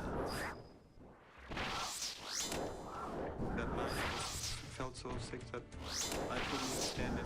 I actually committed adultery. This is Ralph J. Penitz, a German painting contractor who, in 1997, married a lady by the name of Nancy Campbell. They had met online, with his username being Plainwell and hers being Cupcake99. However, in a time where the perils of e-dating was not so properly documented, their marriage quickly began to unravel. And in 1999, they divorced after filing multiple restraining orders against each other, often backed up by allegations of domestic violence. This legal exchange continued into 2000 when they decided that the best way to resolve their conflict was to go on the Jerry Springer Show. Ralph informed Nancy that their appearance would be one of reconciliation, and she agreed with the hope that they could finally work through their differences. After all, she still loved him. However, there was one more twist that Nancy was not aware of. Penitz had already secretly remarried a person by the name of Eleanor. This was news to Nancy. To add insult to injury, Ralph declares on the show that he actually doesn't want Nancy to see him anymore. And to add further insult, this all happened on her birthday. It's hard to say exactly how the show went down, given the fairly vague accounts of it all, but it's reported that Ralph's new wife and the audience alike were particularly hostile to Nancy, who was framed throughout the show as someone who was still obsessed with her ex-husband, despite the fact that material evidence implied that Ralph had behaved far worse. Springer took to delivering the news that Ralph just didn't want to see Nancy anymore, and that she would just have to suck it up, with Nancy storming off the stage. And I mean, based on that account, who can blame her? In spite of the narrative spun on the Jerry Springer episode, reports indicate that actually Ralph was still regularly in contact with Nancy, and was having his own issues with Eleanor, who was also joining the legal love triangle against both other parties. By this point, Ralph had both filed for divorce from Eleanor, but also moved her into the house he had just bought with Nancy, though Nancy would subsequently be granted sole possession of it, filing an injunction against her ex-husband in the days running up to the Springer episode going live. But on the July night that it aired, police officers would find the unresponsive body of Nancy Campbell inside her new home, the Penitzes having disappeared completely. It didn't take long for investigators to piece together a timeline of events, that after losing possession of the house, Ralph and Eleanor had stopped by Nancy's property under the guise of collecting possessions. However, a fight soon broke out, and it was thought that Ralph Penitz had murdered Nancy Campbell. Ralph was arrested and charged, and then 2 years later, he was convicted of second-degree murder. However, the looming presence of the Jerry Springer Show throughout proceedings left questions as to the show's involvement in facilitating an environment that led to the murder. The Jerry Springer Show made a statement shortly after her death, lamenting the tragedy, and experts at the time didn't seem to view Springer as individually culpable for Nancy's death. However, they also didn't exactly sing their praises for Springer's staging and the show's framing of the situation, which was far too generous to someone who had almost certainly used and abused their partner for personal gain, not to mention that he murdered her. When the judge delivered the sentence, she called out Springer and his team for manipulating the guests and humiliating the victim. It showed a face of Springer's show that was seldom given enough attention. The question of how accurate he was in depicting the people at the center of his stories and the implications that carries. More on that later, but in spite of the fact that many believe Springer didn't seem to bear direct responsibility for Nancy Campbell's death, her sons disagreed, and after the conviction of Ralph Penitz, filed a lawsuit against the Jerry Springer Show, stating they had engineered an environment that precipitated the murder that followed a few months after. Nancy's sons accused the producers of encouraging Ralph to lie to his wife to bring her onto the show and neglecting to do any proper background checks that might actually actually give them context on the nature of their troubled relationship, which would have allowed them to handle the situation in a way that didn't lead to the escalation that followed. It's also worth noting that this was not the first time a case regarding the death of a tabloid talk show guest had gone to court. Just a few months prior, the Jenny Jones Show settled a case for $25 million with the family of Scott Amador, a gay man who was murdered by his friend Jonathan Schmitz after he confessed his love for him on Jones's talk show. Schmitz was noted to be highly mentally unstable and also stated that the show's producers had implied that his secret admirer would be a woman. A jury trial found Jones's show to be liable and awarded Amador's family nearly $30 million. At the time, Jerry Springer and his team denied any involvement in Nancy's murder, emphasizing that it had occurred months after her actual appearance and the relationship between the episode and her death couldn't be established. In fact, Springer's lawyers stated that they would be countersuing for malicious prosecution. The time between the taping and the murder did add a degree of uncertainty not present in prior cases. However, the ace in the hole was the fact that the murder had occurred on the exact day that the episode was airing, and Nancy's sons alleged that paired with the dispossession of the house, this aggravated Ralph to a point where he was capable of committing murder. For a while, it looked like this would be another case that would go to trial. However, in October of 2002, a court of appeals overturned the ruling against Jenny Jones, making a victory for the Campbells look increasingly unlikely. And in January of the following year, the case was dropped entirely. Springer and team were let off the hook, and Springer's lawyers announced they would also refrain from countersuing, which was just so nice of them. Here is your mom, Sheila.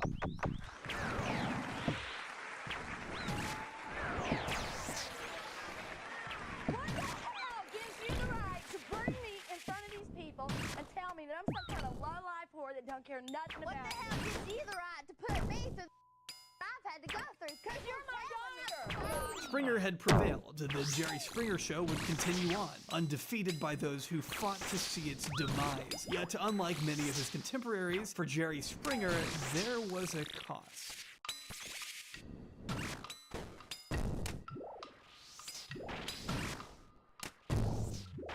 The king of trash TV and so much more. Jerry Springer has taken his self-titled show to places that went beyond most people's wildest imaginations. Yet for him, it was never the end game. Springer says he's only planning on doing the show for another 5 years. After that, who knows? Never intended to host a talk show. It was simply offered to him. There are millions of people that could do the job better than I do on this silly show. I mean, I have no particular talent at this at all. I mean, people that, compare me to Oprah is the silliest thing in the world. She's a real talent.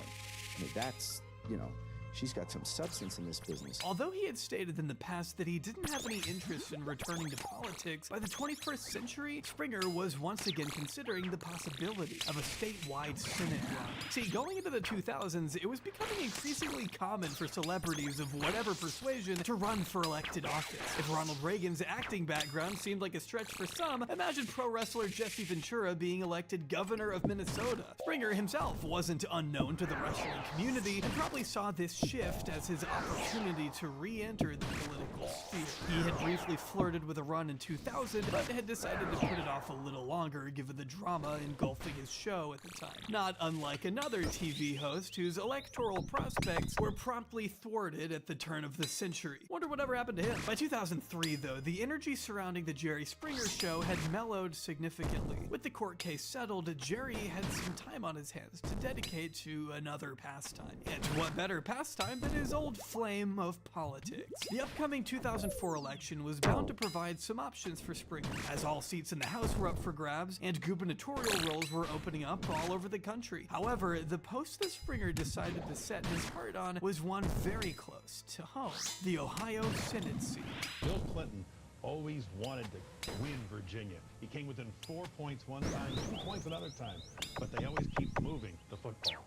And the Democrats, I think rather wisely decided, let's not spend a lot of money and time. Let's focus on Ohio and Florida, and that's why those states are deadlocked tonight. The Ohio Senate seat up for election in 2004 was held by Republican George Voinovich, another former mayor, but who had also served as governor, lieutenant governor, and as a member of the Ohio House of Representatives. In this era of bombastic personalities like George W. Bush, Voinovich was a shy, softly spoken figure, and pretty much the opposite of the sort of politician that Springer was. fans. This seemed like a good target for someone like Jerry, who already had a higher profile than his presumptive Republican opponent, and at the end of January 2003, less than a month after his court case with the Campbells was settled, he began looking into the possibility of running. And on one hand, it wasn't hard to see how this could work out for him. Unlike his gubernatorial run in 1982, Springer would have the benefits of being a household name this time around. And although he had plenty of people who opposed him, he also had plenty of viewers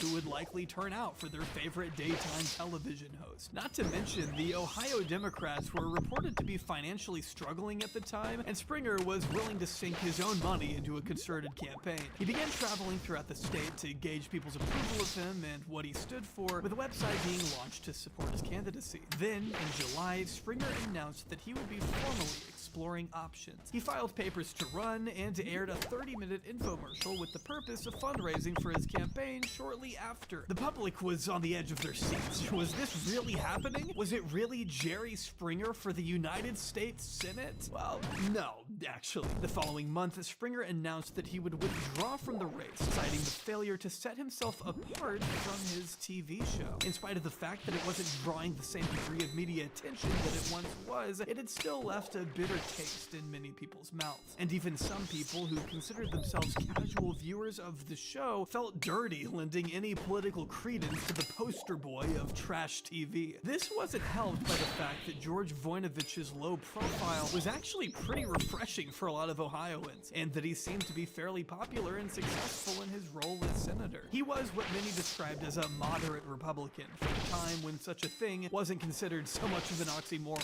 Voinovich won the state the following year, carrying every single county in Ohio and embarrassing the Democratic Party. In a way, Voinovich represented everything a person like Jerry Springer could have been, but had rejected in the pursuit of a media career. The strange thing is that I think Springer's desire to be a media figure was meant to be a precursor to his return to politics, and that he believed that regardless of how controversial his media was, that people would eventually listen to what he was saying and give him a chance. I really can't emphasize enough, Jerry Springer took 7 months to work out that people didn't like him. A February 2003 statewide poll of him found that 71% of the Ohio public possessed an unfavorable opinion of him. 71%! And this guy still thought he had a chance for so long. That was a figure he was never going to turn around in a single election cycle, let alone multiple election cycles. Much like his attempt in 1998 to return to the news, this was yet another wake-up call that people do in fact judge you by the media you produce. And if Springer wanted to actually use his profile for good, he would have to work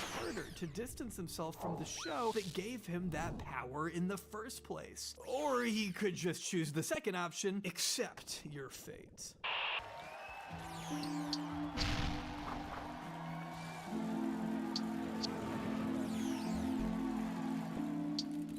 Over the next few years, Springer began to take even more shots at his own show, embracing his reputation as one of America's most hated television hosts. Springer never felt a connection to the content he created, but by now, as it had finally dawned on him that this was what he was going to be saddled with for the unforeseeable future, he decided that he didn't need to hide his contempt any longer for the work he produced. On one hand, it felt like a humorous form of self-deprecation. He'd slide down on a fire pole, there'd be trip gongs every time the gloves came off, contentious Jerry chants. This is the era where the show really felt like it became rather fake for the entertainment factor, and Jerry seemed to be having a good time leaning into this humor. But on the other, you couldn't help but feel like it was the bitter complaints of someone trapped in a career that gave them all the resources he needed, but absolutely nothing to do with them, because nobody could ever take him seriously. From 2005 to 2006, Springer briefly hosted a radio show which focused more on political affairs, but again stepped away from it because of, quote, other commitments. See,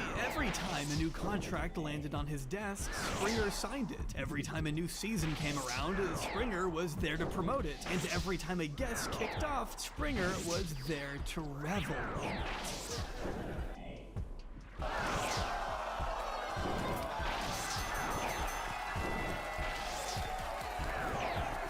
still had his showbiz career and was never in short supply of gigs there, even picking up a couple seasons hosting America's Got Talent. In fact, as he moved into the back end of his career, he only accelerated his TV appearances, with multiple guest spots on both sides of the pond and never turning down an opportunity to flex his political chops. But number two is he has a great skill in business and in marketing. Great skill. I would disagree with him.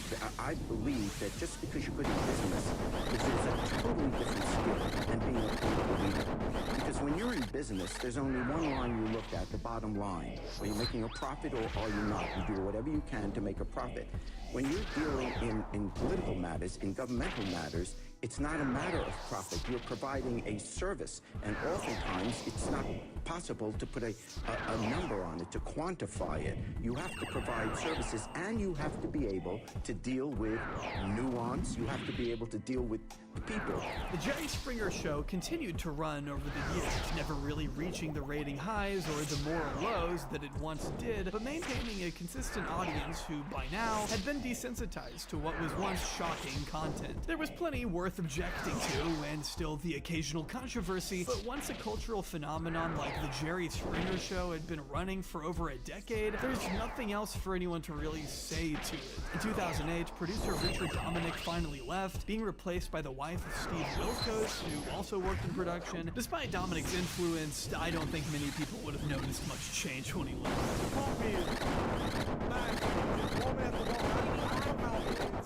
I'm gonna do the right thing. You did. How? You did. That's not even the point of you being a man. It's the point of...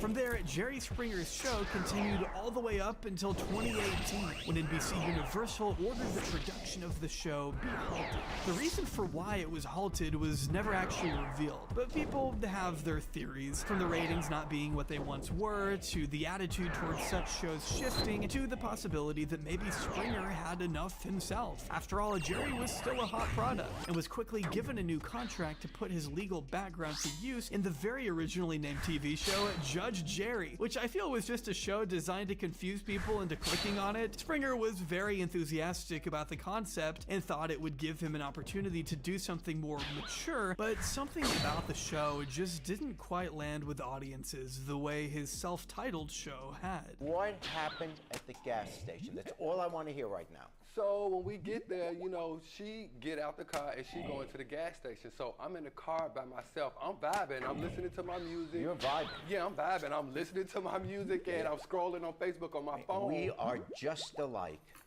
Yeah, right. So remind you, I'm the only car at this gas station. You don't look like a car. No, I was actually in a truck. Despite the attempt to try and introduce some original ideas and colorful characters, the show felt like a rather pale imitation of other courtroom reality shows, with Jerry Springer cut and pasted into the picture. It was apparent that whatever charisma he once possessed was not really on display anymore, and after 3 seasons, this program was dropped as well, with Springer's presence clearly not being able to draw the same views as before. It was a reminder for how Springer, regardless of his fandom, was still only as good as his guests, and a courtroom environment which would inherently demand more discipline was naturally going to neuter some of that chaotic energy that so many people watched the Jerry Springer Show for. The argument when our show started coming on the air wasn't that, oh my gosh, I didn't know behavior like this existed. It was that we weren't used to seeing anyone on television unless they were upper middle class whites. He remained active on social media, even making the occasional appearances to discuss his legacy. One commonly quoted interview has him expressing a bit more remorse on what he created. I guess hindsight is always 20/20. Do you crown yourself the granddaddy of reality TV? No, I just apologize. I'm so sorry. Whatever. Rude the culture. I just hope television's out because I burn real easy. I'm very light and complected. And that kind of worries me. No, you know, I'm just a schlub who got lucky. He continued to be active in celebrity circles, and his YouTube channel continued to upload old clips of the show. And in 2023, it looked like he was working on something new, with a TikTok on March 10th appearing to show him on set. Unfortunately, though, we would never find out too much about this new project, as less than 2 months later, on April 27th, 2023, Jerry Springer died, aged 79. Tributes and think pieces on his legacy flowed in. The man who had changed the face of TV for better and worse had passed away. But for a person who had evoked such strong reactions during his tenure on his self-titled show, the coverage of his death was strangely dispassionate. And yeah, I know, you're probably not going to have the public celebrating the death of most people, but it was a representation of how, for all his contributions to the culture, people didn't really view the contributions as entirely his on a personal level. That for nearly 30 years, Springer had sunk his time and energy into a show that would only really bear his name. The rest of his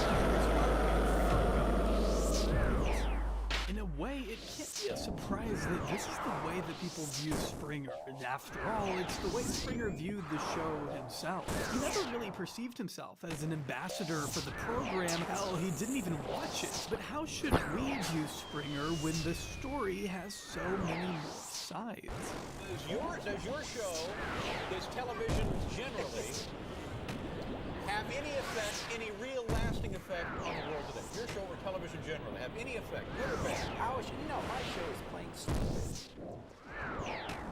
I guess the allotted time has passed between which a person dies to the point where we can start actually trying to work out what their show stood for. Recently, a Jerry Springer documentary on Netflix was released. It was promoted as this big, all-revealing piece on what actually happened behind the scenes, yet it ended up being shockingly tame, focusing primarily on the producers like Dominic, who are happy to make excuses for the show's handling without providing any real insight. More importantly, the documentary fails to actually talk in real depth about the man who the show was named after, whose position is often greatly overlooked, when I think it might be the most interesting aspect of the show. I hate to say it, but I think this sort of documentary would have benefited from Jerry's presence, and unfortunately, we will never have that opportunity now. The probability of paternity is calculated to be 0%. It's not, Julian. Why are you not off that chair, getting to your son to talk to him? Why are you sat here still blaming everybody but yourself? Because I'm going, but you're not, are you?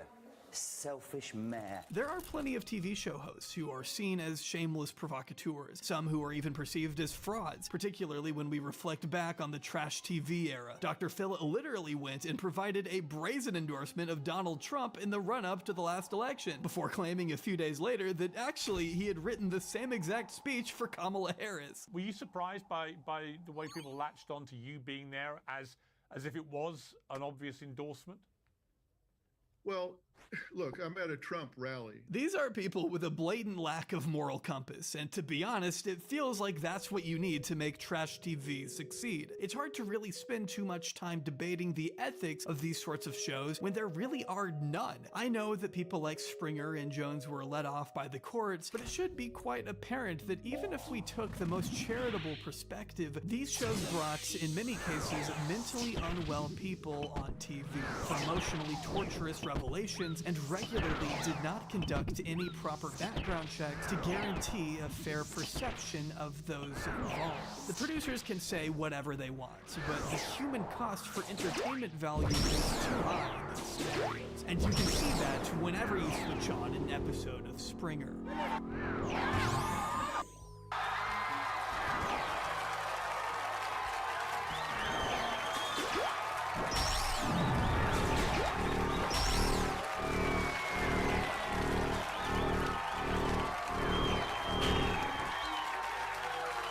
Outside of all the highly problematic subjects, which in hindsight seem exploitative and in bad taste to say the least, from the parading of mental illnesses to the blatant bigotry toward marginalized groups, the simple fact is that there will never be a justification for what the Jerry Springer Show put their guests through regardless of what they had done or who they were, many of them were individuals who had seen a life of suffering and deprivation only to have themselves strung up in a public theater, while the producers, the executives, and Jerry himself all grew rich off that same humiliation. If government, any government, is to have any positive effect on our lives, which after all is its purpose, to make life more tolerable, then that government must bear some relationship to how we live. Jerry Springer was born into a family that had seen suffering greater than most of us could ever imagine. He was a person who, at least throughout much of his earlier life, seemed intent to give back to the people, who wanted to make a positive difference in the world. I don't think those dreams ever subsided, but they were always offset by his own ambition, his desire to immediately possess power to make the change he desired, despite the fact that change is often a slow and painful process, laced with setbacks. As much as he loved being the biggest personality in local politics, Springer simply didn't have the patience for the parts of it that weren't as fun, so he set his sights on something different. Good evening. We could be on the brink of another real estate boom in Ohio. In his role as a commentator and newsreader, Springer again successfully made himself the center of attention and transformed ratings on the channel that hired him. He was liked and respected by many, even if his methods were viewed as unorthodox and unprofessional by others. Viewers felt they understood Jerry Springer at one point, that he was one part serious politician and one part bombastic entertainer, a combination that seemed to drive up his popularity in the 90s and inspired network executives to give him his own self-titled TV show. What do you think about blacks? There's nothing wrong with them, but you should race mix. You wouldn't kill them? No. You just send them back to Africa. Many retrospectives these days seem to harp on the fact that the early show dealt with serious matters, and yet all the archival evidence from around that time, it tells you an entirely different story.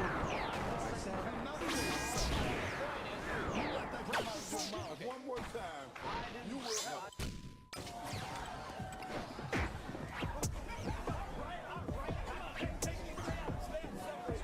The truth was that many fans of Springer thought he was going too tabloid with the subjects he covered. The serious topics that are commonly referenced were often sprinkled amongst many other lowbrow subjects that have been mostly forgotten. It's actually completely possible that Springer had the opportunity to be a hard-hitting political journalist. After all, he did say that serious topics pulled strong ratings. This is important information because understanding this fact alters the perception of the 1994 decision to revamp the show, that it wasn't a complete overhaul, it was just a step further into absurdity, one that Springer didn't actually have to do. We're not talking about a down-on-his-luck TV host pulling out a last-ditch attempt to rescue his TV show. We're talking about one of the most successful, multi-talented media figures of his era, but he was so out of his depth in the genre that he just went along with it until he was in too deep. The further that Jerry Springer's show went, the more it had less of his personal influence, and more it just became a showcase for other people to ruin each other's lives. And that's where we arrive at the moral dilemma of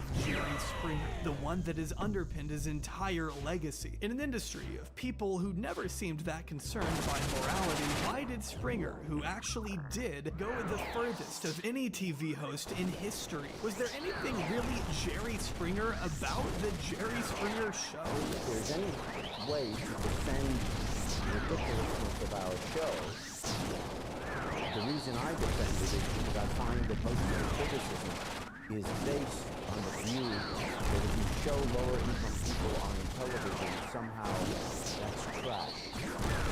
And wealthy people or celebrities can talk about the exact same issues.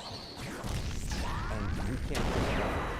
Springer's defense commonly boiled down to this just being a slice of America, that plenty of celebrities and officials had done worse and been alright in the end, that Springer was simply giving people an opportunity to tell their own story in a world where stories only belonged to the rich and famous. This was the First Amendment, clear as day. It definitely calls back to his own personal scandal and how quickly he was accepted back into high society after he embraced his transgressions. And I do think that part of the issue did come down to his critics. critics. These critics always attacked the show on the basis that it glorified the subject, but I don't really think it ever did, and that led to Springer making a case for the show that wasn't entirely invalid. I think his own liberal values do come into play here because a lot of the campaigning did come from traditionally conservative sources and narratives, and I think while other talk show hosts caved with the intent of being more tasteful, it gave Springer a natural inclination to resist because there was this elitist attitude toward his content, and I don't think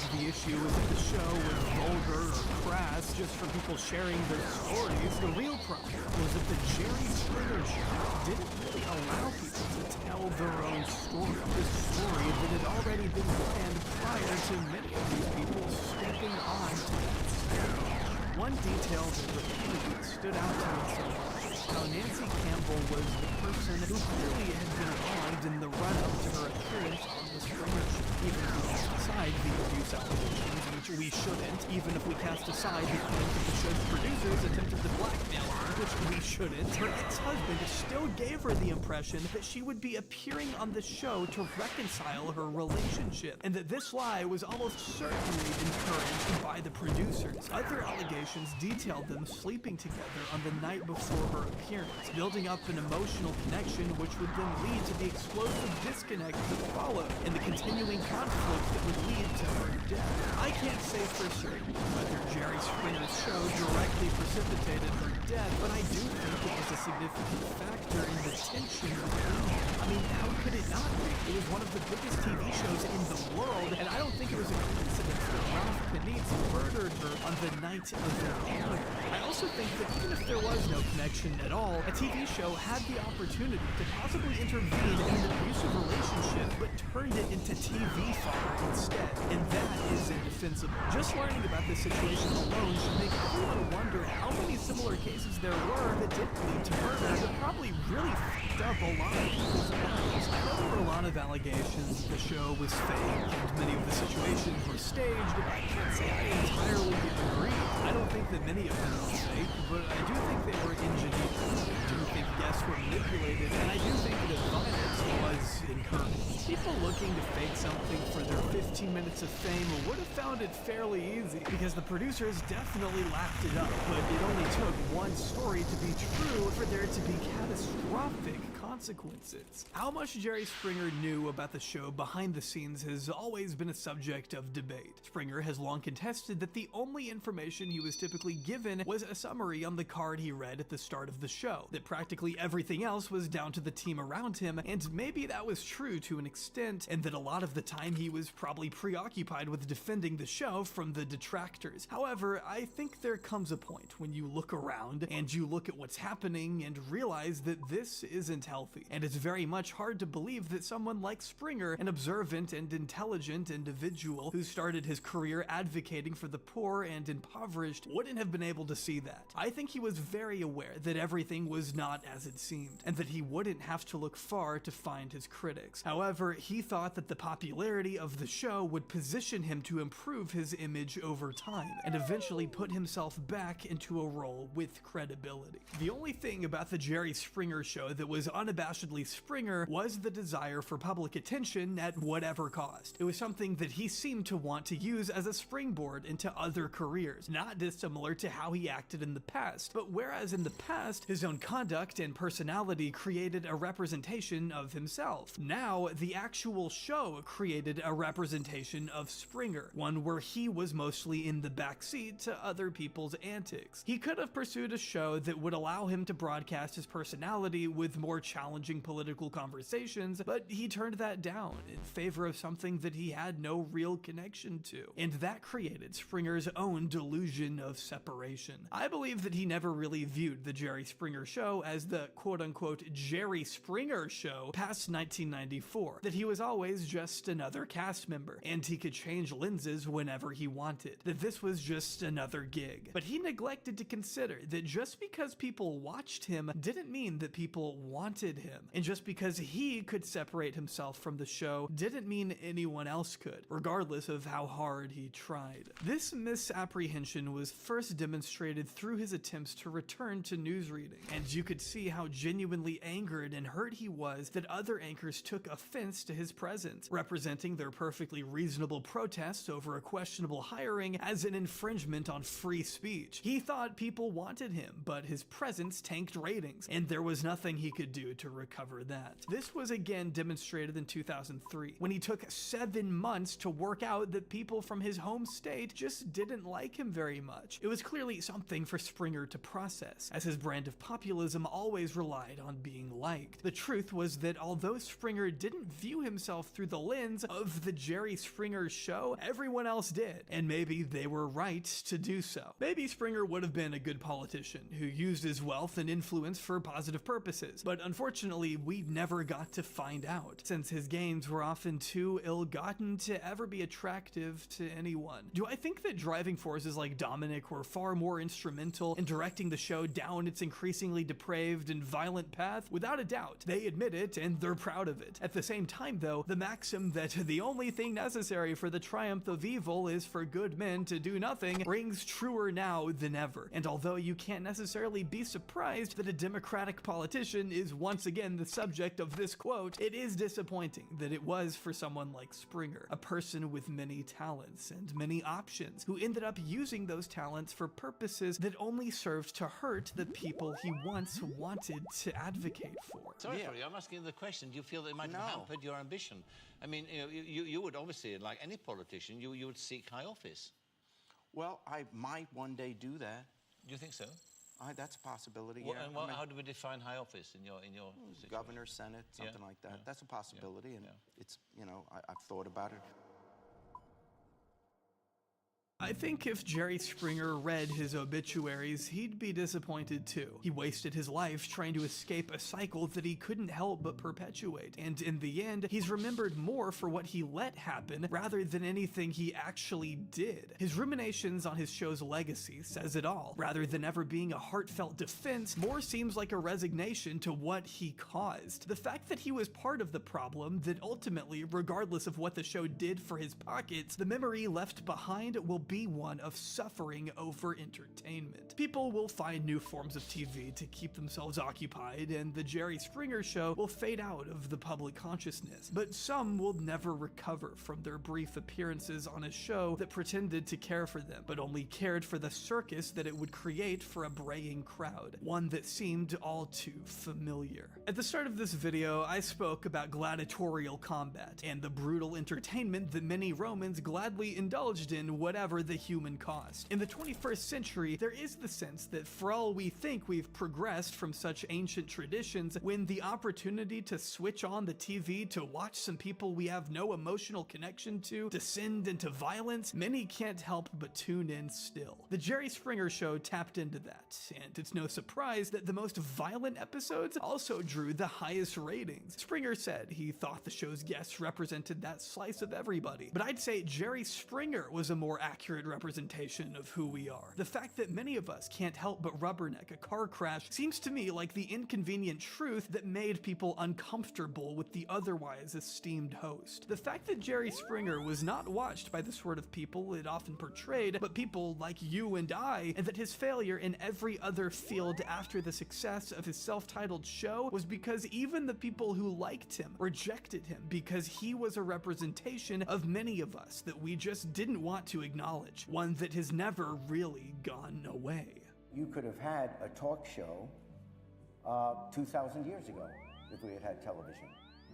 People have always been talking about what their neighbors are doing, what's going on in their own lives. It used to be you would gather in the town square, in the marketplace, and you talk about what was going on in the next village or what your neighbors were doing, and you'd gossip about that, and you'd be amazed about that.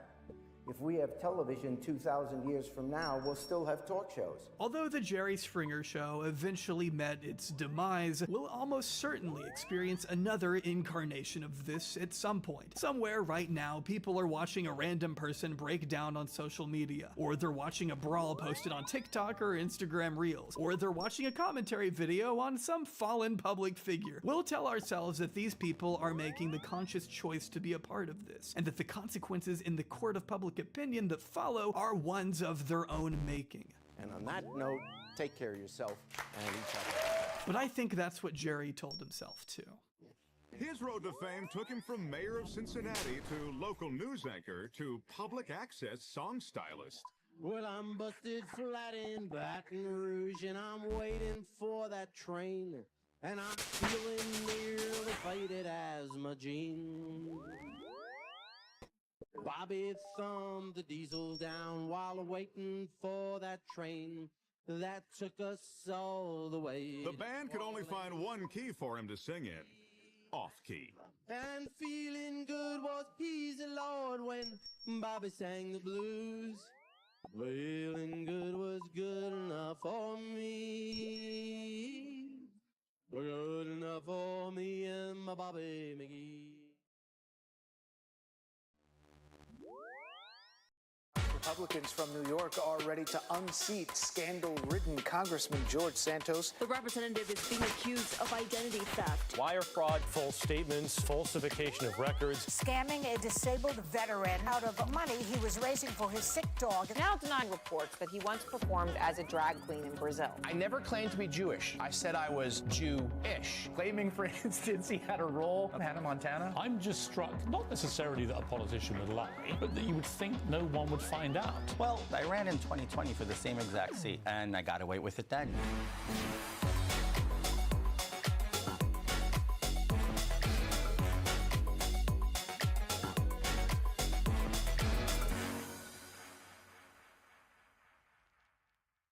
There's an old saying I find hard to disagree with. Politics is just show business for ugly people.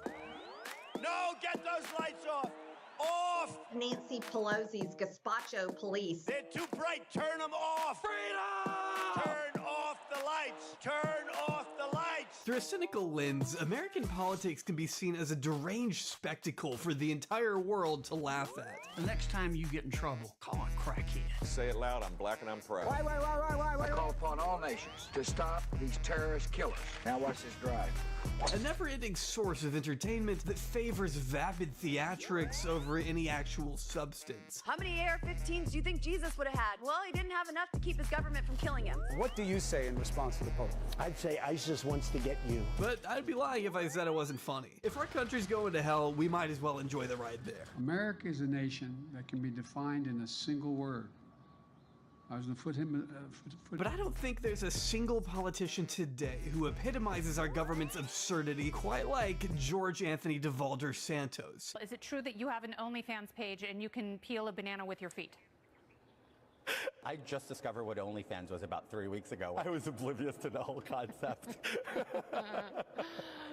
You just can't tell the truth. All right, so... You may have heard his name before or seen his picture on the news, and well, that would be because George has become one of the most polarizing individuals in all of Congress, but that's not for any traditional reason. He was elected on a number of false pretenses, and I know your response to that may be, doesn't every politician lie, though? To which I would say yes, but also you've never heard of George Santos. This guy's entire existence is made up. He's lived about 1 million different lives, and as a result, has put himself in the crosshairs of the FBI, the FEC, the GOP, the Brazilian government, the House Ethics Committee, and the nearly 1 million constituents who make up his district, just to name a few. I mean, he's facing 23 federal charges as we speak, and there's no guarantee he won't be charged with even more after this video comes out. Because when we look into his actual biography, we discover a man who has scammed, thieved, and manipulated his way to the top in a manner so unbelievable, he's had to escape entire countries. I mean, we're talking about an entirely different brand of criminal. He's like a Looney Tune, a Grinch-like figure, as some have suggested. George Santos just left Tim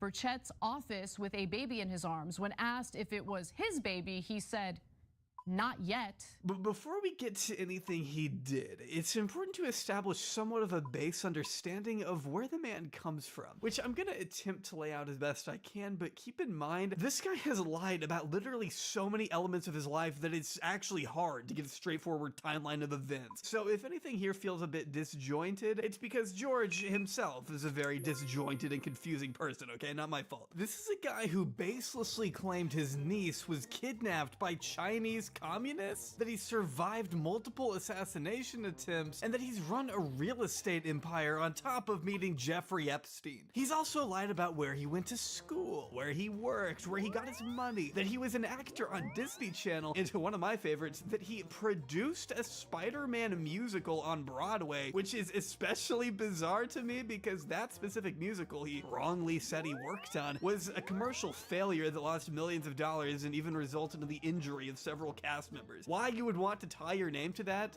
I just don't get. Half the time there's nothing to be gained from these lies at all. In a 2022 congressional debate, he actually stole his opponent's answer to the question, what's your favorite holiday tradition, right in front of him. So Mr. Zimmerman, name one of your favorite family traditions. New Year's Eve, I hope my nephews and I, my brother and sister-in-law, get together in our sweats, watch a stupid holiday movie, some sort of stupid comical holiday movie, and eat the food that we shouldn't eat all year round. Haagen-Dazs is always a staple. Mr. Santos, your favorite family tradition.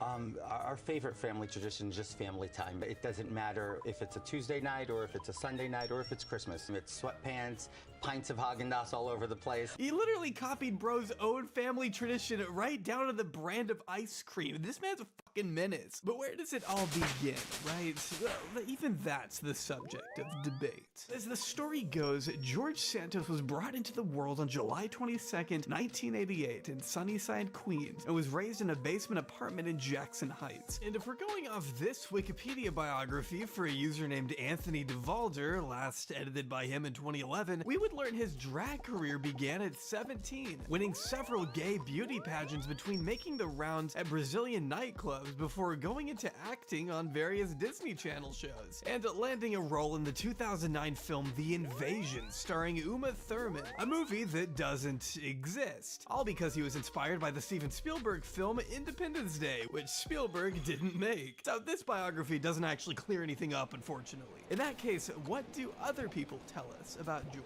Well, as his former coworker, Barbara Hurtis, told Patch.com, he used to tell us he was born in Brazil, and that he would travel back and forth, and that he came from money. Which we know for a fact that George has lied about coming from money, once telling a judge he worked for Goldman Sachs in 2017. The reason he was in court, by the way, was so he could testify on behalf of a family friend who ended up pleading guilty to ATM skimming and later told the feds that it was George who taught him how to do it, but that's a different story entirely. The transcript here is hilarious to me because when the judge asks, "You worked for Goldman Sachs in New York?" George's response was just, "Yup," which in hindsight was a bold-faced lie, one of many that he'd actually copped to once he realized there was nowhere else to run. Before beginning his political career, or any career for that matter, we know George was living near Rio de Janeiro with his mother in 2008. Or he may have been living in the US and visiting his mom in Brazil, as some of his friends have now stated, but that's a detail. The point is, he was around 20 at the time he stole the checkbook of a man his mother had been caring for and used it to rack up around $1,300 in fraudulent checks, according to Brazilian court documents. To make matters worse, this elderly patient his mom had been working as a caregiver for was deceased at the time George took his checkbook and forged his signature in order to buy luxury clothes for his boyfriend. And despite him insisting he's committed no crimes in America or abroad, Brazilian police records indicate a different story. That George actually confessed to the crime over a decade ago, not just pleading with the store owner through a Brazilian social media platform, but eventually appearing in front of authorities in 2010 and admitting to the fraud alongside his mother, while also telling him he was a white professor according to police documents. And I think one of the wildest discoveries I made while researching this video is the fact that his lawyer for this was reportedly convicted for his connection to a gang-related murder and was defending George while on house arrest. That is just something you can't even make up. As far as the store owner goes, he recalls having to pay for the stolen items out of his own pocket at the time, recently telling Mother Jones how visibly deceitful George came across. Now, George didn't acknowledge the fraudulent checks again, began until this year when he agreed to a $5,000 settlement and a confession in exchange for avoiding prosecution. The reason he just now settled this thing is because when Brazilian police tried to subpoena him originally in 2011, George was mysteriously nowhere to be found. He wasn't with his mom. It turns out he wasn't even in the country because, I guess, for whatever reason, George decided to leave Brazil behind right then and make a new name for himself up north in the land of opportunity.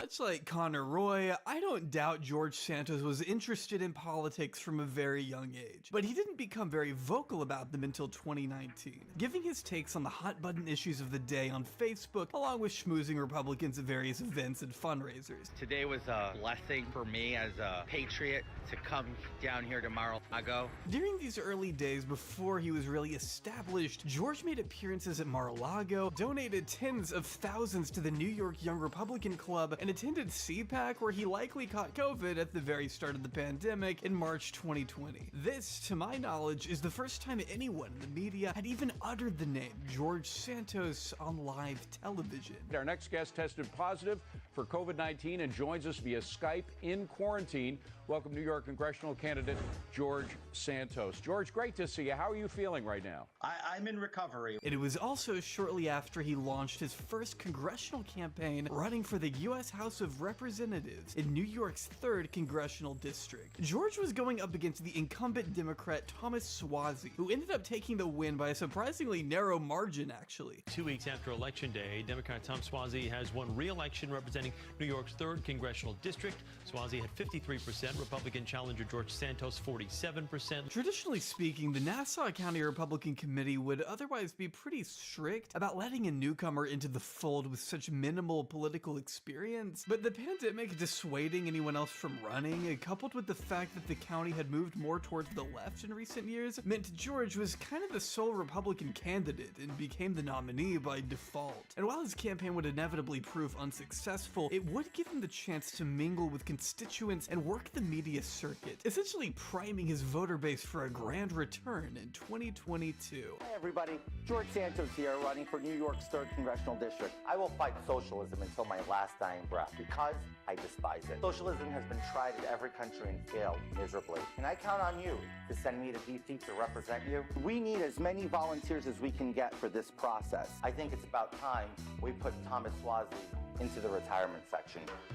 In many ways, this race was a way for him to make an impression, which he certainly did, networking with the Trump family and buying entire tables at young Republican events. What's pretty funny though is that despite all his efforts, George didn't even live in the district he was trying to represent. And when reporters pointed this out, George claimed an address that in actuality belonged to his campaign treasurer. That same treasurer who would later admit to fraud and to implicate George in a scheme to embellish his finances, but trust me, we'll get to that too. It was also during this first congressional run that fellow candidates in other districts began to wonder how legitimate his fundraising claims really were. There seemed to be a pretty wide gap between what he said he had raised and what he had actually reported on campaign finance disclosure forms. As congressional candidate Josh Eisen told Intelligencer, I would look into his filings and see that he had raised almost no money. Everybody in politics exaggerates a little bit, but he was saying he had a 6-figure quarter, and it would turn out that it was a 4-figure quarter. One consultant plainly labeling him a walking campaign finance violation, and that it's been reported George came up with ideas to try and avoid campaign finance law, with one scheme that would allegedly involve getting donors who had maxed out their donations to him to give to the political action committees of other candidates, who would then funnel the donation back to Santos, as Intelligencer states. But these things weren't explored in depth at that time, because he was still so low profile enough that nobody really cared to look into him, honestly. His opponent figured, why waste money and resources on a background check that could end up giving George more exposure when he could otherwise just kind of cruise through an easy win without all the hassle. So in fear of Streisand affecting the young Republican, Suozzi opted not to prioritize opposition research, keeping George's lies under wraps for at least a couple more years. Democratic Congressman Tom Suozzi sees a victory on the horizon, banking on 90,000 absentee ballots. A newcomer to the political scene is singing a very different tune. The 32-year-old Queens native who works in finance credits his current lead in the vote to an underestimated campaign which connected with voters. Directly following his marginal loss in New York's 3rd District, George Santos was furious. Believing he had actually won the race, he began to allocate money and staff to a recount that never happened, along with accusing the county's GOP chairman of sabotaging his campaign because he's gay. According to intelligencers, some of his own staff members were starting to worry about his mental health when he reportedly suggested finding a way to somehow throw out Democratic ballots as they came in, a hysteria that culminated when he went to Washington, D.C. to attend an orientation for new congressional members even after it was abundantly clear he had lost, refusing to leave the room even as Suozzi was announced the winner. And if that wasn't enough, he'd then make a speech at the Stop the Steal rally one day ahead of the January 6th riots, arguing his election had been stolen from him just like Donald Trump's. They did to me what they did to Donald J. Trump. They stole my election. Watching that rally from home was one of George's former roommates, who couldn't help but notice the Burberry scarf he was wearing looked a little familiar. While they were roommates, Greg Morey said Santos stole his Burberry scarf and later wore it during the rally ahead of January 6th. I saw that video and I just not very happy. Those campaign finance problems I mentioned earlier, though, would absolutely bleed into his second congressional run in 2022. The successful one, which means people actually looked into this stuff. For instance, we know he was spending lavishly on the second campaign trail, racking up around $40,000 in flight expenses, buying his staffers expensive clothes while still treating them like shit, apparently. He also had a tendency to spend $199 at restaurants and hotels, which is just under the legal threshold of $200 for expenses that campaigns are legally required to track. To give you an idea of how rare an expense like that would be, FEC data shows 90% of all House and Senate races across the country did not report a single transaction between $199 and $199.99 in 2022, while the Santos campaign, on the other hand, reported 40 of them. In fact, Politico states that George's campaign accounted for roughly half of all expenses by all campaigns that cost exactly $199.99, a statistical improbability. Not to mention the countless donations from people who either don't exist or don't recall sending George any money. His cousin, for example, was dumbfounded by a pledge for $5,800 that he says he never made, adding to the overall mystique of how George managed to scrounge together a $700,000 sum he loaned his own campaign in 2022. But we'll explore all that and more in just a second. What's important right now is that he won, partly thanks to his district being redrawn 6 months before the election to include a much more Republican area. He was already running unopposed, which made him the Republican nominee, making it easy for him to beat the Democratic nominee Robert Zimmerman in a newly red region. This redrawing of the county lines was truly the best thing he could have asked for. It was a gift, but unfortunately, everything to come after this would be the exact opposite of a gift. We picked him up pretty early as a fraud and a braggart and a liar, which, you come across sometimes in politics, but he was off the scale. But first, a brief word from our sponsor, Fume. Fume is a flavored air device that uses plants and behavioral science to help you trade out your negative habit for a positive one. Fume uses cores infused with plants such as peppermint and cinnamon for delicious, all-natural flavors. Fume uses no nicotine, no vapor, just natural, plant-flavored air to make replacing your bad habit an enjoyable experience. It's tasty, and the device feels super well-weighted in your hand. It is perfectly balanced and fun to fidget with. Stopping is something everybody puts off because it's hard, but Fume aims to help with that. Having served over 150,000 customers with thousands of success stories, there's no reason that can't be you. Head to tryfume.com/Jobbery or scan the QR code and use code Jobbery to get 20% off your order today. But I've got to warn you, that 20% off deal only lasts through December 1st, so you better hurry, otherwise it's 10% off, which is still pretty good in my opinion, but what are you waiting for? Go to tryfum.com and use code Jobbery when you check out. Huge thanks again to the wonderful people over at Fume for sponsoring us. So now Nassau County legislator Josh Lafazan has launched a new campaign with county residents to keep track of Congressman Santos, kind of keep an eye on him and his whereabouts. He's calling it Where's George? By the time George made his acceptance speech on the night of November 8th, 2022, exactly 1 year apart from me typing this now, the man was already beginning to raise eyebrows. Turns out his own campaign had actually been made aware of his shady past in 2021 when they conducted what's called a vulnerability study.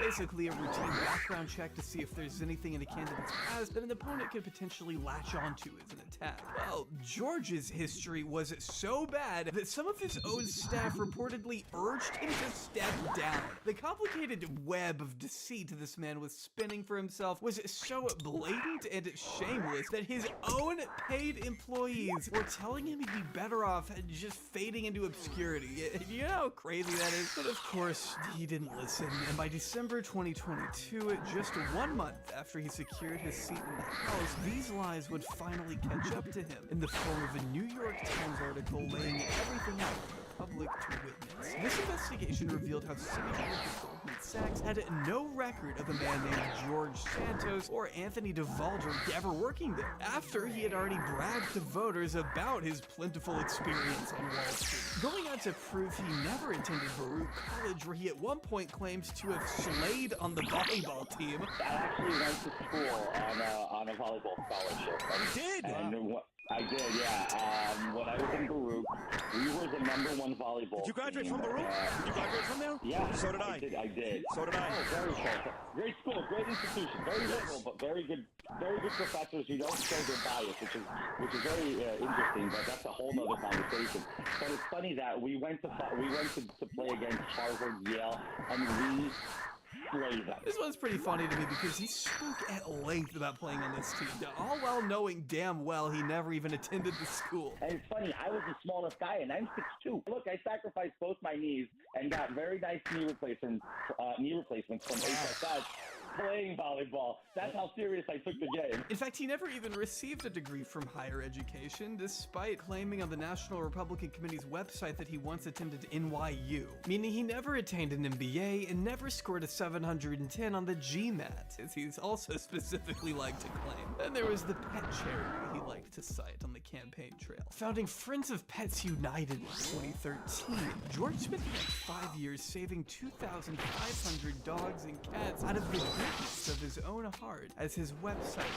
Only subsequent reports have found this thing wasn't even registered as a charity in the states of New York or New Jersey. One of the only remnants of this thing the Times could verify was a Facebook post promoting a fundraising event in 2017. But the beneficiary of that event claims to have never received the funds, and that George kept making up excuses for why he didn't have the money. I mean, he was definitely facilitating the adoptions of these dogs, but where he was getting them from is a whole other story. Just associates of his claim he would brag about rescuing dogs off the streets himself, while this Amish dog breeder in Pennsylvania paints an entirely different picture. According to him, George showed up at his ranch looking to purchase some puppies, writing 9 checks totaling out to be about $15,000. The farmer grew suspicious, but by that point, George already had the dogs in his car, so he took the gamble, and shockingly, the checks bounced. Have you gotten the money back? No. Have you heard from anybody about it? No. Do you believe this is the man who bought your dog,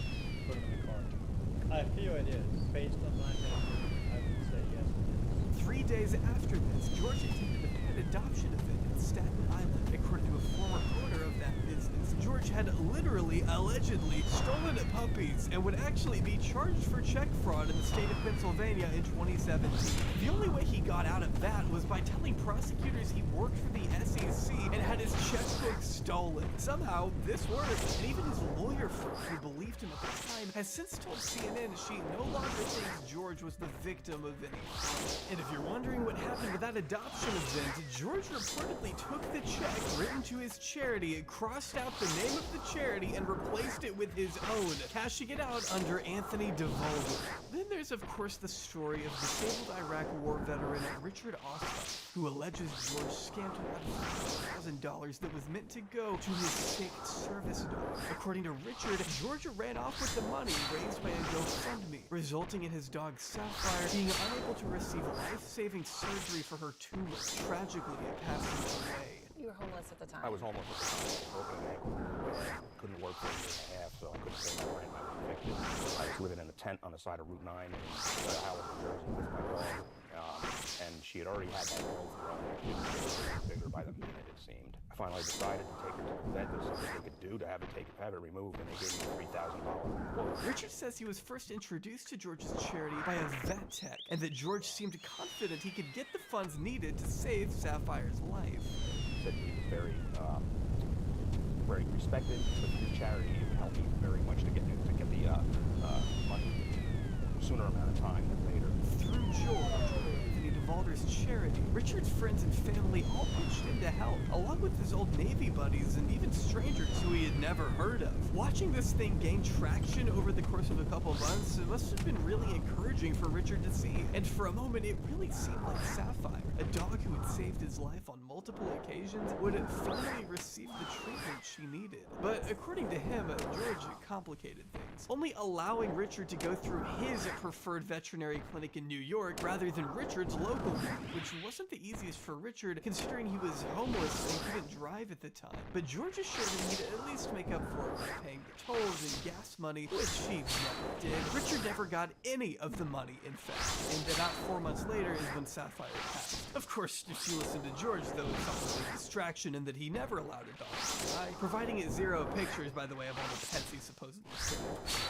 How are we supposed to believe him here when he's also presented no evidence he did any charity work for kids with skin conditions like he's previously claimed? According to his old campaign website, he and his family engaged in helping children with EB, but as executive director of Deborah of America, global consortium of organizations working on behalf of people with EB, who knows, quote, all the global EB charities, notes, there's nothing in their database or general records to indicate George and his family's volunteerism at all. Even SOS EB Kids, who advocates for children with EB in Brazil, has found no records of George's family ever donating to their organization, which is probably why this line about helping kids with EB was removed from his website entirely and replaced with a more generic and difficult to verify line about him supporting at-risk children and American veterans, but still never actually showing any proof. The Times also brought up George's alleged $750,000 salary and over $1 million in dividends from his company, the DeValder Organization, which not only has no public LinkedIn page, but its address appears to be at a Florida mailbox store located in a strip mall next to a Dollar General and a Chinese takeout place. Yet George would describe this thing a few different ways.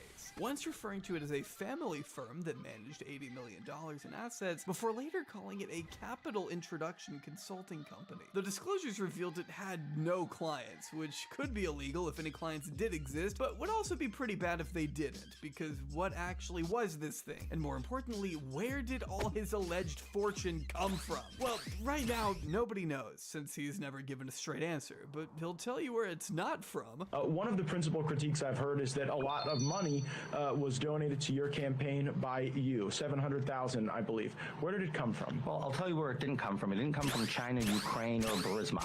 How about that?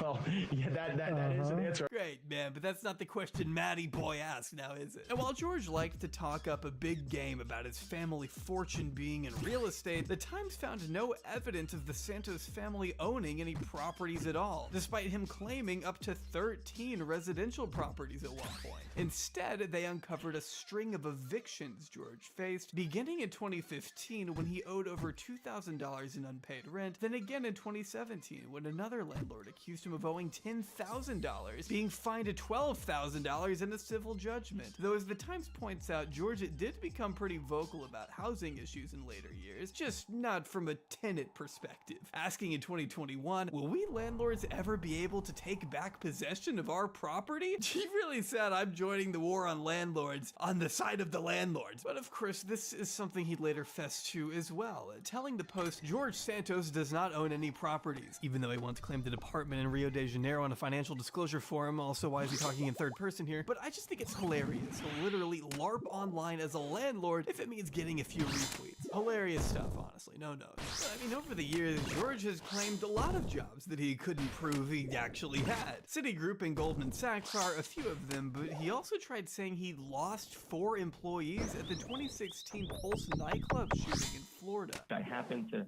at the time, have people that worked for me in the club. My company at the time, we lost 4 employees that were at Pulse nightclub. Only the Times was able to review the obituaries of those lost that night and found no connections of them to any purported businesses George claimed to even be involved with, which is like an extremely easy thing to prove. All of this stuff is. I mean, he was making $15 an hour at a Dish call center at the same time he was telling people he was working as a rich financier on Wall Street. It's just that nobody looks into it until it's too late and he's already in office. He was, however, involved with a company called Linkbridge in 2019 before shifting to an investment company called Harbor City Capital based in Florida, which already should raise some red flags. What the Harbor City? This thing was a Ponzi scheme. It literally used YouTube videos to bait investors with false promises of double-digit returns before being shuttered by the SEC. To this day, George claims he had absolutely no idea of any illegal activity happening while there, and I have no reason to doubt that. This is a guy with a clear conscience and a reputation for being honest. What more can I say? This is his very first TV interview since these accusations surfaced. I'm not a fraud. I'm not a fake. I didn't materialize from thin air. I worked damn hard to get where I got my entire life. Needless to say, this article revealed a lot, but George retaliated hard, providing copious amounts of documents and files on top of files to prove the undisputed legitimacy of every single one of his original claims. Kidding. While his lawyers slammed the article as a smear campaign riddled with defamatory allegations, George never did come up with any evidence to defend himself with. In fact, to make matters worse, almost immediately after this thing was published, Jewish Insider would reveal some pretty damning information regarding his family tree. I think one of the questions that really probably hits home to a lot of people is are you Jewish? See, George was known to flaunt his supposed Jewish heritage in front of voters, painting it as a story of survival, tenacity, and grit, as he put it at a Jewish coalition conference, for example.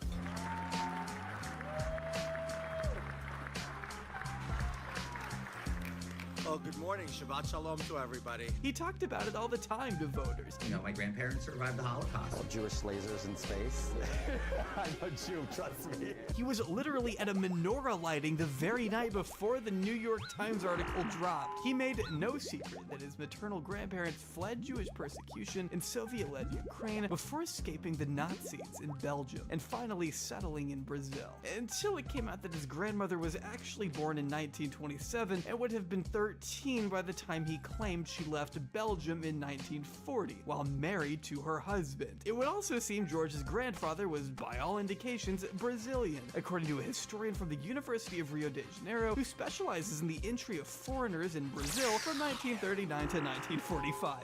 Exactly the time frame we're looking at here, which conflicts with the initial story that his grandfather escaped Stalin's Ukraine in the 20s. In fact, according to the historian, only 2 foreigners entered Brazil from Belgium by the name of de Valder, but they arrived separately after the war in 1948 and 1955 and left pretty soon after. Though he did acknowledge George's great-grandfather, who arrived in Brazil at the end of the 19th century, according to an extensive genealogical record of the Santos family. Finally concluding, George has an interesting family history with nice and important people. I suspect he doesn't have the slightest idea of this. For that reason, he invented ancestors. Now again, multiple family records show your maternal grandparents were born in Brazil, and a genealogist told CNN there's no sign of Jewish and or Ukrainian heritage, and no indication of name changes along the way. At that point, George had been cornered. He went from basically being gifted a seat in the House of Representatives on a silver platter to becoming enemy number 1 of the media before he was even sworn into office. Within the ranks of the United States Congress, there's felons galore.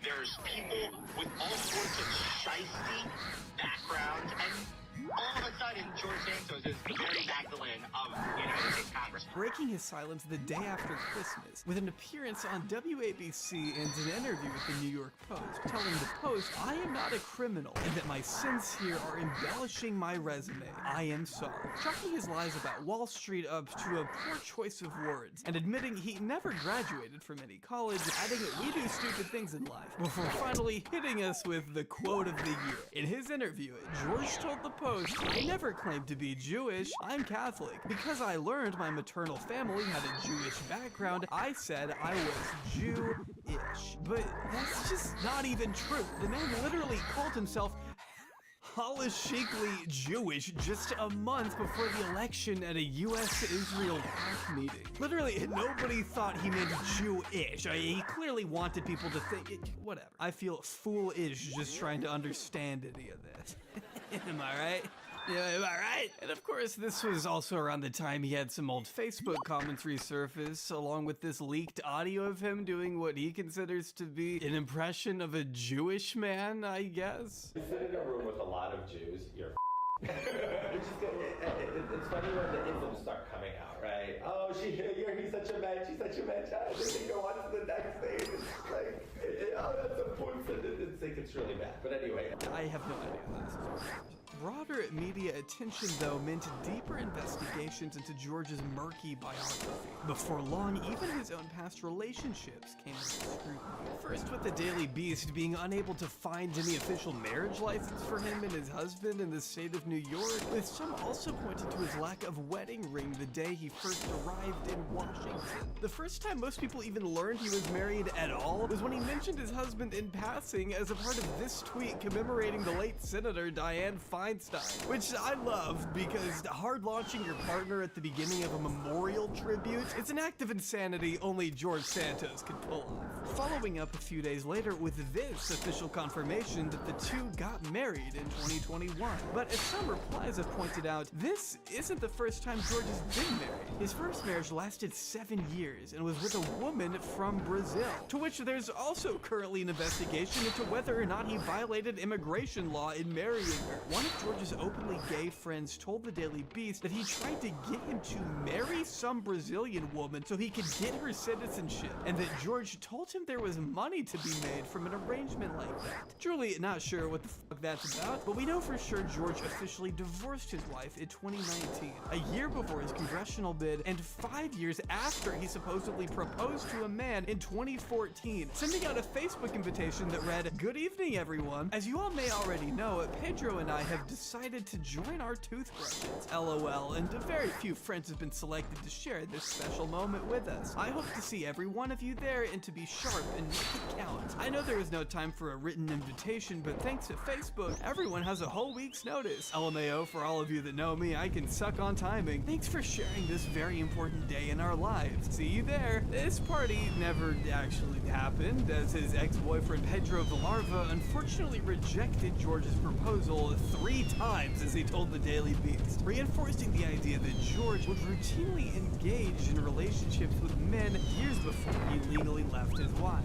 In response to any speculation on his sexuality, George told the New York Post, "I'm very much gay. I'm okay with my sexuality. People change. I'm one of those people who change." And while we're on the subject of change, it's also been reported that George was once a supporter of left-wing Brazilian President Lula, according to one past acquaintance, which would be in stark contradiction to the man we know George to be today. Instead of spearheading progressive bills to expand and protect the rights of the LGBTQ community, for example, George was a vocal supporter of Ron DeSantis' infamous Don't Say Gay bill, which has been widely condemned by activist groups as staunchly homophobic and unconstitutional. Even after George seemed to maybe change his mind on this later and denounce DeSantis' rhetoric as to diminish and remove rights from people like him, he made it clear he still supports the bill in nature. Not sure what part of it he supports, but he hasn't exactly garnered a reputation as an activist by palling around with some of the biggest homophobic monsters in politics, I can tell you that. Which is especially sad when you consider the drag queen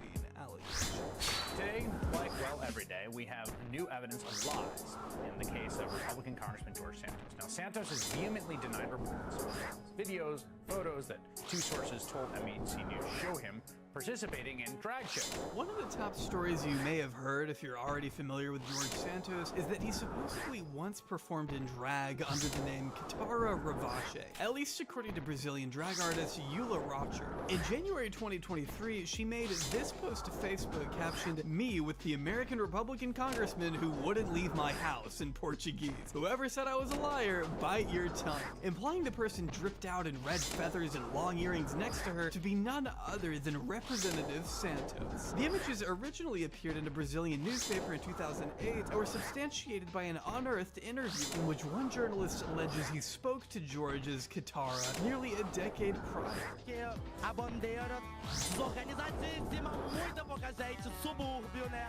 Não é Rio, a bandeira não tem bofe nenhum. Now, I don't know Portuguese, but those who do have commented down below that he's talking about all the various clubs he used to perform at in Rio, which to me reinforces that old Wikipedia user biography that referenced Anthony DeValder's successful stage life as a drag queen. Eula even told NBC that she knew George at a time when he was coming up in the drag world, and even acted as somewhat of a mentor towards him, along with citing his outgrown sense of grandeur and claiming he lied all the time. Initially, George responded to these claims with absolute and utter denial, writing, "The most recent obsession from the media claiming that I am a drag queen or performed as a drag queen is categorically false. The media continues to make outrageous claims about my life." Though a few days later, as he was leaving LaGuardia Airport, George had changed his tune, telling reporters, "I was young and had fun at the festival. Sue me for having a life," which quite honestly is the most human thing I think he's said so far. Had he just been honest about it from the start, I don't think this would have been the same story. What I don't understand is that George can be honest about this, but still repeatedly lie and change his story when it comes to other personal details about his family, for instance. Even as George made several amendments to his biography as more lies were exposed, there was one notable detail that remained a part of his website throughout it all: that his mother, Fatima DeValder, died in 9/11, which, by the way, was already a subject of debate because in classic George Santos fashion, he initially worded his mother's death in a way that made it seem she passed in her office when the World Trade Center was attacked, until later when he clarified actually she survived the initial attacks but passed away a few years later when she lost her battle to cancer. Only further reporting has indicated that Fatima DeValder wasn't even in the country in 2001. In a visa application she filed in 2003, Fatima states she had not been to America since she left it in 1999. And in another filing just 3 months before the attacks on the World Trade Center, Fatima explained she couldn't come to America because she had her green card stolen in Brazil. These are the words of George's own mother, whose son would later go on to lie about the nature of her death years after her passing in 2016. All for the aim of, I guess, appearing more human? Having such a personal connection to a tragedy that not only affected so many Americans, but specifically New Yorkers, would undoubtedly lend him more credibility among voters in that region. But lying about such a thing also has the potential to irreparably ruin that image in the eyes of those same constituents. While the Washington office of George Santos is up and running, protesters gathered outside his vacant Douglaston district office, mounting calls to resign from voters who say they were duped by a candidate who fabricated virtually all of his qualifications. Great Neck voter Jody Cass-Finkel has launched a bipartisan petition. We got a con man. We got a liar.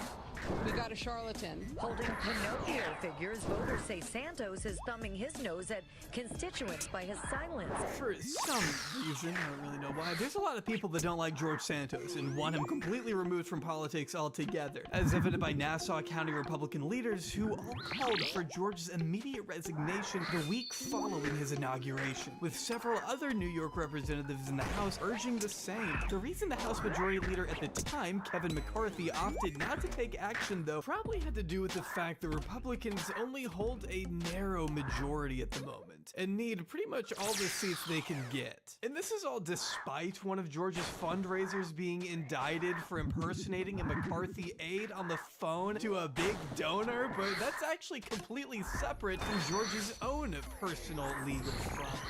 being issued one of 2 federal indictments in May of this year. With 13 counts including wire fraud, money laundering, theft of public funds, and lying to the House, his biggest mistake may have been using campaign money to pay for personal goods. And it's not even that he did it, it's that he did it the wrong way. Legal loopholes found within social welfare groups or leadership PACs regularly help politicians get away with the exact type of thing George was doing. It's just that instead of using a real social welfare group or a 501c4, he set up a regular business and falsely told donors it was a 501c4. That business, Redstone Strategies, which wasn't even registered with the IRS, had nothing to do with his campaign and everything to do with his bank account, as stated by New York Times contributor David Firestone, who notes that this business was wiring funds directly into George's personal bank account, which is like insanely illegal, man. You could have gotten away with it too if you just were a bit smarter about it, but I digress. At this point, even his own campaign treasurer, Nancy Marks, has flipped on him.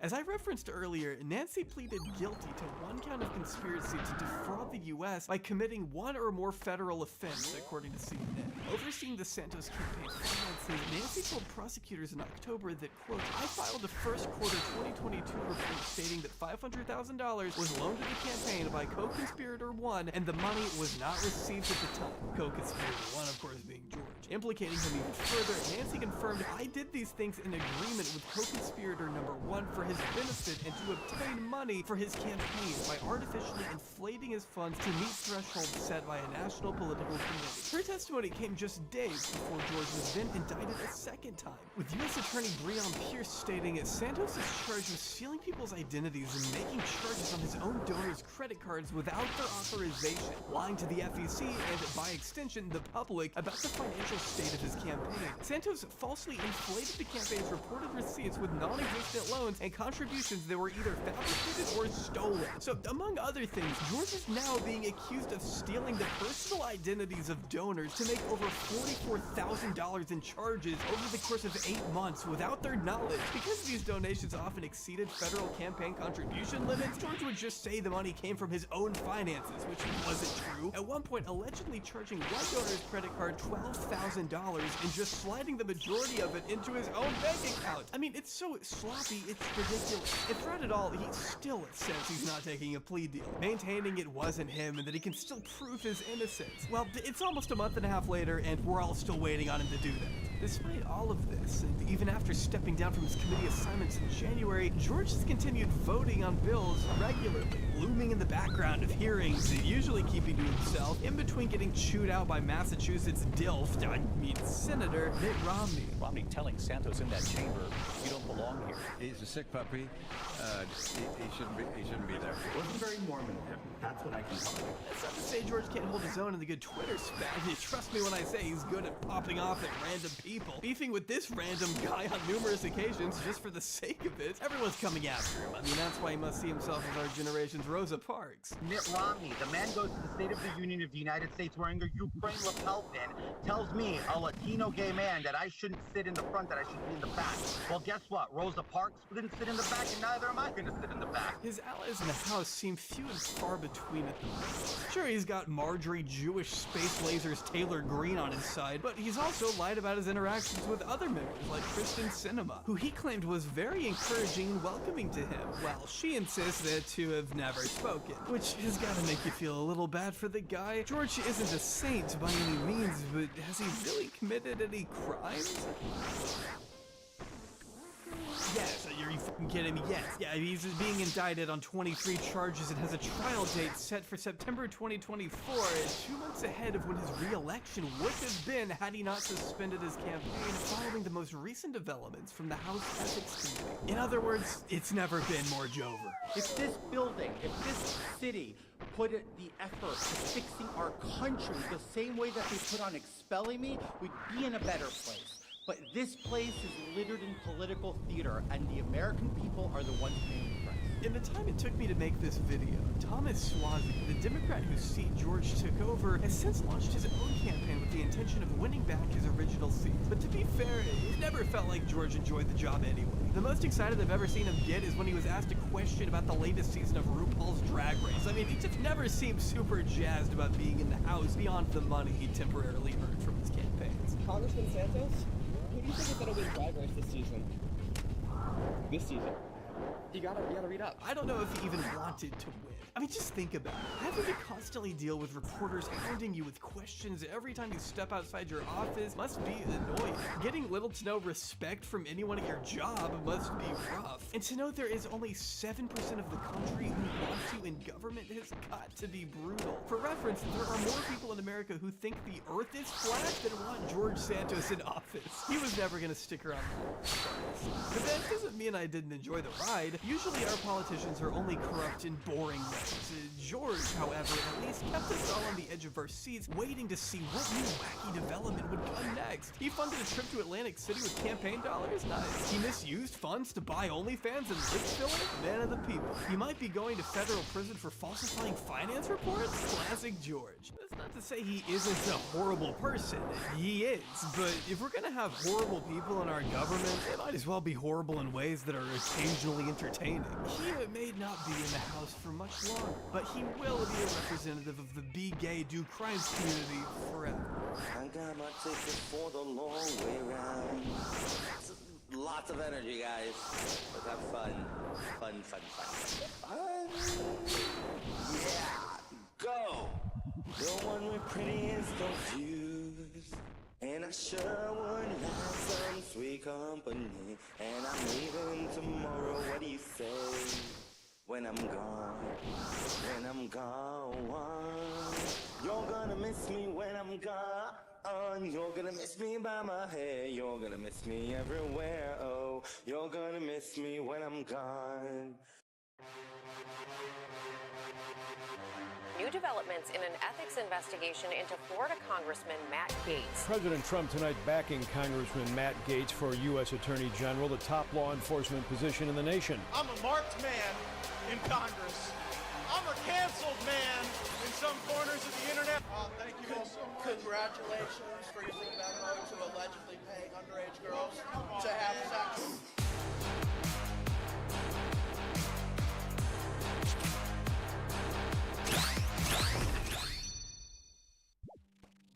November 2024, perhaps the most consequential month in the history of mankind. AJ and Big Justice appear on Jimmy Fallon alongside The Rizzler. Vanderpump Rules introduces an entirely new cast. Troye Sivan stuns for Butt Magazine. Jim Office is crowned sexiest man alive, and I'm sure there was something else equally important that happened too. Donald Trump will win. Donald Trump. Donald Trump. Donald Trump. Donald Trump. Donald Trump. Donald Trump. Donald Trump will be elected to return to the White House. I want to thank some people real quick. I want to thank the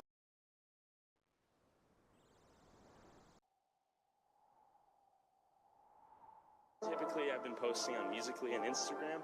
However, I think with this new camera, I might just start posting the pranks on YouTube. Might be pretty interesting, and I think you guys would enjoy quite a bit. Tyler Olivier is a YouTuber turned investigative journalist. I didn't expect to play journalist today, but I guess I am. Is this something that an investigative journalist would do? He's a profiteer of human misery, a poverty tourist, a parasite. Come, please cancel me.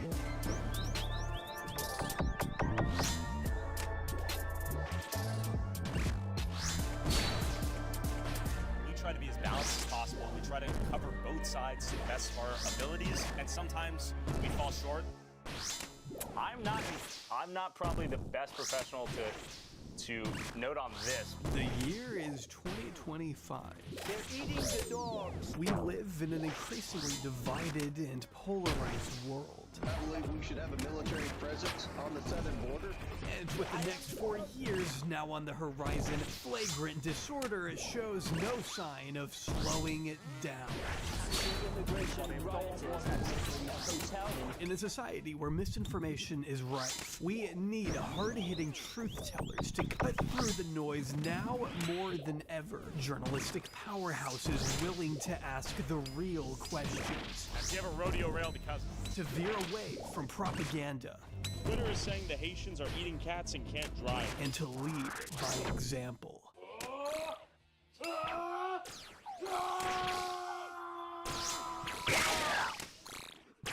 This is Tyler Oliveira, the man who claims to offer journalism that covers cultural decay with the incisive honesty so desperately needed right now. But is he really offering an accurate picture of today's landscape? Or do his formulated narratives cause more harm than they do good? Let's find out. A news station cannot make 10 million people care or watch an opioid crisis and be aware of it at a broader scale.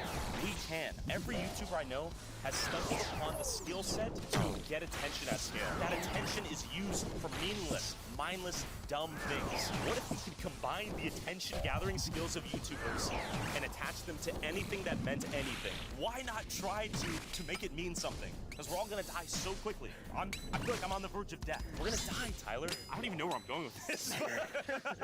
Tyler Oliveira's story begins the same way many other budding influencers do. Rejection. Today, guys, we're going to take a little look as to why I think I got rejected from every idea I applied to. Launching his channel in 2018, Tyler mostly focused on assisting hopeful undergraduates in their college applications. However, rather than showing them what to do, he reviews his failed applications and explains where he may have gone wrong. Related to your competitive advantage, your niche. His first few videos cover the subjects of how to perform well, even if you're not particularly smart. His simple advice: sell yourself as the person they want you to be.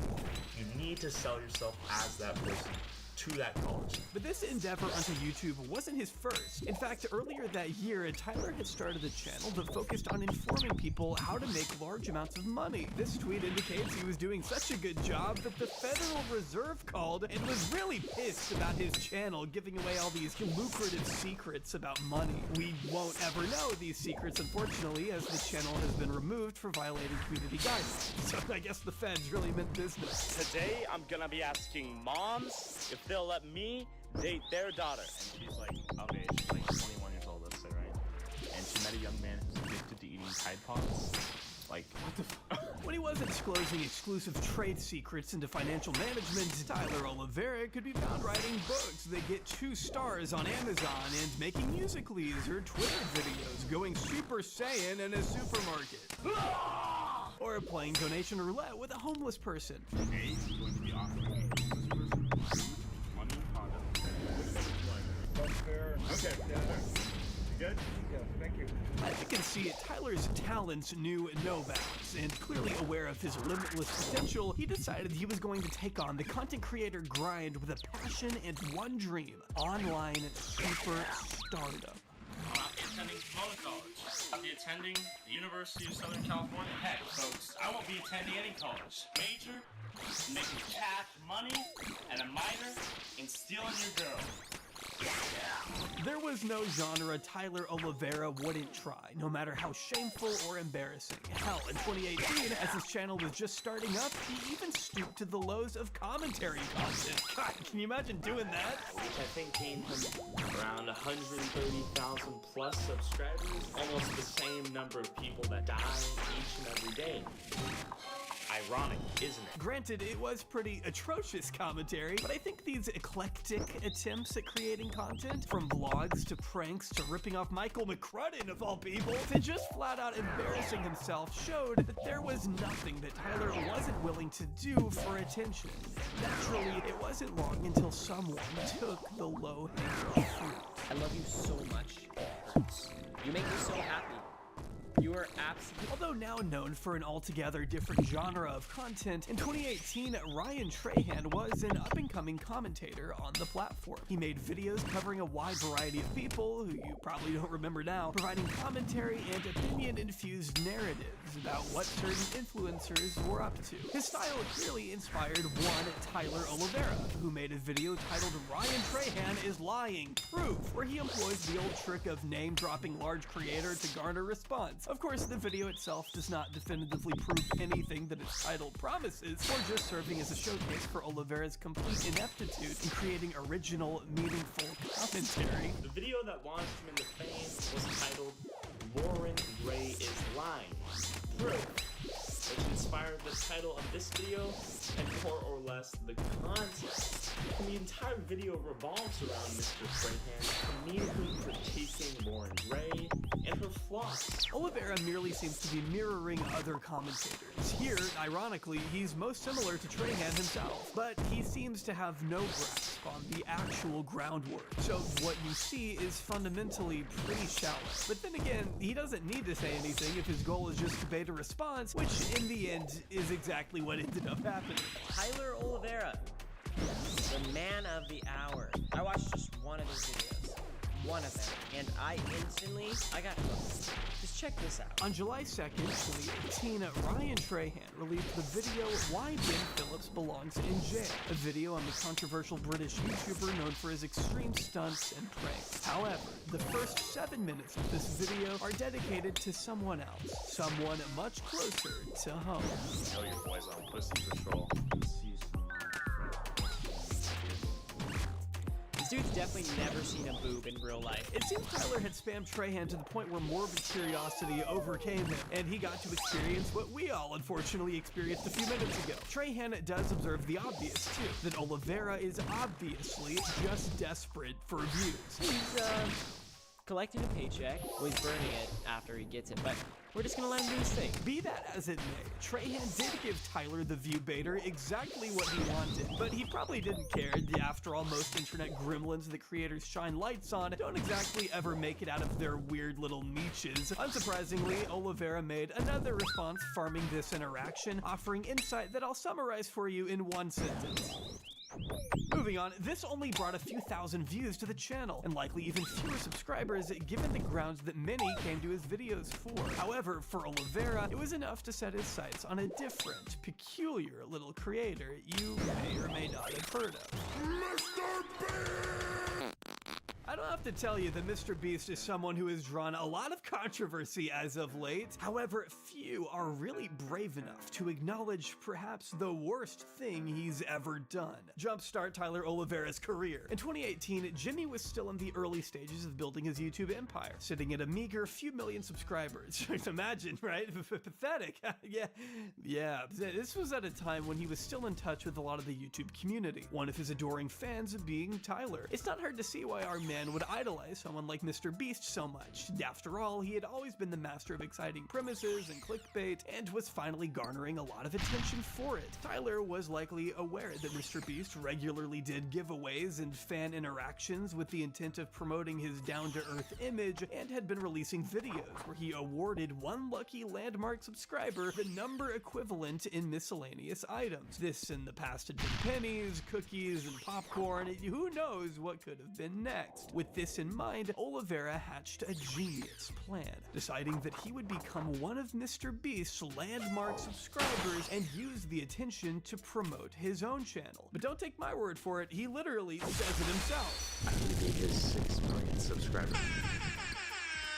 Like the true hustler he was, Oliveira slept through the milestone and missed the opportunity to collect his winnings. But always making the best of a bad situation, Tyler decided to make a video regardless, and used the time that he had left to become Mr. Beast's ultimate Glaze Master General, explaining why he was oh so epic and wonderful. Mr. Beast understands, like no one else, the power of a viral Mr. Beast, ever possessing the fragile ego, we all saw what happened with Jacksepticeye, obviously lapped up the positive attention, even leaving a comment complimenting Oliveira on his ability to slop him off. However, Oliveira wasn't finished, and with Mr. Beast's growth only becoming more rapid, the opportunity to join him at another milestone would come around soon enough. And it did. This time, Mr. Beast, I decided to come prepared. On August 4th, 2018, Mr. Beast hit 7 million subscribers, and as previously stated, needed to anoint a 7 millionth subscriber. I don't know exactly how this process is decided. I'm pretty sure you can't actually tell who specific milestone subscribers are, but who needs a formula when you have someone with irrefutable evidence that they were that lucky subscriber, right? Tyler Oliveira had been tweeting frequently at Jimmy just before he cracked 7 mil, explaining that he was paying close attention to his sub count. Shortly after Mr. Beast reached the milestone, Oliveira tagged him once again, claiming that he was 99.99% sure that he had timed his decisive click perfectly, and that he was looking forward to being a part of the next video. But that's a pretty bold claim, right? There's no way that Mr. Beast would actually fall for something like that. God help us all. Your generosity has no bounds, Mr. Beast. A truly kind soul and a talented content creator. Tyler Oliveira actually uploaded before Mr. Beast, so you can see exactly how our overcommitted brown noser pulled this off. And as always, the trick was just blindly declaring you won and having people believe it, because there's no way that anyone actually believes this was evidence.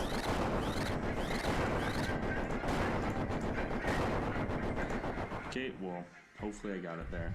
The dude clearly subscribes after Jimmy passes 7 million. And look, this is trivial, okay? I know. There's no way it was ever accurate, but anyone who announces they look forward to being on my next video before it's confirmed would never even be allowed within a mile of my next video. I can tell you that. Tyler Oliveira is standing there screaming, "I won the lottery," holding up a ticket that has the wrong numbers on it. Like, I'm sorry, Mr. Beast. You should have given this guy 7 million restraining orders instead. You know what? Actually, I'm sorry. Fuck you, Jimmy. Look at what you unleashed. 7 million sheets of toilet Having the runs lately, so this should work. So as the story goes, Jimmy flew Tyler out, he was given a toilet roll, Tyler did challenges, yada yada yada, I couldn't give less of a shit. But unlike other Mr. Beast milestone videos, Tyler Oliveira claimed the rights to the title on his own channel, while Jimmy went for something else entirely. Although Tyler's video didn't draw the same number of views that Mr. Beast would, he pulled enough of a viewership to actually have an audience. And unlike Tyler's previous exchange with Ryan Trahan, many audience members came across from Jimmy's channel with a positive impression of Mr. Oliveira, so now he was picking up a few more subscribers. This was exactly what Tyler Oliveira had wanted, and now with the help of some attention brought over from larger creators, he finally had the proper platform to unleash his coveted brand of content out into the world.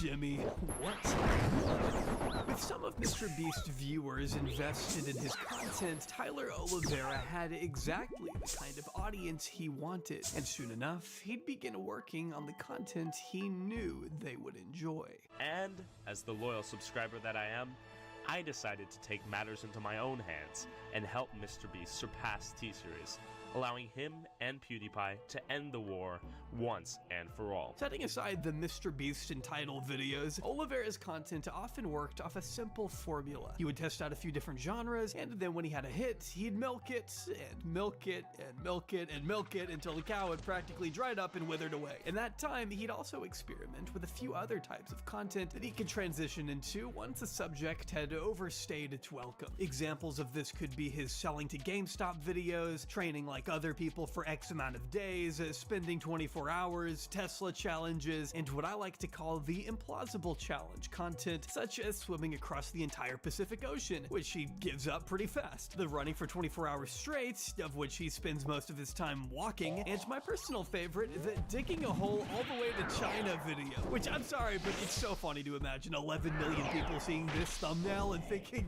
well, maybe. You think that perhaps with the help of machinery we'll be able to reach China? I think we're almost there. I can see it. I can smell it. We'll be there tomorrow. Tomorrow? Maybe a week. And look, as much as it pains me to hand it to Tyler Oliveira, in these early videos, there is some kind of entertainment value, particularly through a narrative that paces videos with a degree of poeticism, and that at least presents the guise of a personality for the man, and maybe, dare I say, a degree of respectability? It wasn't an uncommon style, but I guess you need to give him some credit for making it seem like real content. Amidst my unexpected psychosis mid-swim, I wanted other people to experience the fear I had endured, so I decided to simulate a shark attack on my cameraman, Jimmy.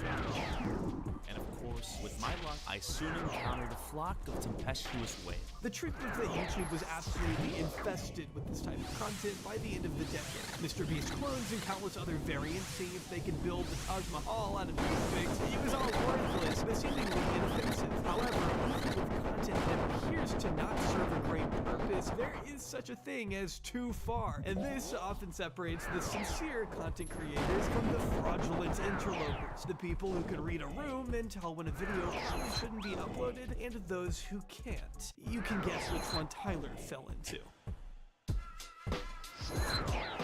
On January 10th, 2020, Tyler Oliveira uploaded a video titled, "Can 1 million paper towels absorb a swimming pool?" Which honestly would have been better if it was clickbait. In this video, Oliveira throws countless rolls of paper towels into a pool in an attempt to soak up all the water. Unfortunately, more unfortunately in my case, I've been unable to find any real footage of this video, but the backlash came thick and fast, with many people and media outlets criticizing its wastefulness. Now, plenty of YouTubers have gone too far, and it may have been a good time for him to just hold up his hands and admit that this was a bad idea. But our boy Tyler had other plans, and in a pinned comment, decided he was going to use facts and logic to defend himself on the battlefield of ideas. First, opening with the fact that these paper towels would have existed whether he used them or not, which is a firm defense against anyone arguing the Schrodinger's paper towel point of view. He then goes on to deliver some truth bombs, some epic truth nukes, that these paper towels would have been used to wipe up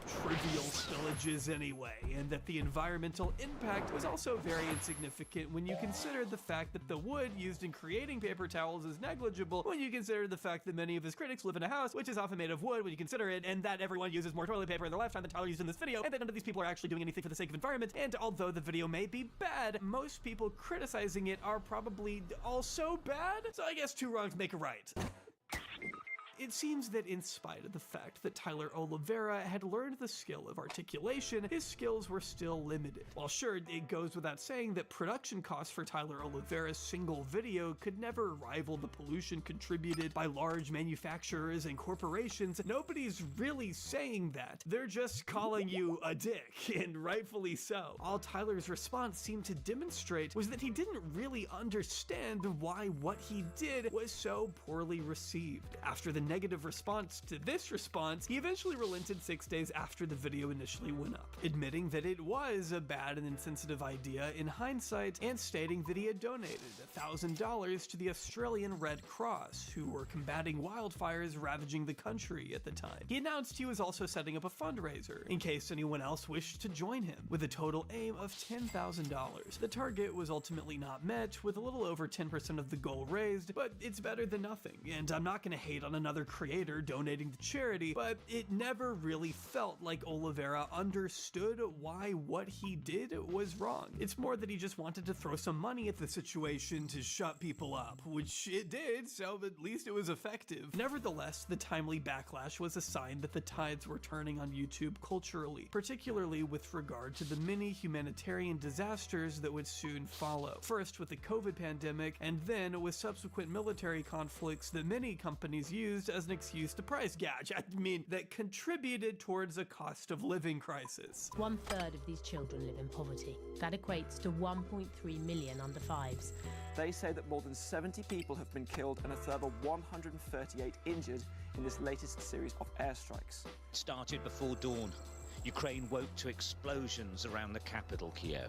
Suddenly, people were being told that we needed to be mindful of resources, as we weren't sure how they were going to be affected by a worldwide pandemic and everything that followed. Although Oliveira performed better than many other creators in this time, by the end of 2021, he was losing momentum, and by the end of 2022, his channel had effectively ground to a halt. Although the numbers may not look bad, by Tyler's standards, these were catastrophic, as he operated on a high-risk, high-reward model that required hefty returns on investment. For someone as performance-oriented as Tyler, it was a sign that he needed to change. Maybe he just needed a little help. Asha and I were too scared to come alone. I don't believe a word of it. Tyler's attempt to diversify was a venture into the supernatural, a subject that has long performed well on YouTube. The plan was that he would visit haunted places and see just how spooky they were. This style represented a departure from his usual shtick and an approach more reminiscent of live journalism. Killers, rapists, serial killers. A lot of people refer to this particular spirit up here as the Creeper. The Creeper? There isn't too much interesting to say about these videos. I don't think you're going to be leaving this video questioning your beliefs. What was that? What was that? No way. Holy fuck shit. Who heard that? I heard it. You guys heard knocking, right? Yeah. What do you mean? In fact, probably the scariest thing to happen in this video is a confrontation with the Slot King himself, Brent Rivera. What's up, little sis? I've had it with you little pranks. To be honest with you, Brent Rivera is more than deserving of his own video, but to do so would actually require viewing any of his content for longer than 5 seconds. Content that looks like it's catered to kids or people on watch lists. So I don't know if I'm gonna do it. Either way, one of the haunted places Tyler Oliveira was scheduled to visit was the Stanley Hotel in Colorado. As luck would have it, Brent Rivera was also filming a video there at the exact same time as Tyler. Yet with such two large influencers in the same hotel on the same night, there was no way such a small space could ever contain both of their massive egos. Do you fake your videos? No. Do you fake your videos? No. Alright. Have fun, guys. Asking Brent Rivera if he fakes his videos is like asking the CIA if they've ever interfered with foreign governments. You may not receive a straight answer, but you already know. Hey, go have fun with your 100 subscribers. We get that loud. If we were normal guests, Whoa. Normal guest? You think you're elevated beyond an average human being? You've ascended the human. Wait, what are you? Wait, who are you? No. Dude, fun, guys. We're not harassing. I want to say hi to my favorite YouTuber, Brent Rivera. He doesn't fake his videos, and it's totally awesome. Why are you having trouble speaking? In spite of this, Brent was still offended by the inference in Tyler's line of questioning and becomes hostile and confrontational pretty quick, with snide comments escalating in security being called, who asked Mr. Oliveira to leave the premises, with police arriving shortly after.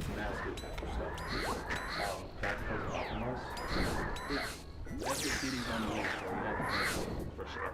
Unfortunate. The footage shown by Tyler obviously makes Brent look like an insecure jackass, and Tyler makes the most of this idiocy by uploading the video and presenting the narrative in its entirety. This was then reported on by large YouTubers who provided their takes on the situation, mostly siding against Brent. Brent Rivera got confronted in the real world, and I'm using that word loosely because it wasn't really confronting. He got trolled in real life and just for some reason acted far stronger and more badass than he is. Like, bro, you make videos eating gum off of a child's shoe. Like, why are you going to try and pretend to be like this fucking man's man when met with controversy or when met with conflict in the real world?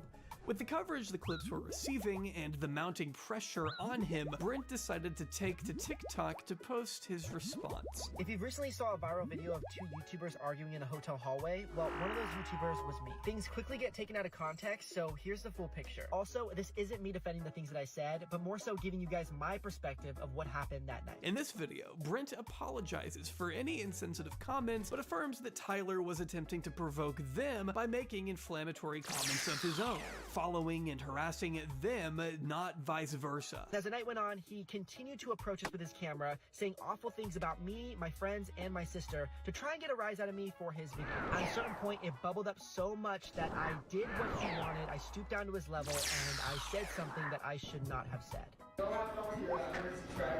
Later on, he came up and started filming again, this time while we were on a tour. His actions toward us and other guests on the tour caused the hotel staff, not me, to call security. But after several warnings, the hotel chose to call the police to get him escorted from the hotel. This response wasn't well received at the time, especially with the footage available, which clearly showed Brent acting in a more hostile capacity in front of Tyler and making more than just one antagonistic comment. There's little doubt that Brent downplays his role in this confrontation, but I do think people tended to overlook the fact that Tyler was clearly looking to get a rise out of him. We know by now that Tyler Oliveira does have a talent for poking the bear, and we don't know how much content he cut out of that interaction to present an image that was more favorable towards him. I could imagine being annoyed if someone kept coming up to me in a hotel, pointing a camera in my face, and asking me provocative questions, even if I did make bottom-of-the-barrel slop content. But we all know better than Brent Rivera why Tyler did that. If it's something worth talking about, people will give it attention. And although the views garnered from this coverage of the situation didn't quite galvanize his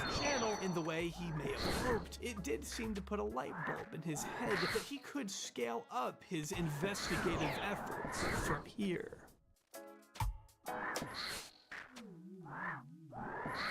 But first, it's a new year. That means new horizons, new opportunities, new habits.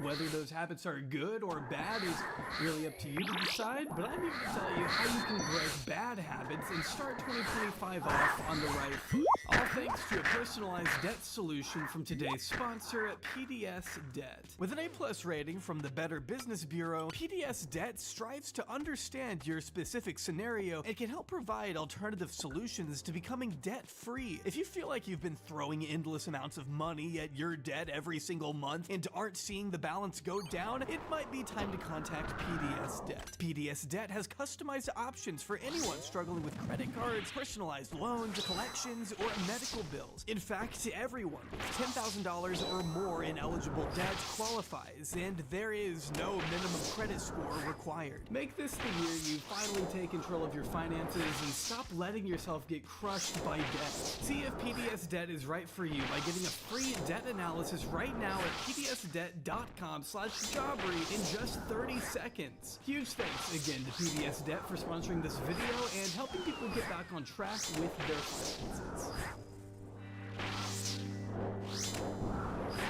On February 28th, 2023, Tyler Oliveira uploaded the video, "I Went to the Incest Capital of America." It features Oliveira going to the beautiful state of Alabama to interview some Southerners about their relationships with, well, their relatives. In the video, he does interview some people who quite brazenly admit to kissing their cousins, and even features a bit of kissing at the end. This one's to all the gooners out there, I guess. It seems Tyler took Brent's advice to heart. As we can see here, he is equipped with a more professional apparatus, including a directional microphone and a simpler goal of just interviewing as many kooky characters as possible. I interview you for $5. Have you kissed a cousin? Yeah. Yeah? Is she hot? Yeah. Hot as hell? Oh yeah. Did you smash? Yeah.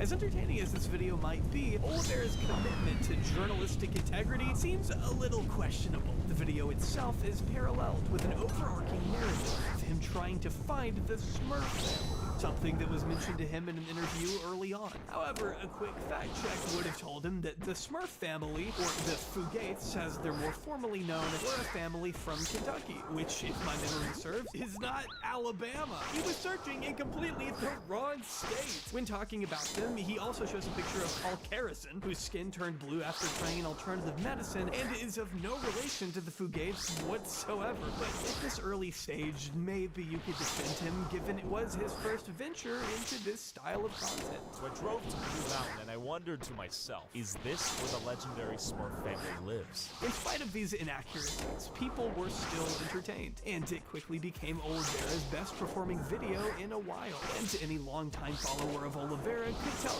you that meant there was more to come. Oh, we're filming a documentary about obesity in America, and we're showcasing the tacos here as a prime facilitator of obesity and in turn premature death. We'll be quick. Over the next few months, Oliveira uploaded videos that featured him going to various deprived and sometimes dangerous locations and carrying out interviews with the apparent mission of presenting some insight from ground zero. Many of these videos were very well received, and commenters heaped praise on Tyler for presenting harrowing stories from the front line and raising awareness for issues that had long been overlooked. And hell, I wouldn't disagree that some of this content can actually be pretty illuminating into overlooked communities. You guys used to live here? So I didn't live here. My family grew up here a lot. But I work for Quapaw Nation. Okay. They're basically handling all the cleanup. Apparently, the original Native Americans that had had this land taken from them got it back and is now responsible for cleaning up this mess. So I got in the car and wanted to see the cleanup in action. Could it be possible that a creator like Tyler had grown from the clout-chasing, milk-bathing, can-I-date-your-daughter demon that he once was, and was now making important, productive content? Well, you know the answer to that, and it's not fucking yes. When did you start disliking black people, if at all? I just like being around them. I think they're fine around themselves, but why in America, formerly a white country, the current political paradigm says there can be no all-white countries, no majority white countries. Why does that have to be enforced? First, this content largely flew under the radar, though there were the occasional red flags. For example, there's one video where the dude goes down to what is clearly a Confederate memorabilia shop, calling it an antique store, which is a little reductive, then gifts one of the items he buys there to a notoriously racist man who has appeared in other videos, with YouTuber Vince Vintage doing some digging of his own into this particular store and finding a barrage of other heinous items they had on display, uncovering how the local population has tried to get it shut down for years. The store, Wildman's Civil War Surplus, is described in one 2015 article as containing shrines to the Klan, to white power, but Tyler seems to leave out that context, instead giving viewers the impression that this was just a normal southern antique store, apparently worthy of his hard-earned money. According to him, it's basically the same as going to a Civil War museum. This is a Civil War antique store that sells all sorts of artifacts and memorabilia from the Civil War time period. It's literally an antique store with a Civil War theming in the deep south of Georgia. I bought rocks, a piece of paper, and a plate with guns on it. It's almost like saying if you pay admission to go to a Civil War museum, you're somehow supporting slavery. You know, the Civil War museum filled with swastikas, a famous symbol of the Civil War. One glance at the reviews will tell you it's not so much the historical institute its owners may want you to think it is. It's caused so much controversy over the years that it's pushed neighboring businesses to relocate and prompted city council members to resign in protest of its license being reinstated. As I've often found to be the case with Tyler, sometimes the narrative lies in what he doesn't let on. People weren't given any of this context about the store, so they didn't think anything of it. They didn't care. Just as they didn't seem to notice he was ripping off better creators like Nico Omoana, but soon that would begin to change. How easy would it be for us to get like fentanyl right now? Next person? Yeah. And how long have you been out here? I've been here close to 4 years. On November 2nd, 2023, a few months after switching to investigative content, Tyler Oliveira uploaded the video "I Investigated the Country Where Every Drug is Legal," in which he takes his equipment to Vancouver in British Columbia. Not a country, but that's clickbait for you. In January of 2023, the Canadian province decriminalized the possession of up to 2.5 grams of hard drugs for public use. It was a move that generated controversy and criticism from those who thought this would only worsen the situation. Proper harm reduction has been shown in European places, you know, Switzerland. That the whole argument is that they have institutions to rehabilitate these users and not just facilitate drug use, right? That's one thing we've told us. This seems to be a point of concern from Oliveira at points in the video, even having a conversation about its supposed shortcomings in comparison to European countries like Portugal, which I'm not saying is an unimportant conversation to have, but ultimately any movement toward productive discussion is derailed immediately by Tyler's own addiction for large-scale events and sensationalist media. We're just wondering if we could hear your opinion on what's going on out here in Vancouver. This very second. Yeah. Not a great time. Okay, got it. Should we get out of here? No, it's like somebody who's just okay. For this video, Tyler brings along independent journalist and self-proclaimed Portland homelessness czar Kevin Dahlgren, who had already appeared in past videos featuring people living rough. Dahlgren was already an interesting choice, given he had resigned from his position earlier on in the year following rumblings of financial misconduct, with Oliveira's release of this video actually coinciding with Dahlgren's arrest for multiple counts of fraud and theft. Though this case has yet to be resolved, it makes his inclusion seem more politically motivated, given that he's been vocally critical of, quote, progressive administrations, which is a narrative that becomes apparent in this video very quickly. Little did I know, Kevin snuck into one last night, and here's how it looked.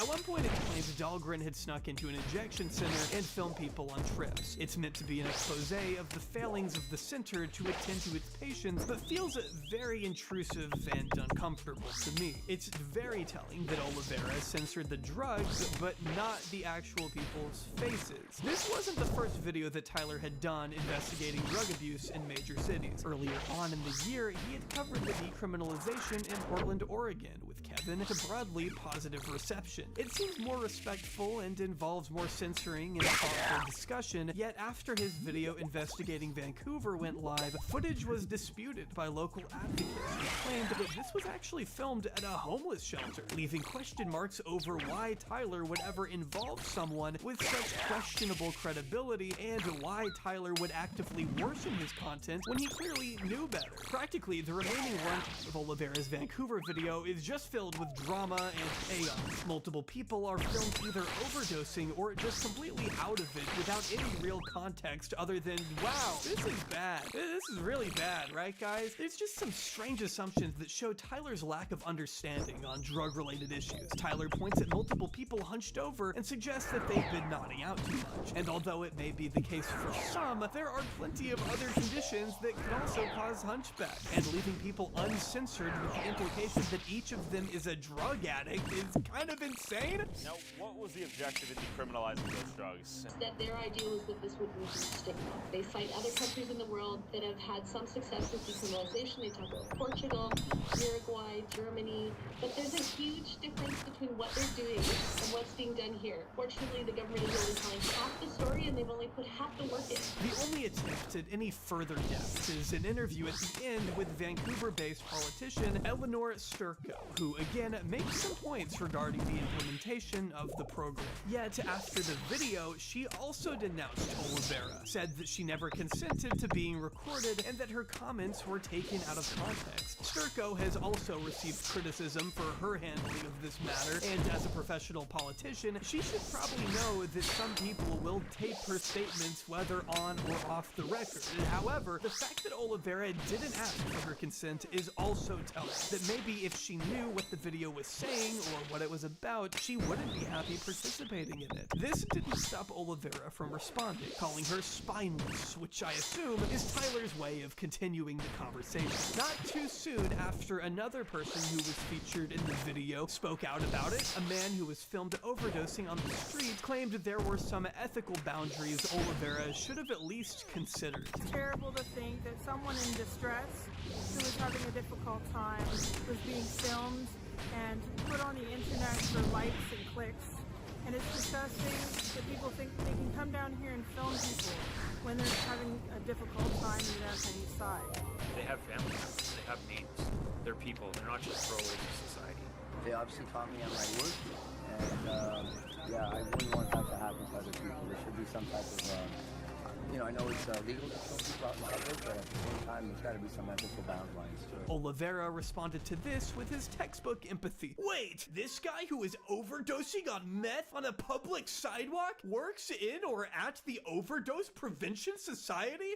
Yeah, wow, sicko and Tyler. This guy with a drug addiction problem is volunteering to help other people with drug addictions? Wow, yeah, talk about a conflict of interest. High fives all around for Tyler and his bros. Tyler Oliveira's video is the perfect representation of observing society's problems, but not actually suggesting we do anything about it. The title of the video implies that Tyler is criticizing decriminalization, but even his video seems to acknowledge that British Columbia already had a problem, and other countries have successfully implemented similar programs with the right infrastructure. Yet, rather than actually exploring why it may be falling short here, Tyler just gawks at people with serious problems and profits from filming their struggle because he has nothing of actual substance to say and relies on other people to make those points for him. I think the video and his subsequent responses paint a pretty clear picture that when the narrative serves it, Tyler is all about helping people. But as soon as someone provides even the mildest critique of his content, he goes right back to being that same old petty, egotistical Tyler Oliveira that we've always seen. It shows that this transition isn't really growth, it's just a move of convenience, and that when it's no longer convenient to him, he'll throw all these people that he claims to care about under the bus for his own personal gain. In spite of the criticism that Oliveira faced for this video from people within these communities, the upload became one of his best performing on YouTube, netting nearly 20 million views. It sent Tyler a clear message that people wanted more drama, more politically charged narratives, and most importantly, more chaos. So So what was Tyler gonna do? Respond to those who said he was sensationalizing homelessness and start treating journalism with the respectability it deserves? Be serious. Tyler was much more interested in turning public anger back at the people who questioned his methods. It was like yesterday, where you had protesters, literally up against the faces of police officers and formed a human wall, trying to protect this precinct. We all know the story. City leaders allowed activists to take over this entire city block. It was just chaos. On Christmas Day 2023, Tyler dropped a video titled "I Investigated the City That Banned Police," referring to Seattle's short-lived Capitol Hill occupied protest, CHOP, or Capitol Hill Autonomous Zone, CHAZ, which prohibited law enforcement officers from entering the area. Tyler appears here with another independent journalist, Jonathan Cho, who was fired from his job for his coverage of a Proud Boys rally, which many considered was a little too generous to a fascist organization. I got fired because I covered a Proud Boys rally, and I was accused of promoting this group. When that wasn't the case. Afterwards, people just started harassing me.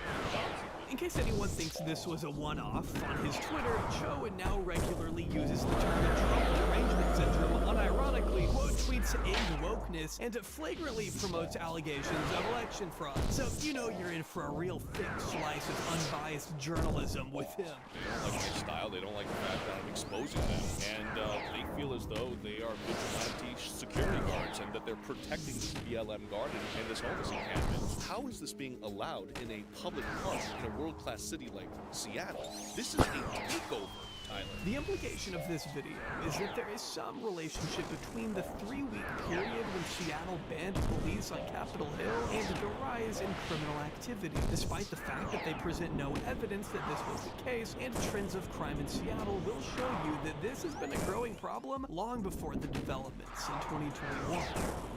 They're done. They don't want to work anymore. They don't want to pay taxes. They don't want to pay their bills. You've got the activists saying, oh, if we just give everyone here housing, we can solve the crisis. Well, the problem is you've clearly encountered there are people who want to stay out here. What do you do about them? After it is safe. There's urine, there's human feces, there's drug dealing going on. Is that safer than this shelter that's allegedly unsanitary? Look, why do you think they're choosing to be out here? Because they don't. Do you deserve an apartment in Seattle?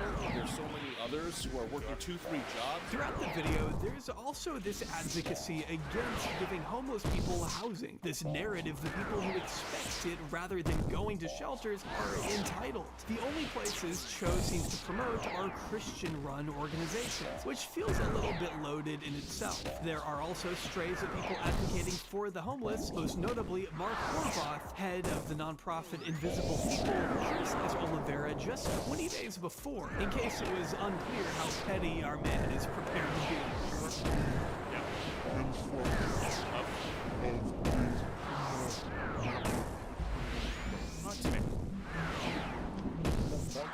Okay. At one point, Cho and Oliveira are met by a woman who claims that a drug tent is a criminal syndicate's headquarters, and they take her completely seriously, despite the fact that she reveals herself to have no knowledge of it whatsoever, and just wanted an opportunity to complain about the homeless situation here.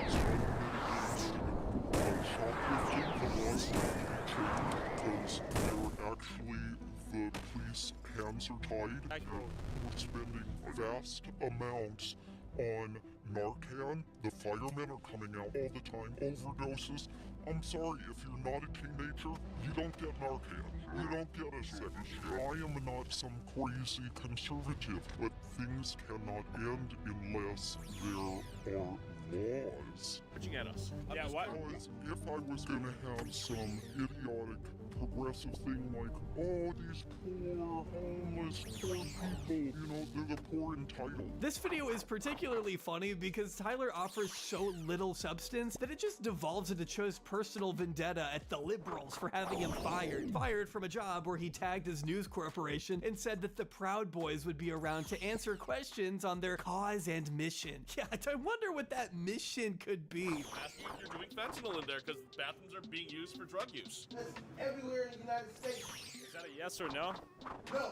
Would you like to share your thoughts on what's going on here? I just did. It happens everywhere. But to Oliveira, Cho's just a useful idiot, someone to stir up controversy and draw conflict for the sake of content, and a tool to make the opposition look reasonable. At some point, Cho disappears, and the video actually starts to become interesting when he talks to people who were involved with the protest, but by then it's too late to really leave any other impression. The narrative around homelessness that boils down to just finger pointing at anyone or anything progressive, and commonly those who are hostile to Oliveira's own methods, which at that point, can you blame them? I got put in jail for jaywalking, but I did a year.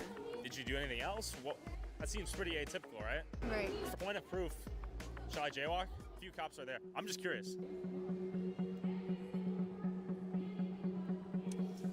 Okay, we're trying to prove a point. From bringing on controversial figures to serve as his expert consultants, to filming multiple people struggling without their consent, to making broad, unsubstantiated assumptions without even basic research, it's clear that Tyler sees his job as one to stir the pot and create the conflict that he can reap interaction from. To his many critics, the verdict was clear. The dude still sucked, he just found new ways to hide it. But why would he change if he was only going to be rewarded? Oliveira was using his content to wage an ideological war with his critics and those who worked in these places. But how long would it be before he bit off more than he could chew? Over the next few months, Tyler continued to move into more politically charged territory, even covering the US-Mexico border crisis with the usual Tyler finesse. Oh, we got WAP? Cardi B's got some other meaning for that. Cardi B means by that? Oh, yeah, you know, there we go. And quid pro Joe and crackhead money. A gonna go. However, in March, Tyler decided it was time to return to his roots. In the video, he investigated the poorest region of America. Tyler goes to West Virginia, walks around poor towns, and interviews people. Throughout much of this video, Tyler isn't accompanied by a local or right-wing journalist, so the narrative kinda just goes from one interviewee to the other. Other than the mandatory Trump supporter interview, of course. Of all the videos, it'd be hard to see how this one would draw any controversy, but then Tyler goes to visit a family known as the Whitakers. I'm sorry, who's this? Ray. I remember Ray. I photographed you, Ray. You remember? Years ago. And your name is? Lorraine? And Timmy. The Whitakers are a family commonly dubbed America's most inbred family. I don't really know how you measure the degrees of inbreeding in a family, but they pivoted to the center of public interest through the coverage of Mark Leda, a photographer who creates videos covering the poorest in society. On his channel, Soft White Underbelly, Leda regularly takes the Whitakers on various trips and holds interviews where they're free to express themselves. In 2022, Leda started up a GoFundMe to raise money for a new house, as the Whitakers weren't exactly living in luxury. So you might be wondering, what does all of this have to do with Tyler? A couple years ago, I saw this video on YouTube titled Inbred Family, The Whitakers, where this guy, Mark Laida, records his interaction with a family suffering a long history of inbreeding. Well, Tyler reached out to the Soft White Underbelly team and asked if they could help put him in contact with the Whitakers. A representative responded and said no, citing that they have an exclusive contract for all content creation and that they're in the process of filming a TV show. Tyler takes this response and decides that he's going to film anyway, so the email was just a formality. He also attacks Leda for seemingly hypocritical responses, which, I mean, they kinda are. Intrigued, I reached out to Mark Laida to see if he could introduce me to them, and he responded with this. Hi Tyler, Soft White Underbelly has an exclusive contract with the Whitaker family for all content creation. We are also currently in talks about a television series with a broadcast network. Thank you so much for thinking of us. Noel, Soft White Underbelly. 9 days later, he uploaded this to his YouTube channel. This is not a. I'm not trying to create a TV show where we're doing follow-ups on people, because I could easily do that. I try to resist doing that. Because people, I see the comments and like, oh, you're exploiting these people. Now, assuming this contract even exists, exists, it immediately raises a red flag when you consider that Mark has made 13 videos with the Whitakers with a combined total of 89.13 million views. Oliveira then goes on to observe the fact that Leda has multiple GoFundMes set up and a PayPal and Cash App for donations, which seems awfully impractical and confusing given the multiple subjects of these videos. From his point of view, Leda should have more than enough money to buy these people a fairly affordable house, which would be an upgrade from their previous living situation. Before we go any further, I just want to say that Oliveira, for the first time in his life, might actually have come up with an original point that's worthy of discussing. An exclusive contract is absolutely ridiculous to have on any basis, let alone with an impoverished, mentally challenged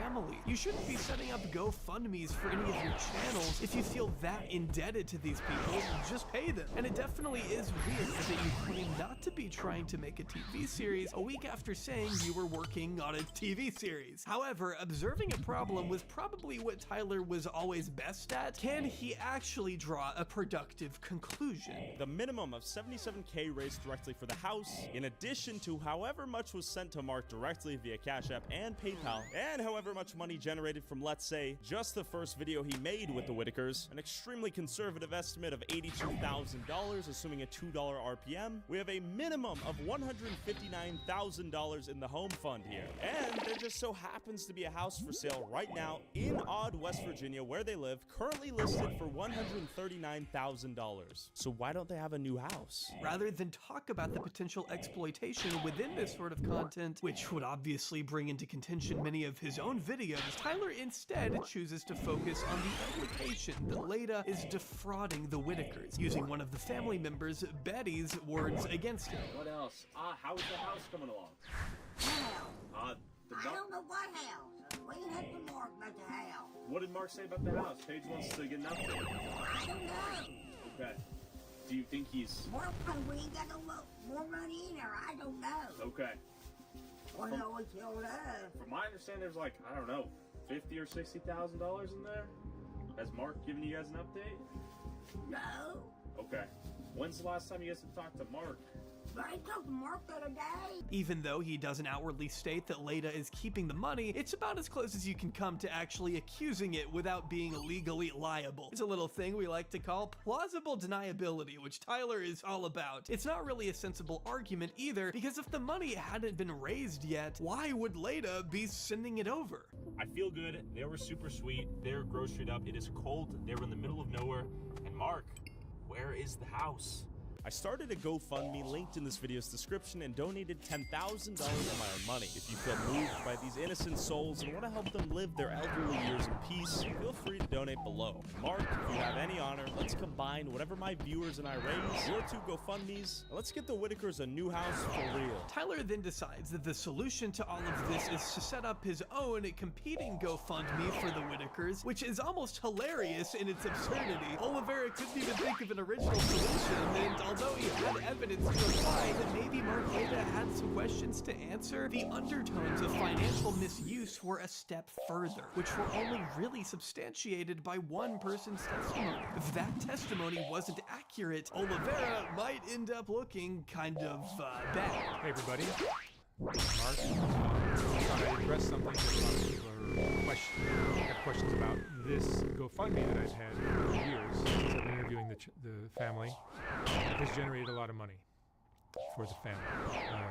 It was always designed to help them with their living expenses, and then like at the end of last year we started a new GoFundMe, and I tried to start a new one so it looked like this is how much money we're going to get for the house.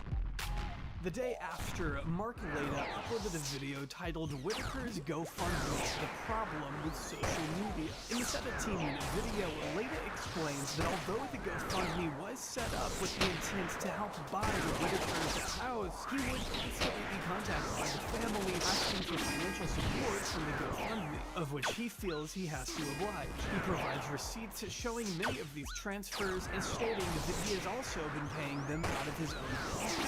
But the problem has been that Betty and Larry will call me every 2 weeks, every 3 weeks, and say, hey, we need money for a car. Larry wrecked his car. We need a new car. We need food. We need this. We need that. It's always an emergency, and they need money. And it is their money. This money is, all these donations are for the Whitakers. And when they tell me they need money, what am I going to say? No, you can't have it. We're saving for a house. So I give them the money. These are all going from my account to Betty Whitaker's account at the Chase Bank, I think it was in Beckley, West Virginia. Because I've gotten these weekly, not weekly, but every few weeks calls from Betty or Larry asking for money, the money that's in these accounts gets depleted.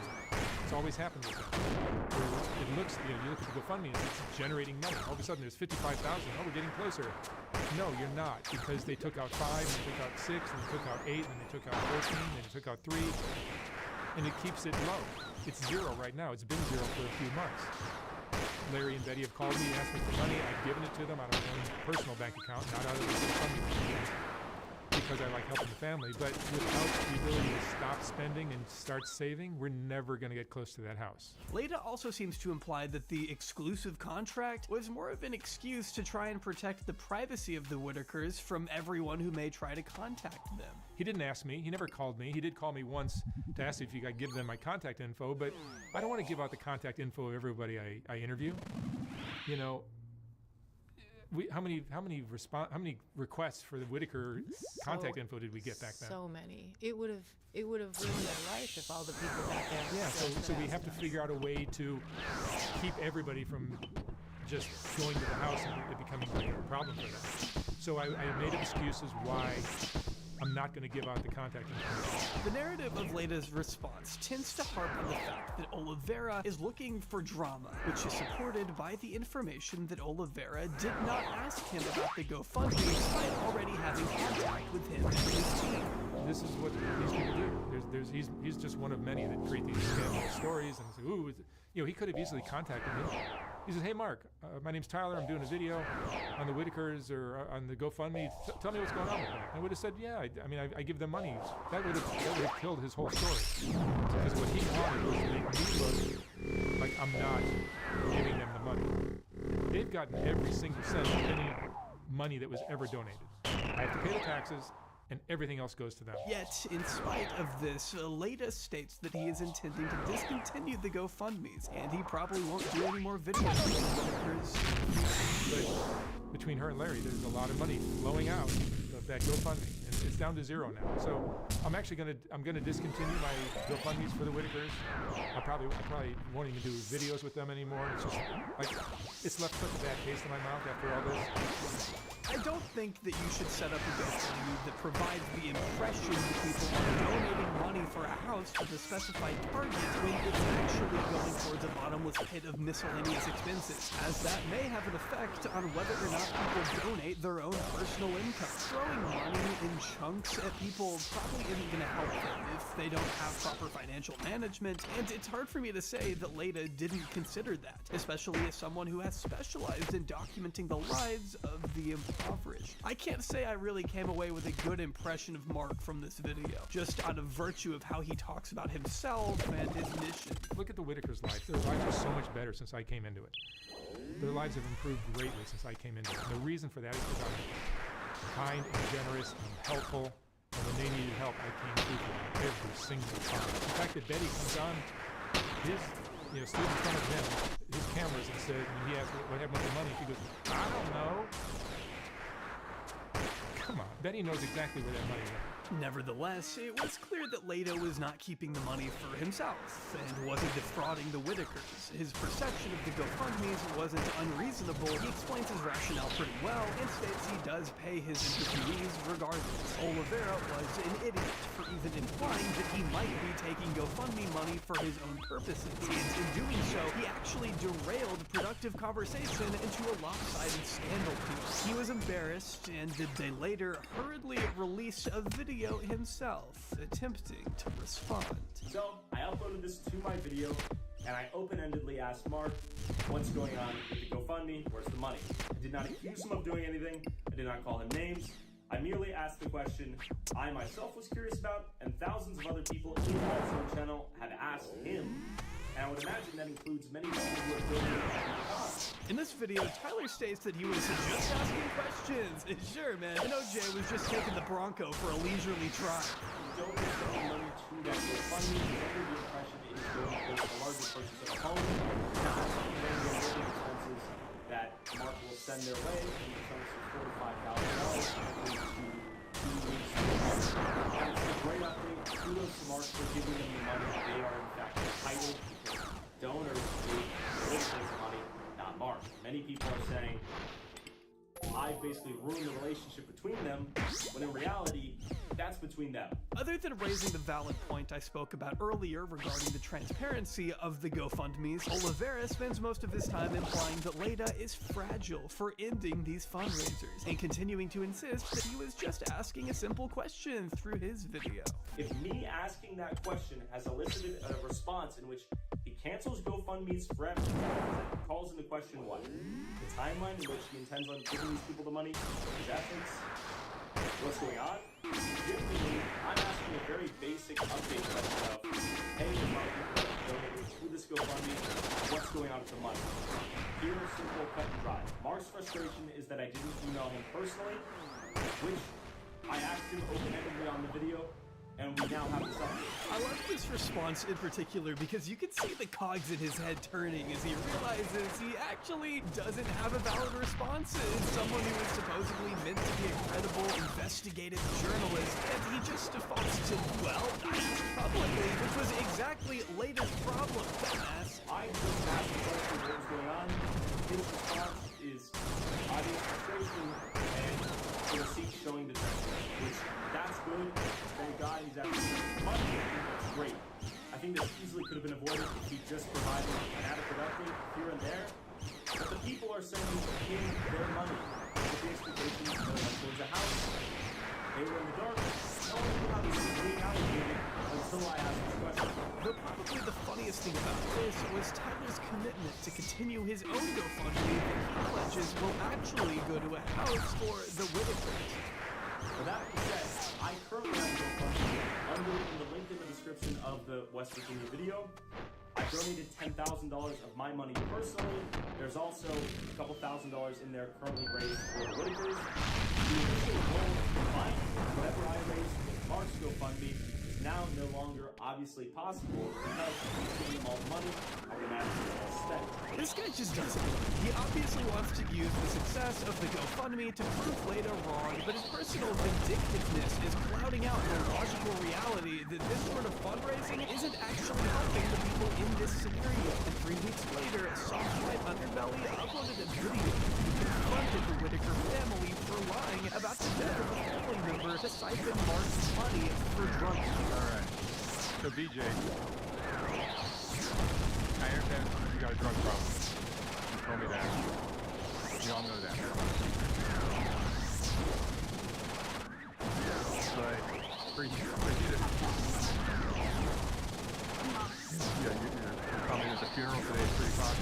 In light of this, and the fact that the GoFundMe didn't even come close to the goal, Oliveira refunded everyone and stated he had found a couple good houses, but the companies just weren't interested in working with him. Still desperately trying to twist the knife into Leda and prove it wasn't that hard to find a good place. All the same, he then states that both he and Leda were lied to, and expresses that he has donated his $10,000 to Coalfield Development, an organization that helped build Appalachian.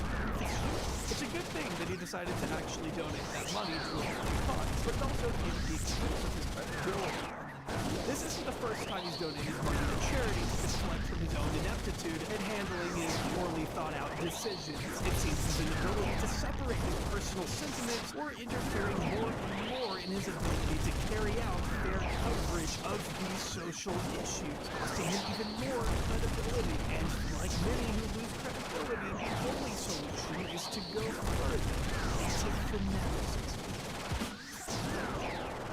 Throughout this video, we've touched upon Tyler's nature to respond to criticism with a distinct lack of grace, particularly when it came to the Soft White Underbelly saga. But little can really emphasize how Tyler's journalistic mask slips when he's called out.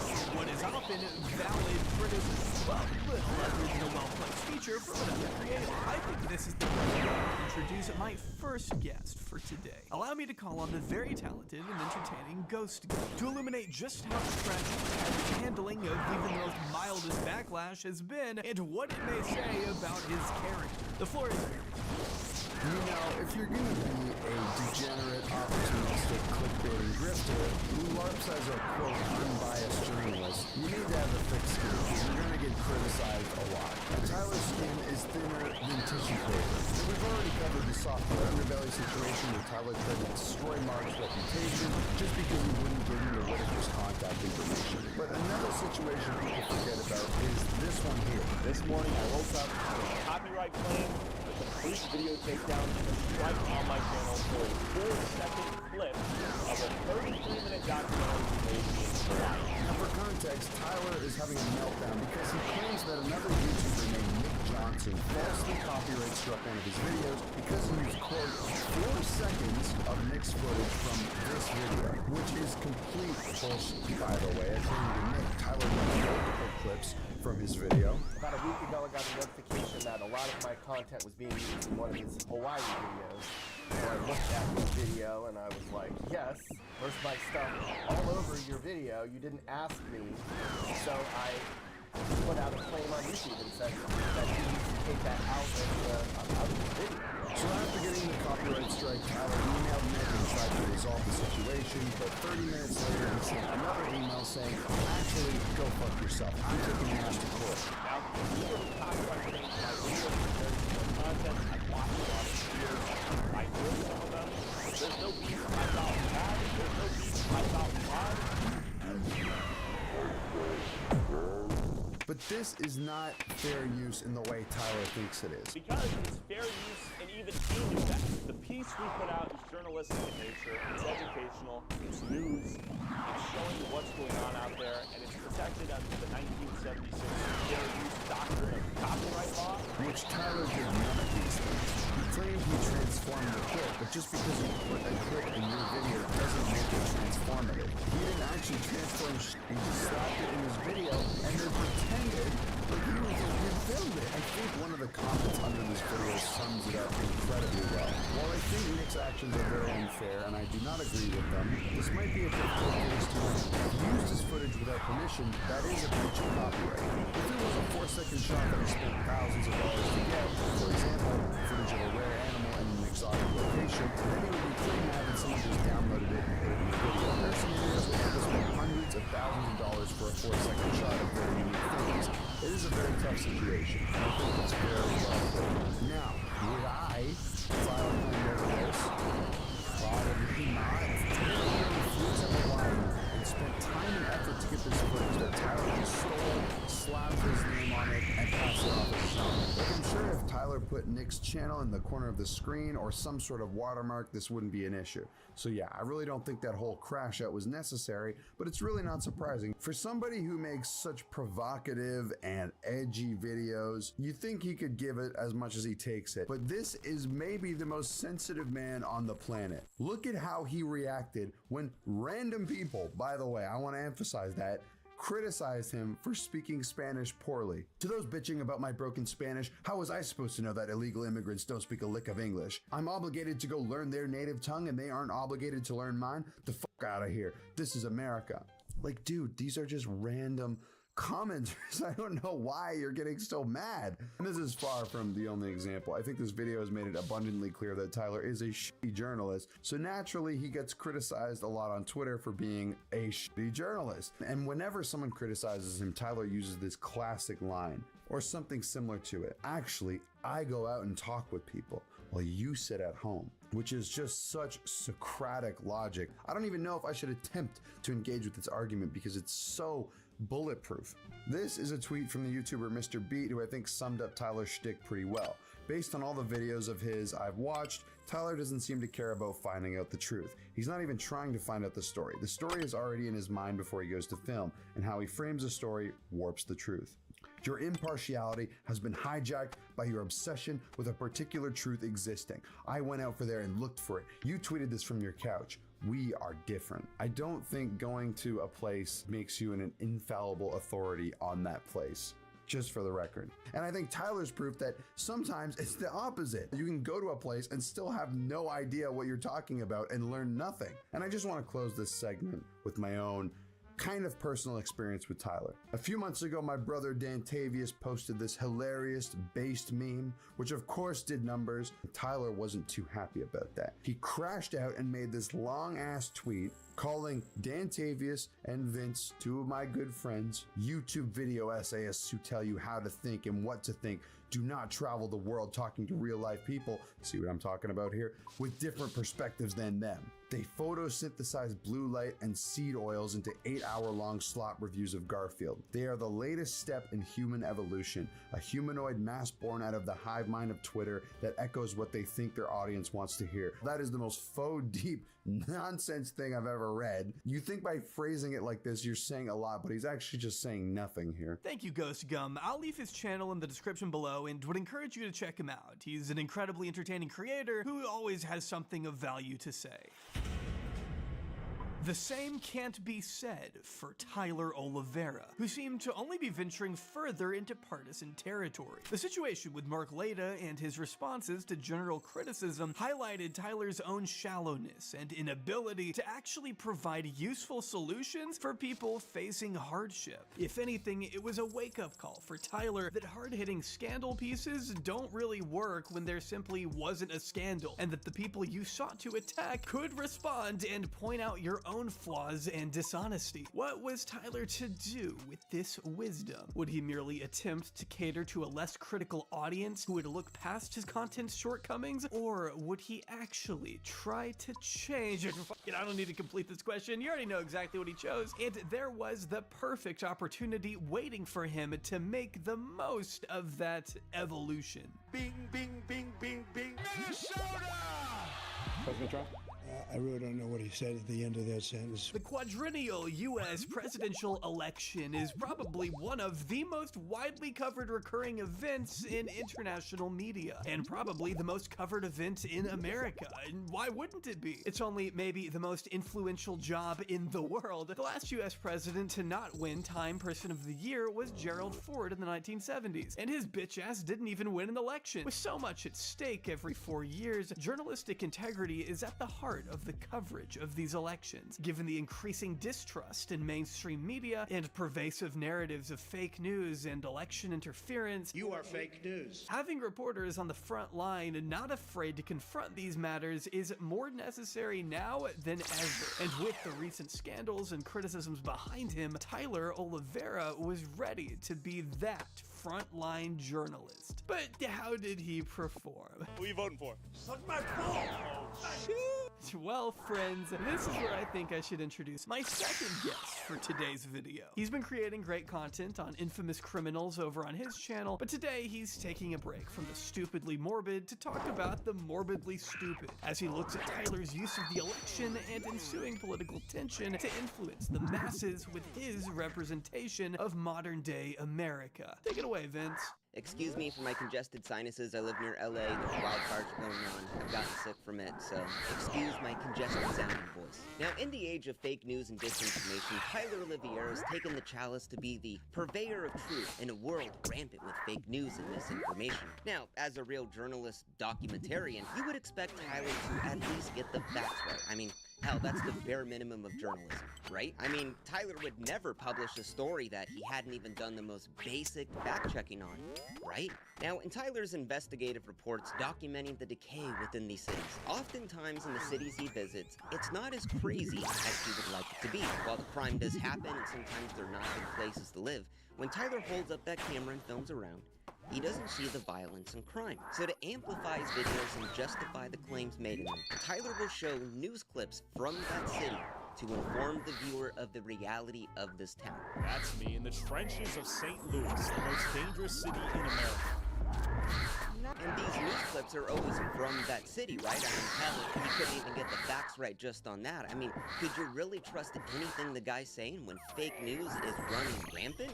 Now, in Tyler's video, I investigated the most dangerous city in America, St. Louis, Missouri. Now, Tyler's talking to a local, and he's saying how many fights break out, how there's some real bad people in St. Louis Metro. You feel safe out here? You can't even ride the Metrolink to work. You can't ride the metro? I was always trouble. I always rolling weed, smoking and drinking, and this is all about Metrolink. So then Tyler shows this clip of a violent robbery going down in the St. Louis Metro. But this clip isn't of a Metrolink. Hell, it's not even from St. Louis, Missouri. It's from Brooklyn, New York, 3 years ago. But maybe this is just a mistake. I mean, in the original video, Tyler clearly doctored the footage to hide the Manhattan sign right there. I mean, that has to be just a mistake, right? Totally not intentional. But let's just go later on in this video. Now, Tyler's talking to a local, and he states how he has been robbed 2 times in the St. Louis Metrolink. Tyler then shows this clip of a guy with a gun getting robbed in the middle of a Metrolink. But this clip isn't even of a Metrolink. Hell, it's not even from St. Louis. It's from Chicago 5 years ago. But maybe this is just a mistake. Let's continue. Now, in Tyler's video, I investigated the most violent city in America. Tyler goes to Memphis, Tennessee, and in the beginning, he shows the violence and decay going on. And Tyler shows this clip to show us how bad Memphis is. This is Memphis, the most violent city in America. And it's a robbery at a gas station. Wow, that seems absolutely insane. But this clip isn't from Memphis, Tennessee. It's from Chicago. And Tyler even goes out of his way to edit out the Chicago Police Department logo in the corner. Now, normally this wouldn't really be a big deal, but when Tyler's calling himself a journalist, documentarian, purveyor of the truth, and you're doctoring footage to this degree, I would say that's not an accurate representation of what's going on.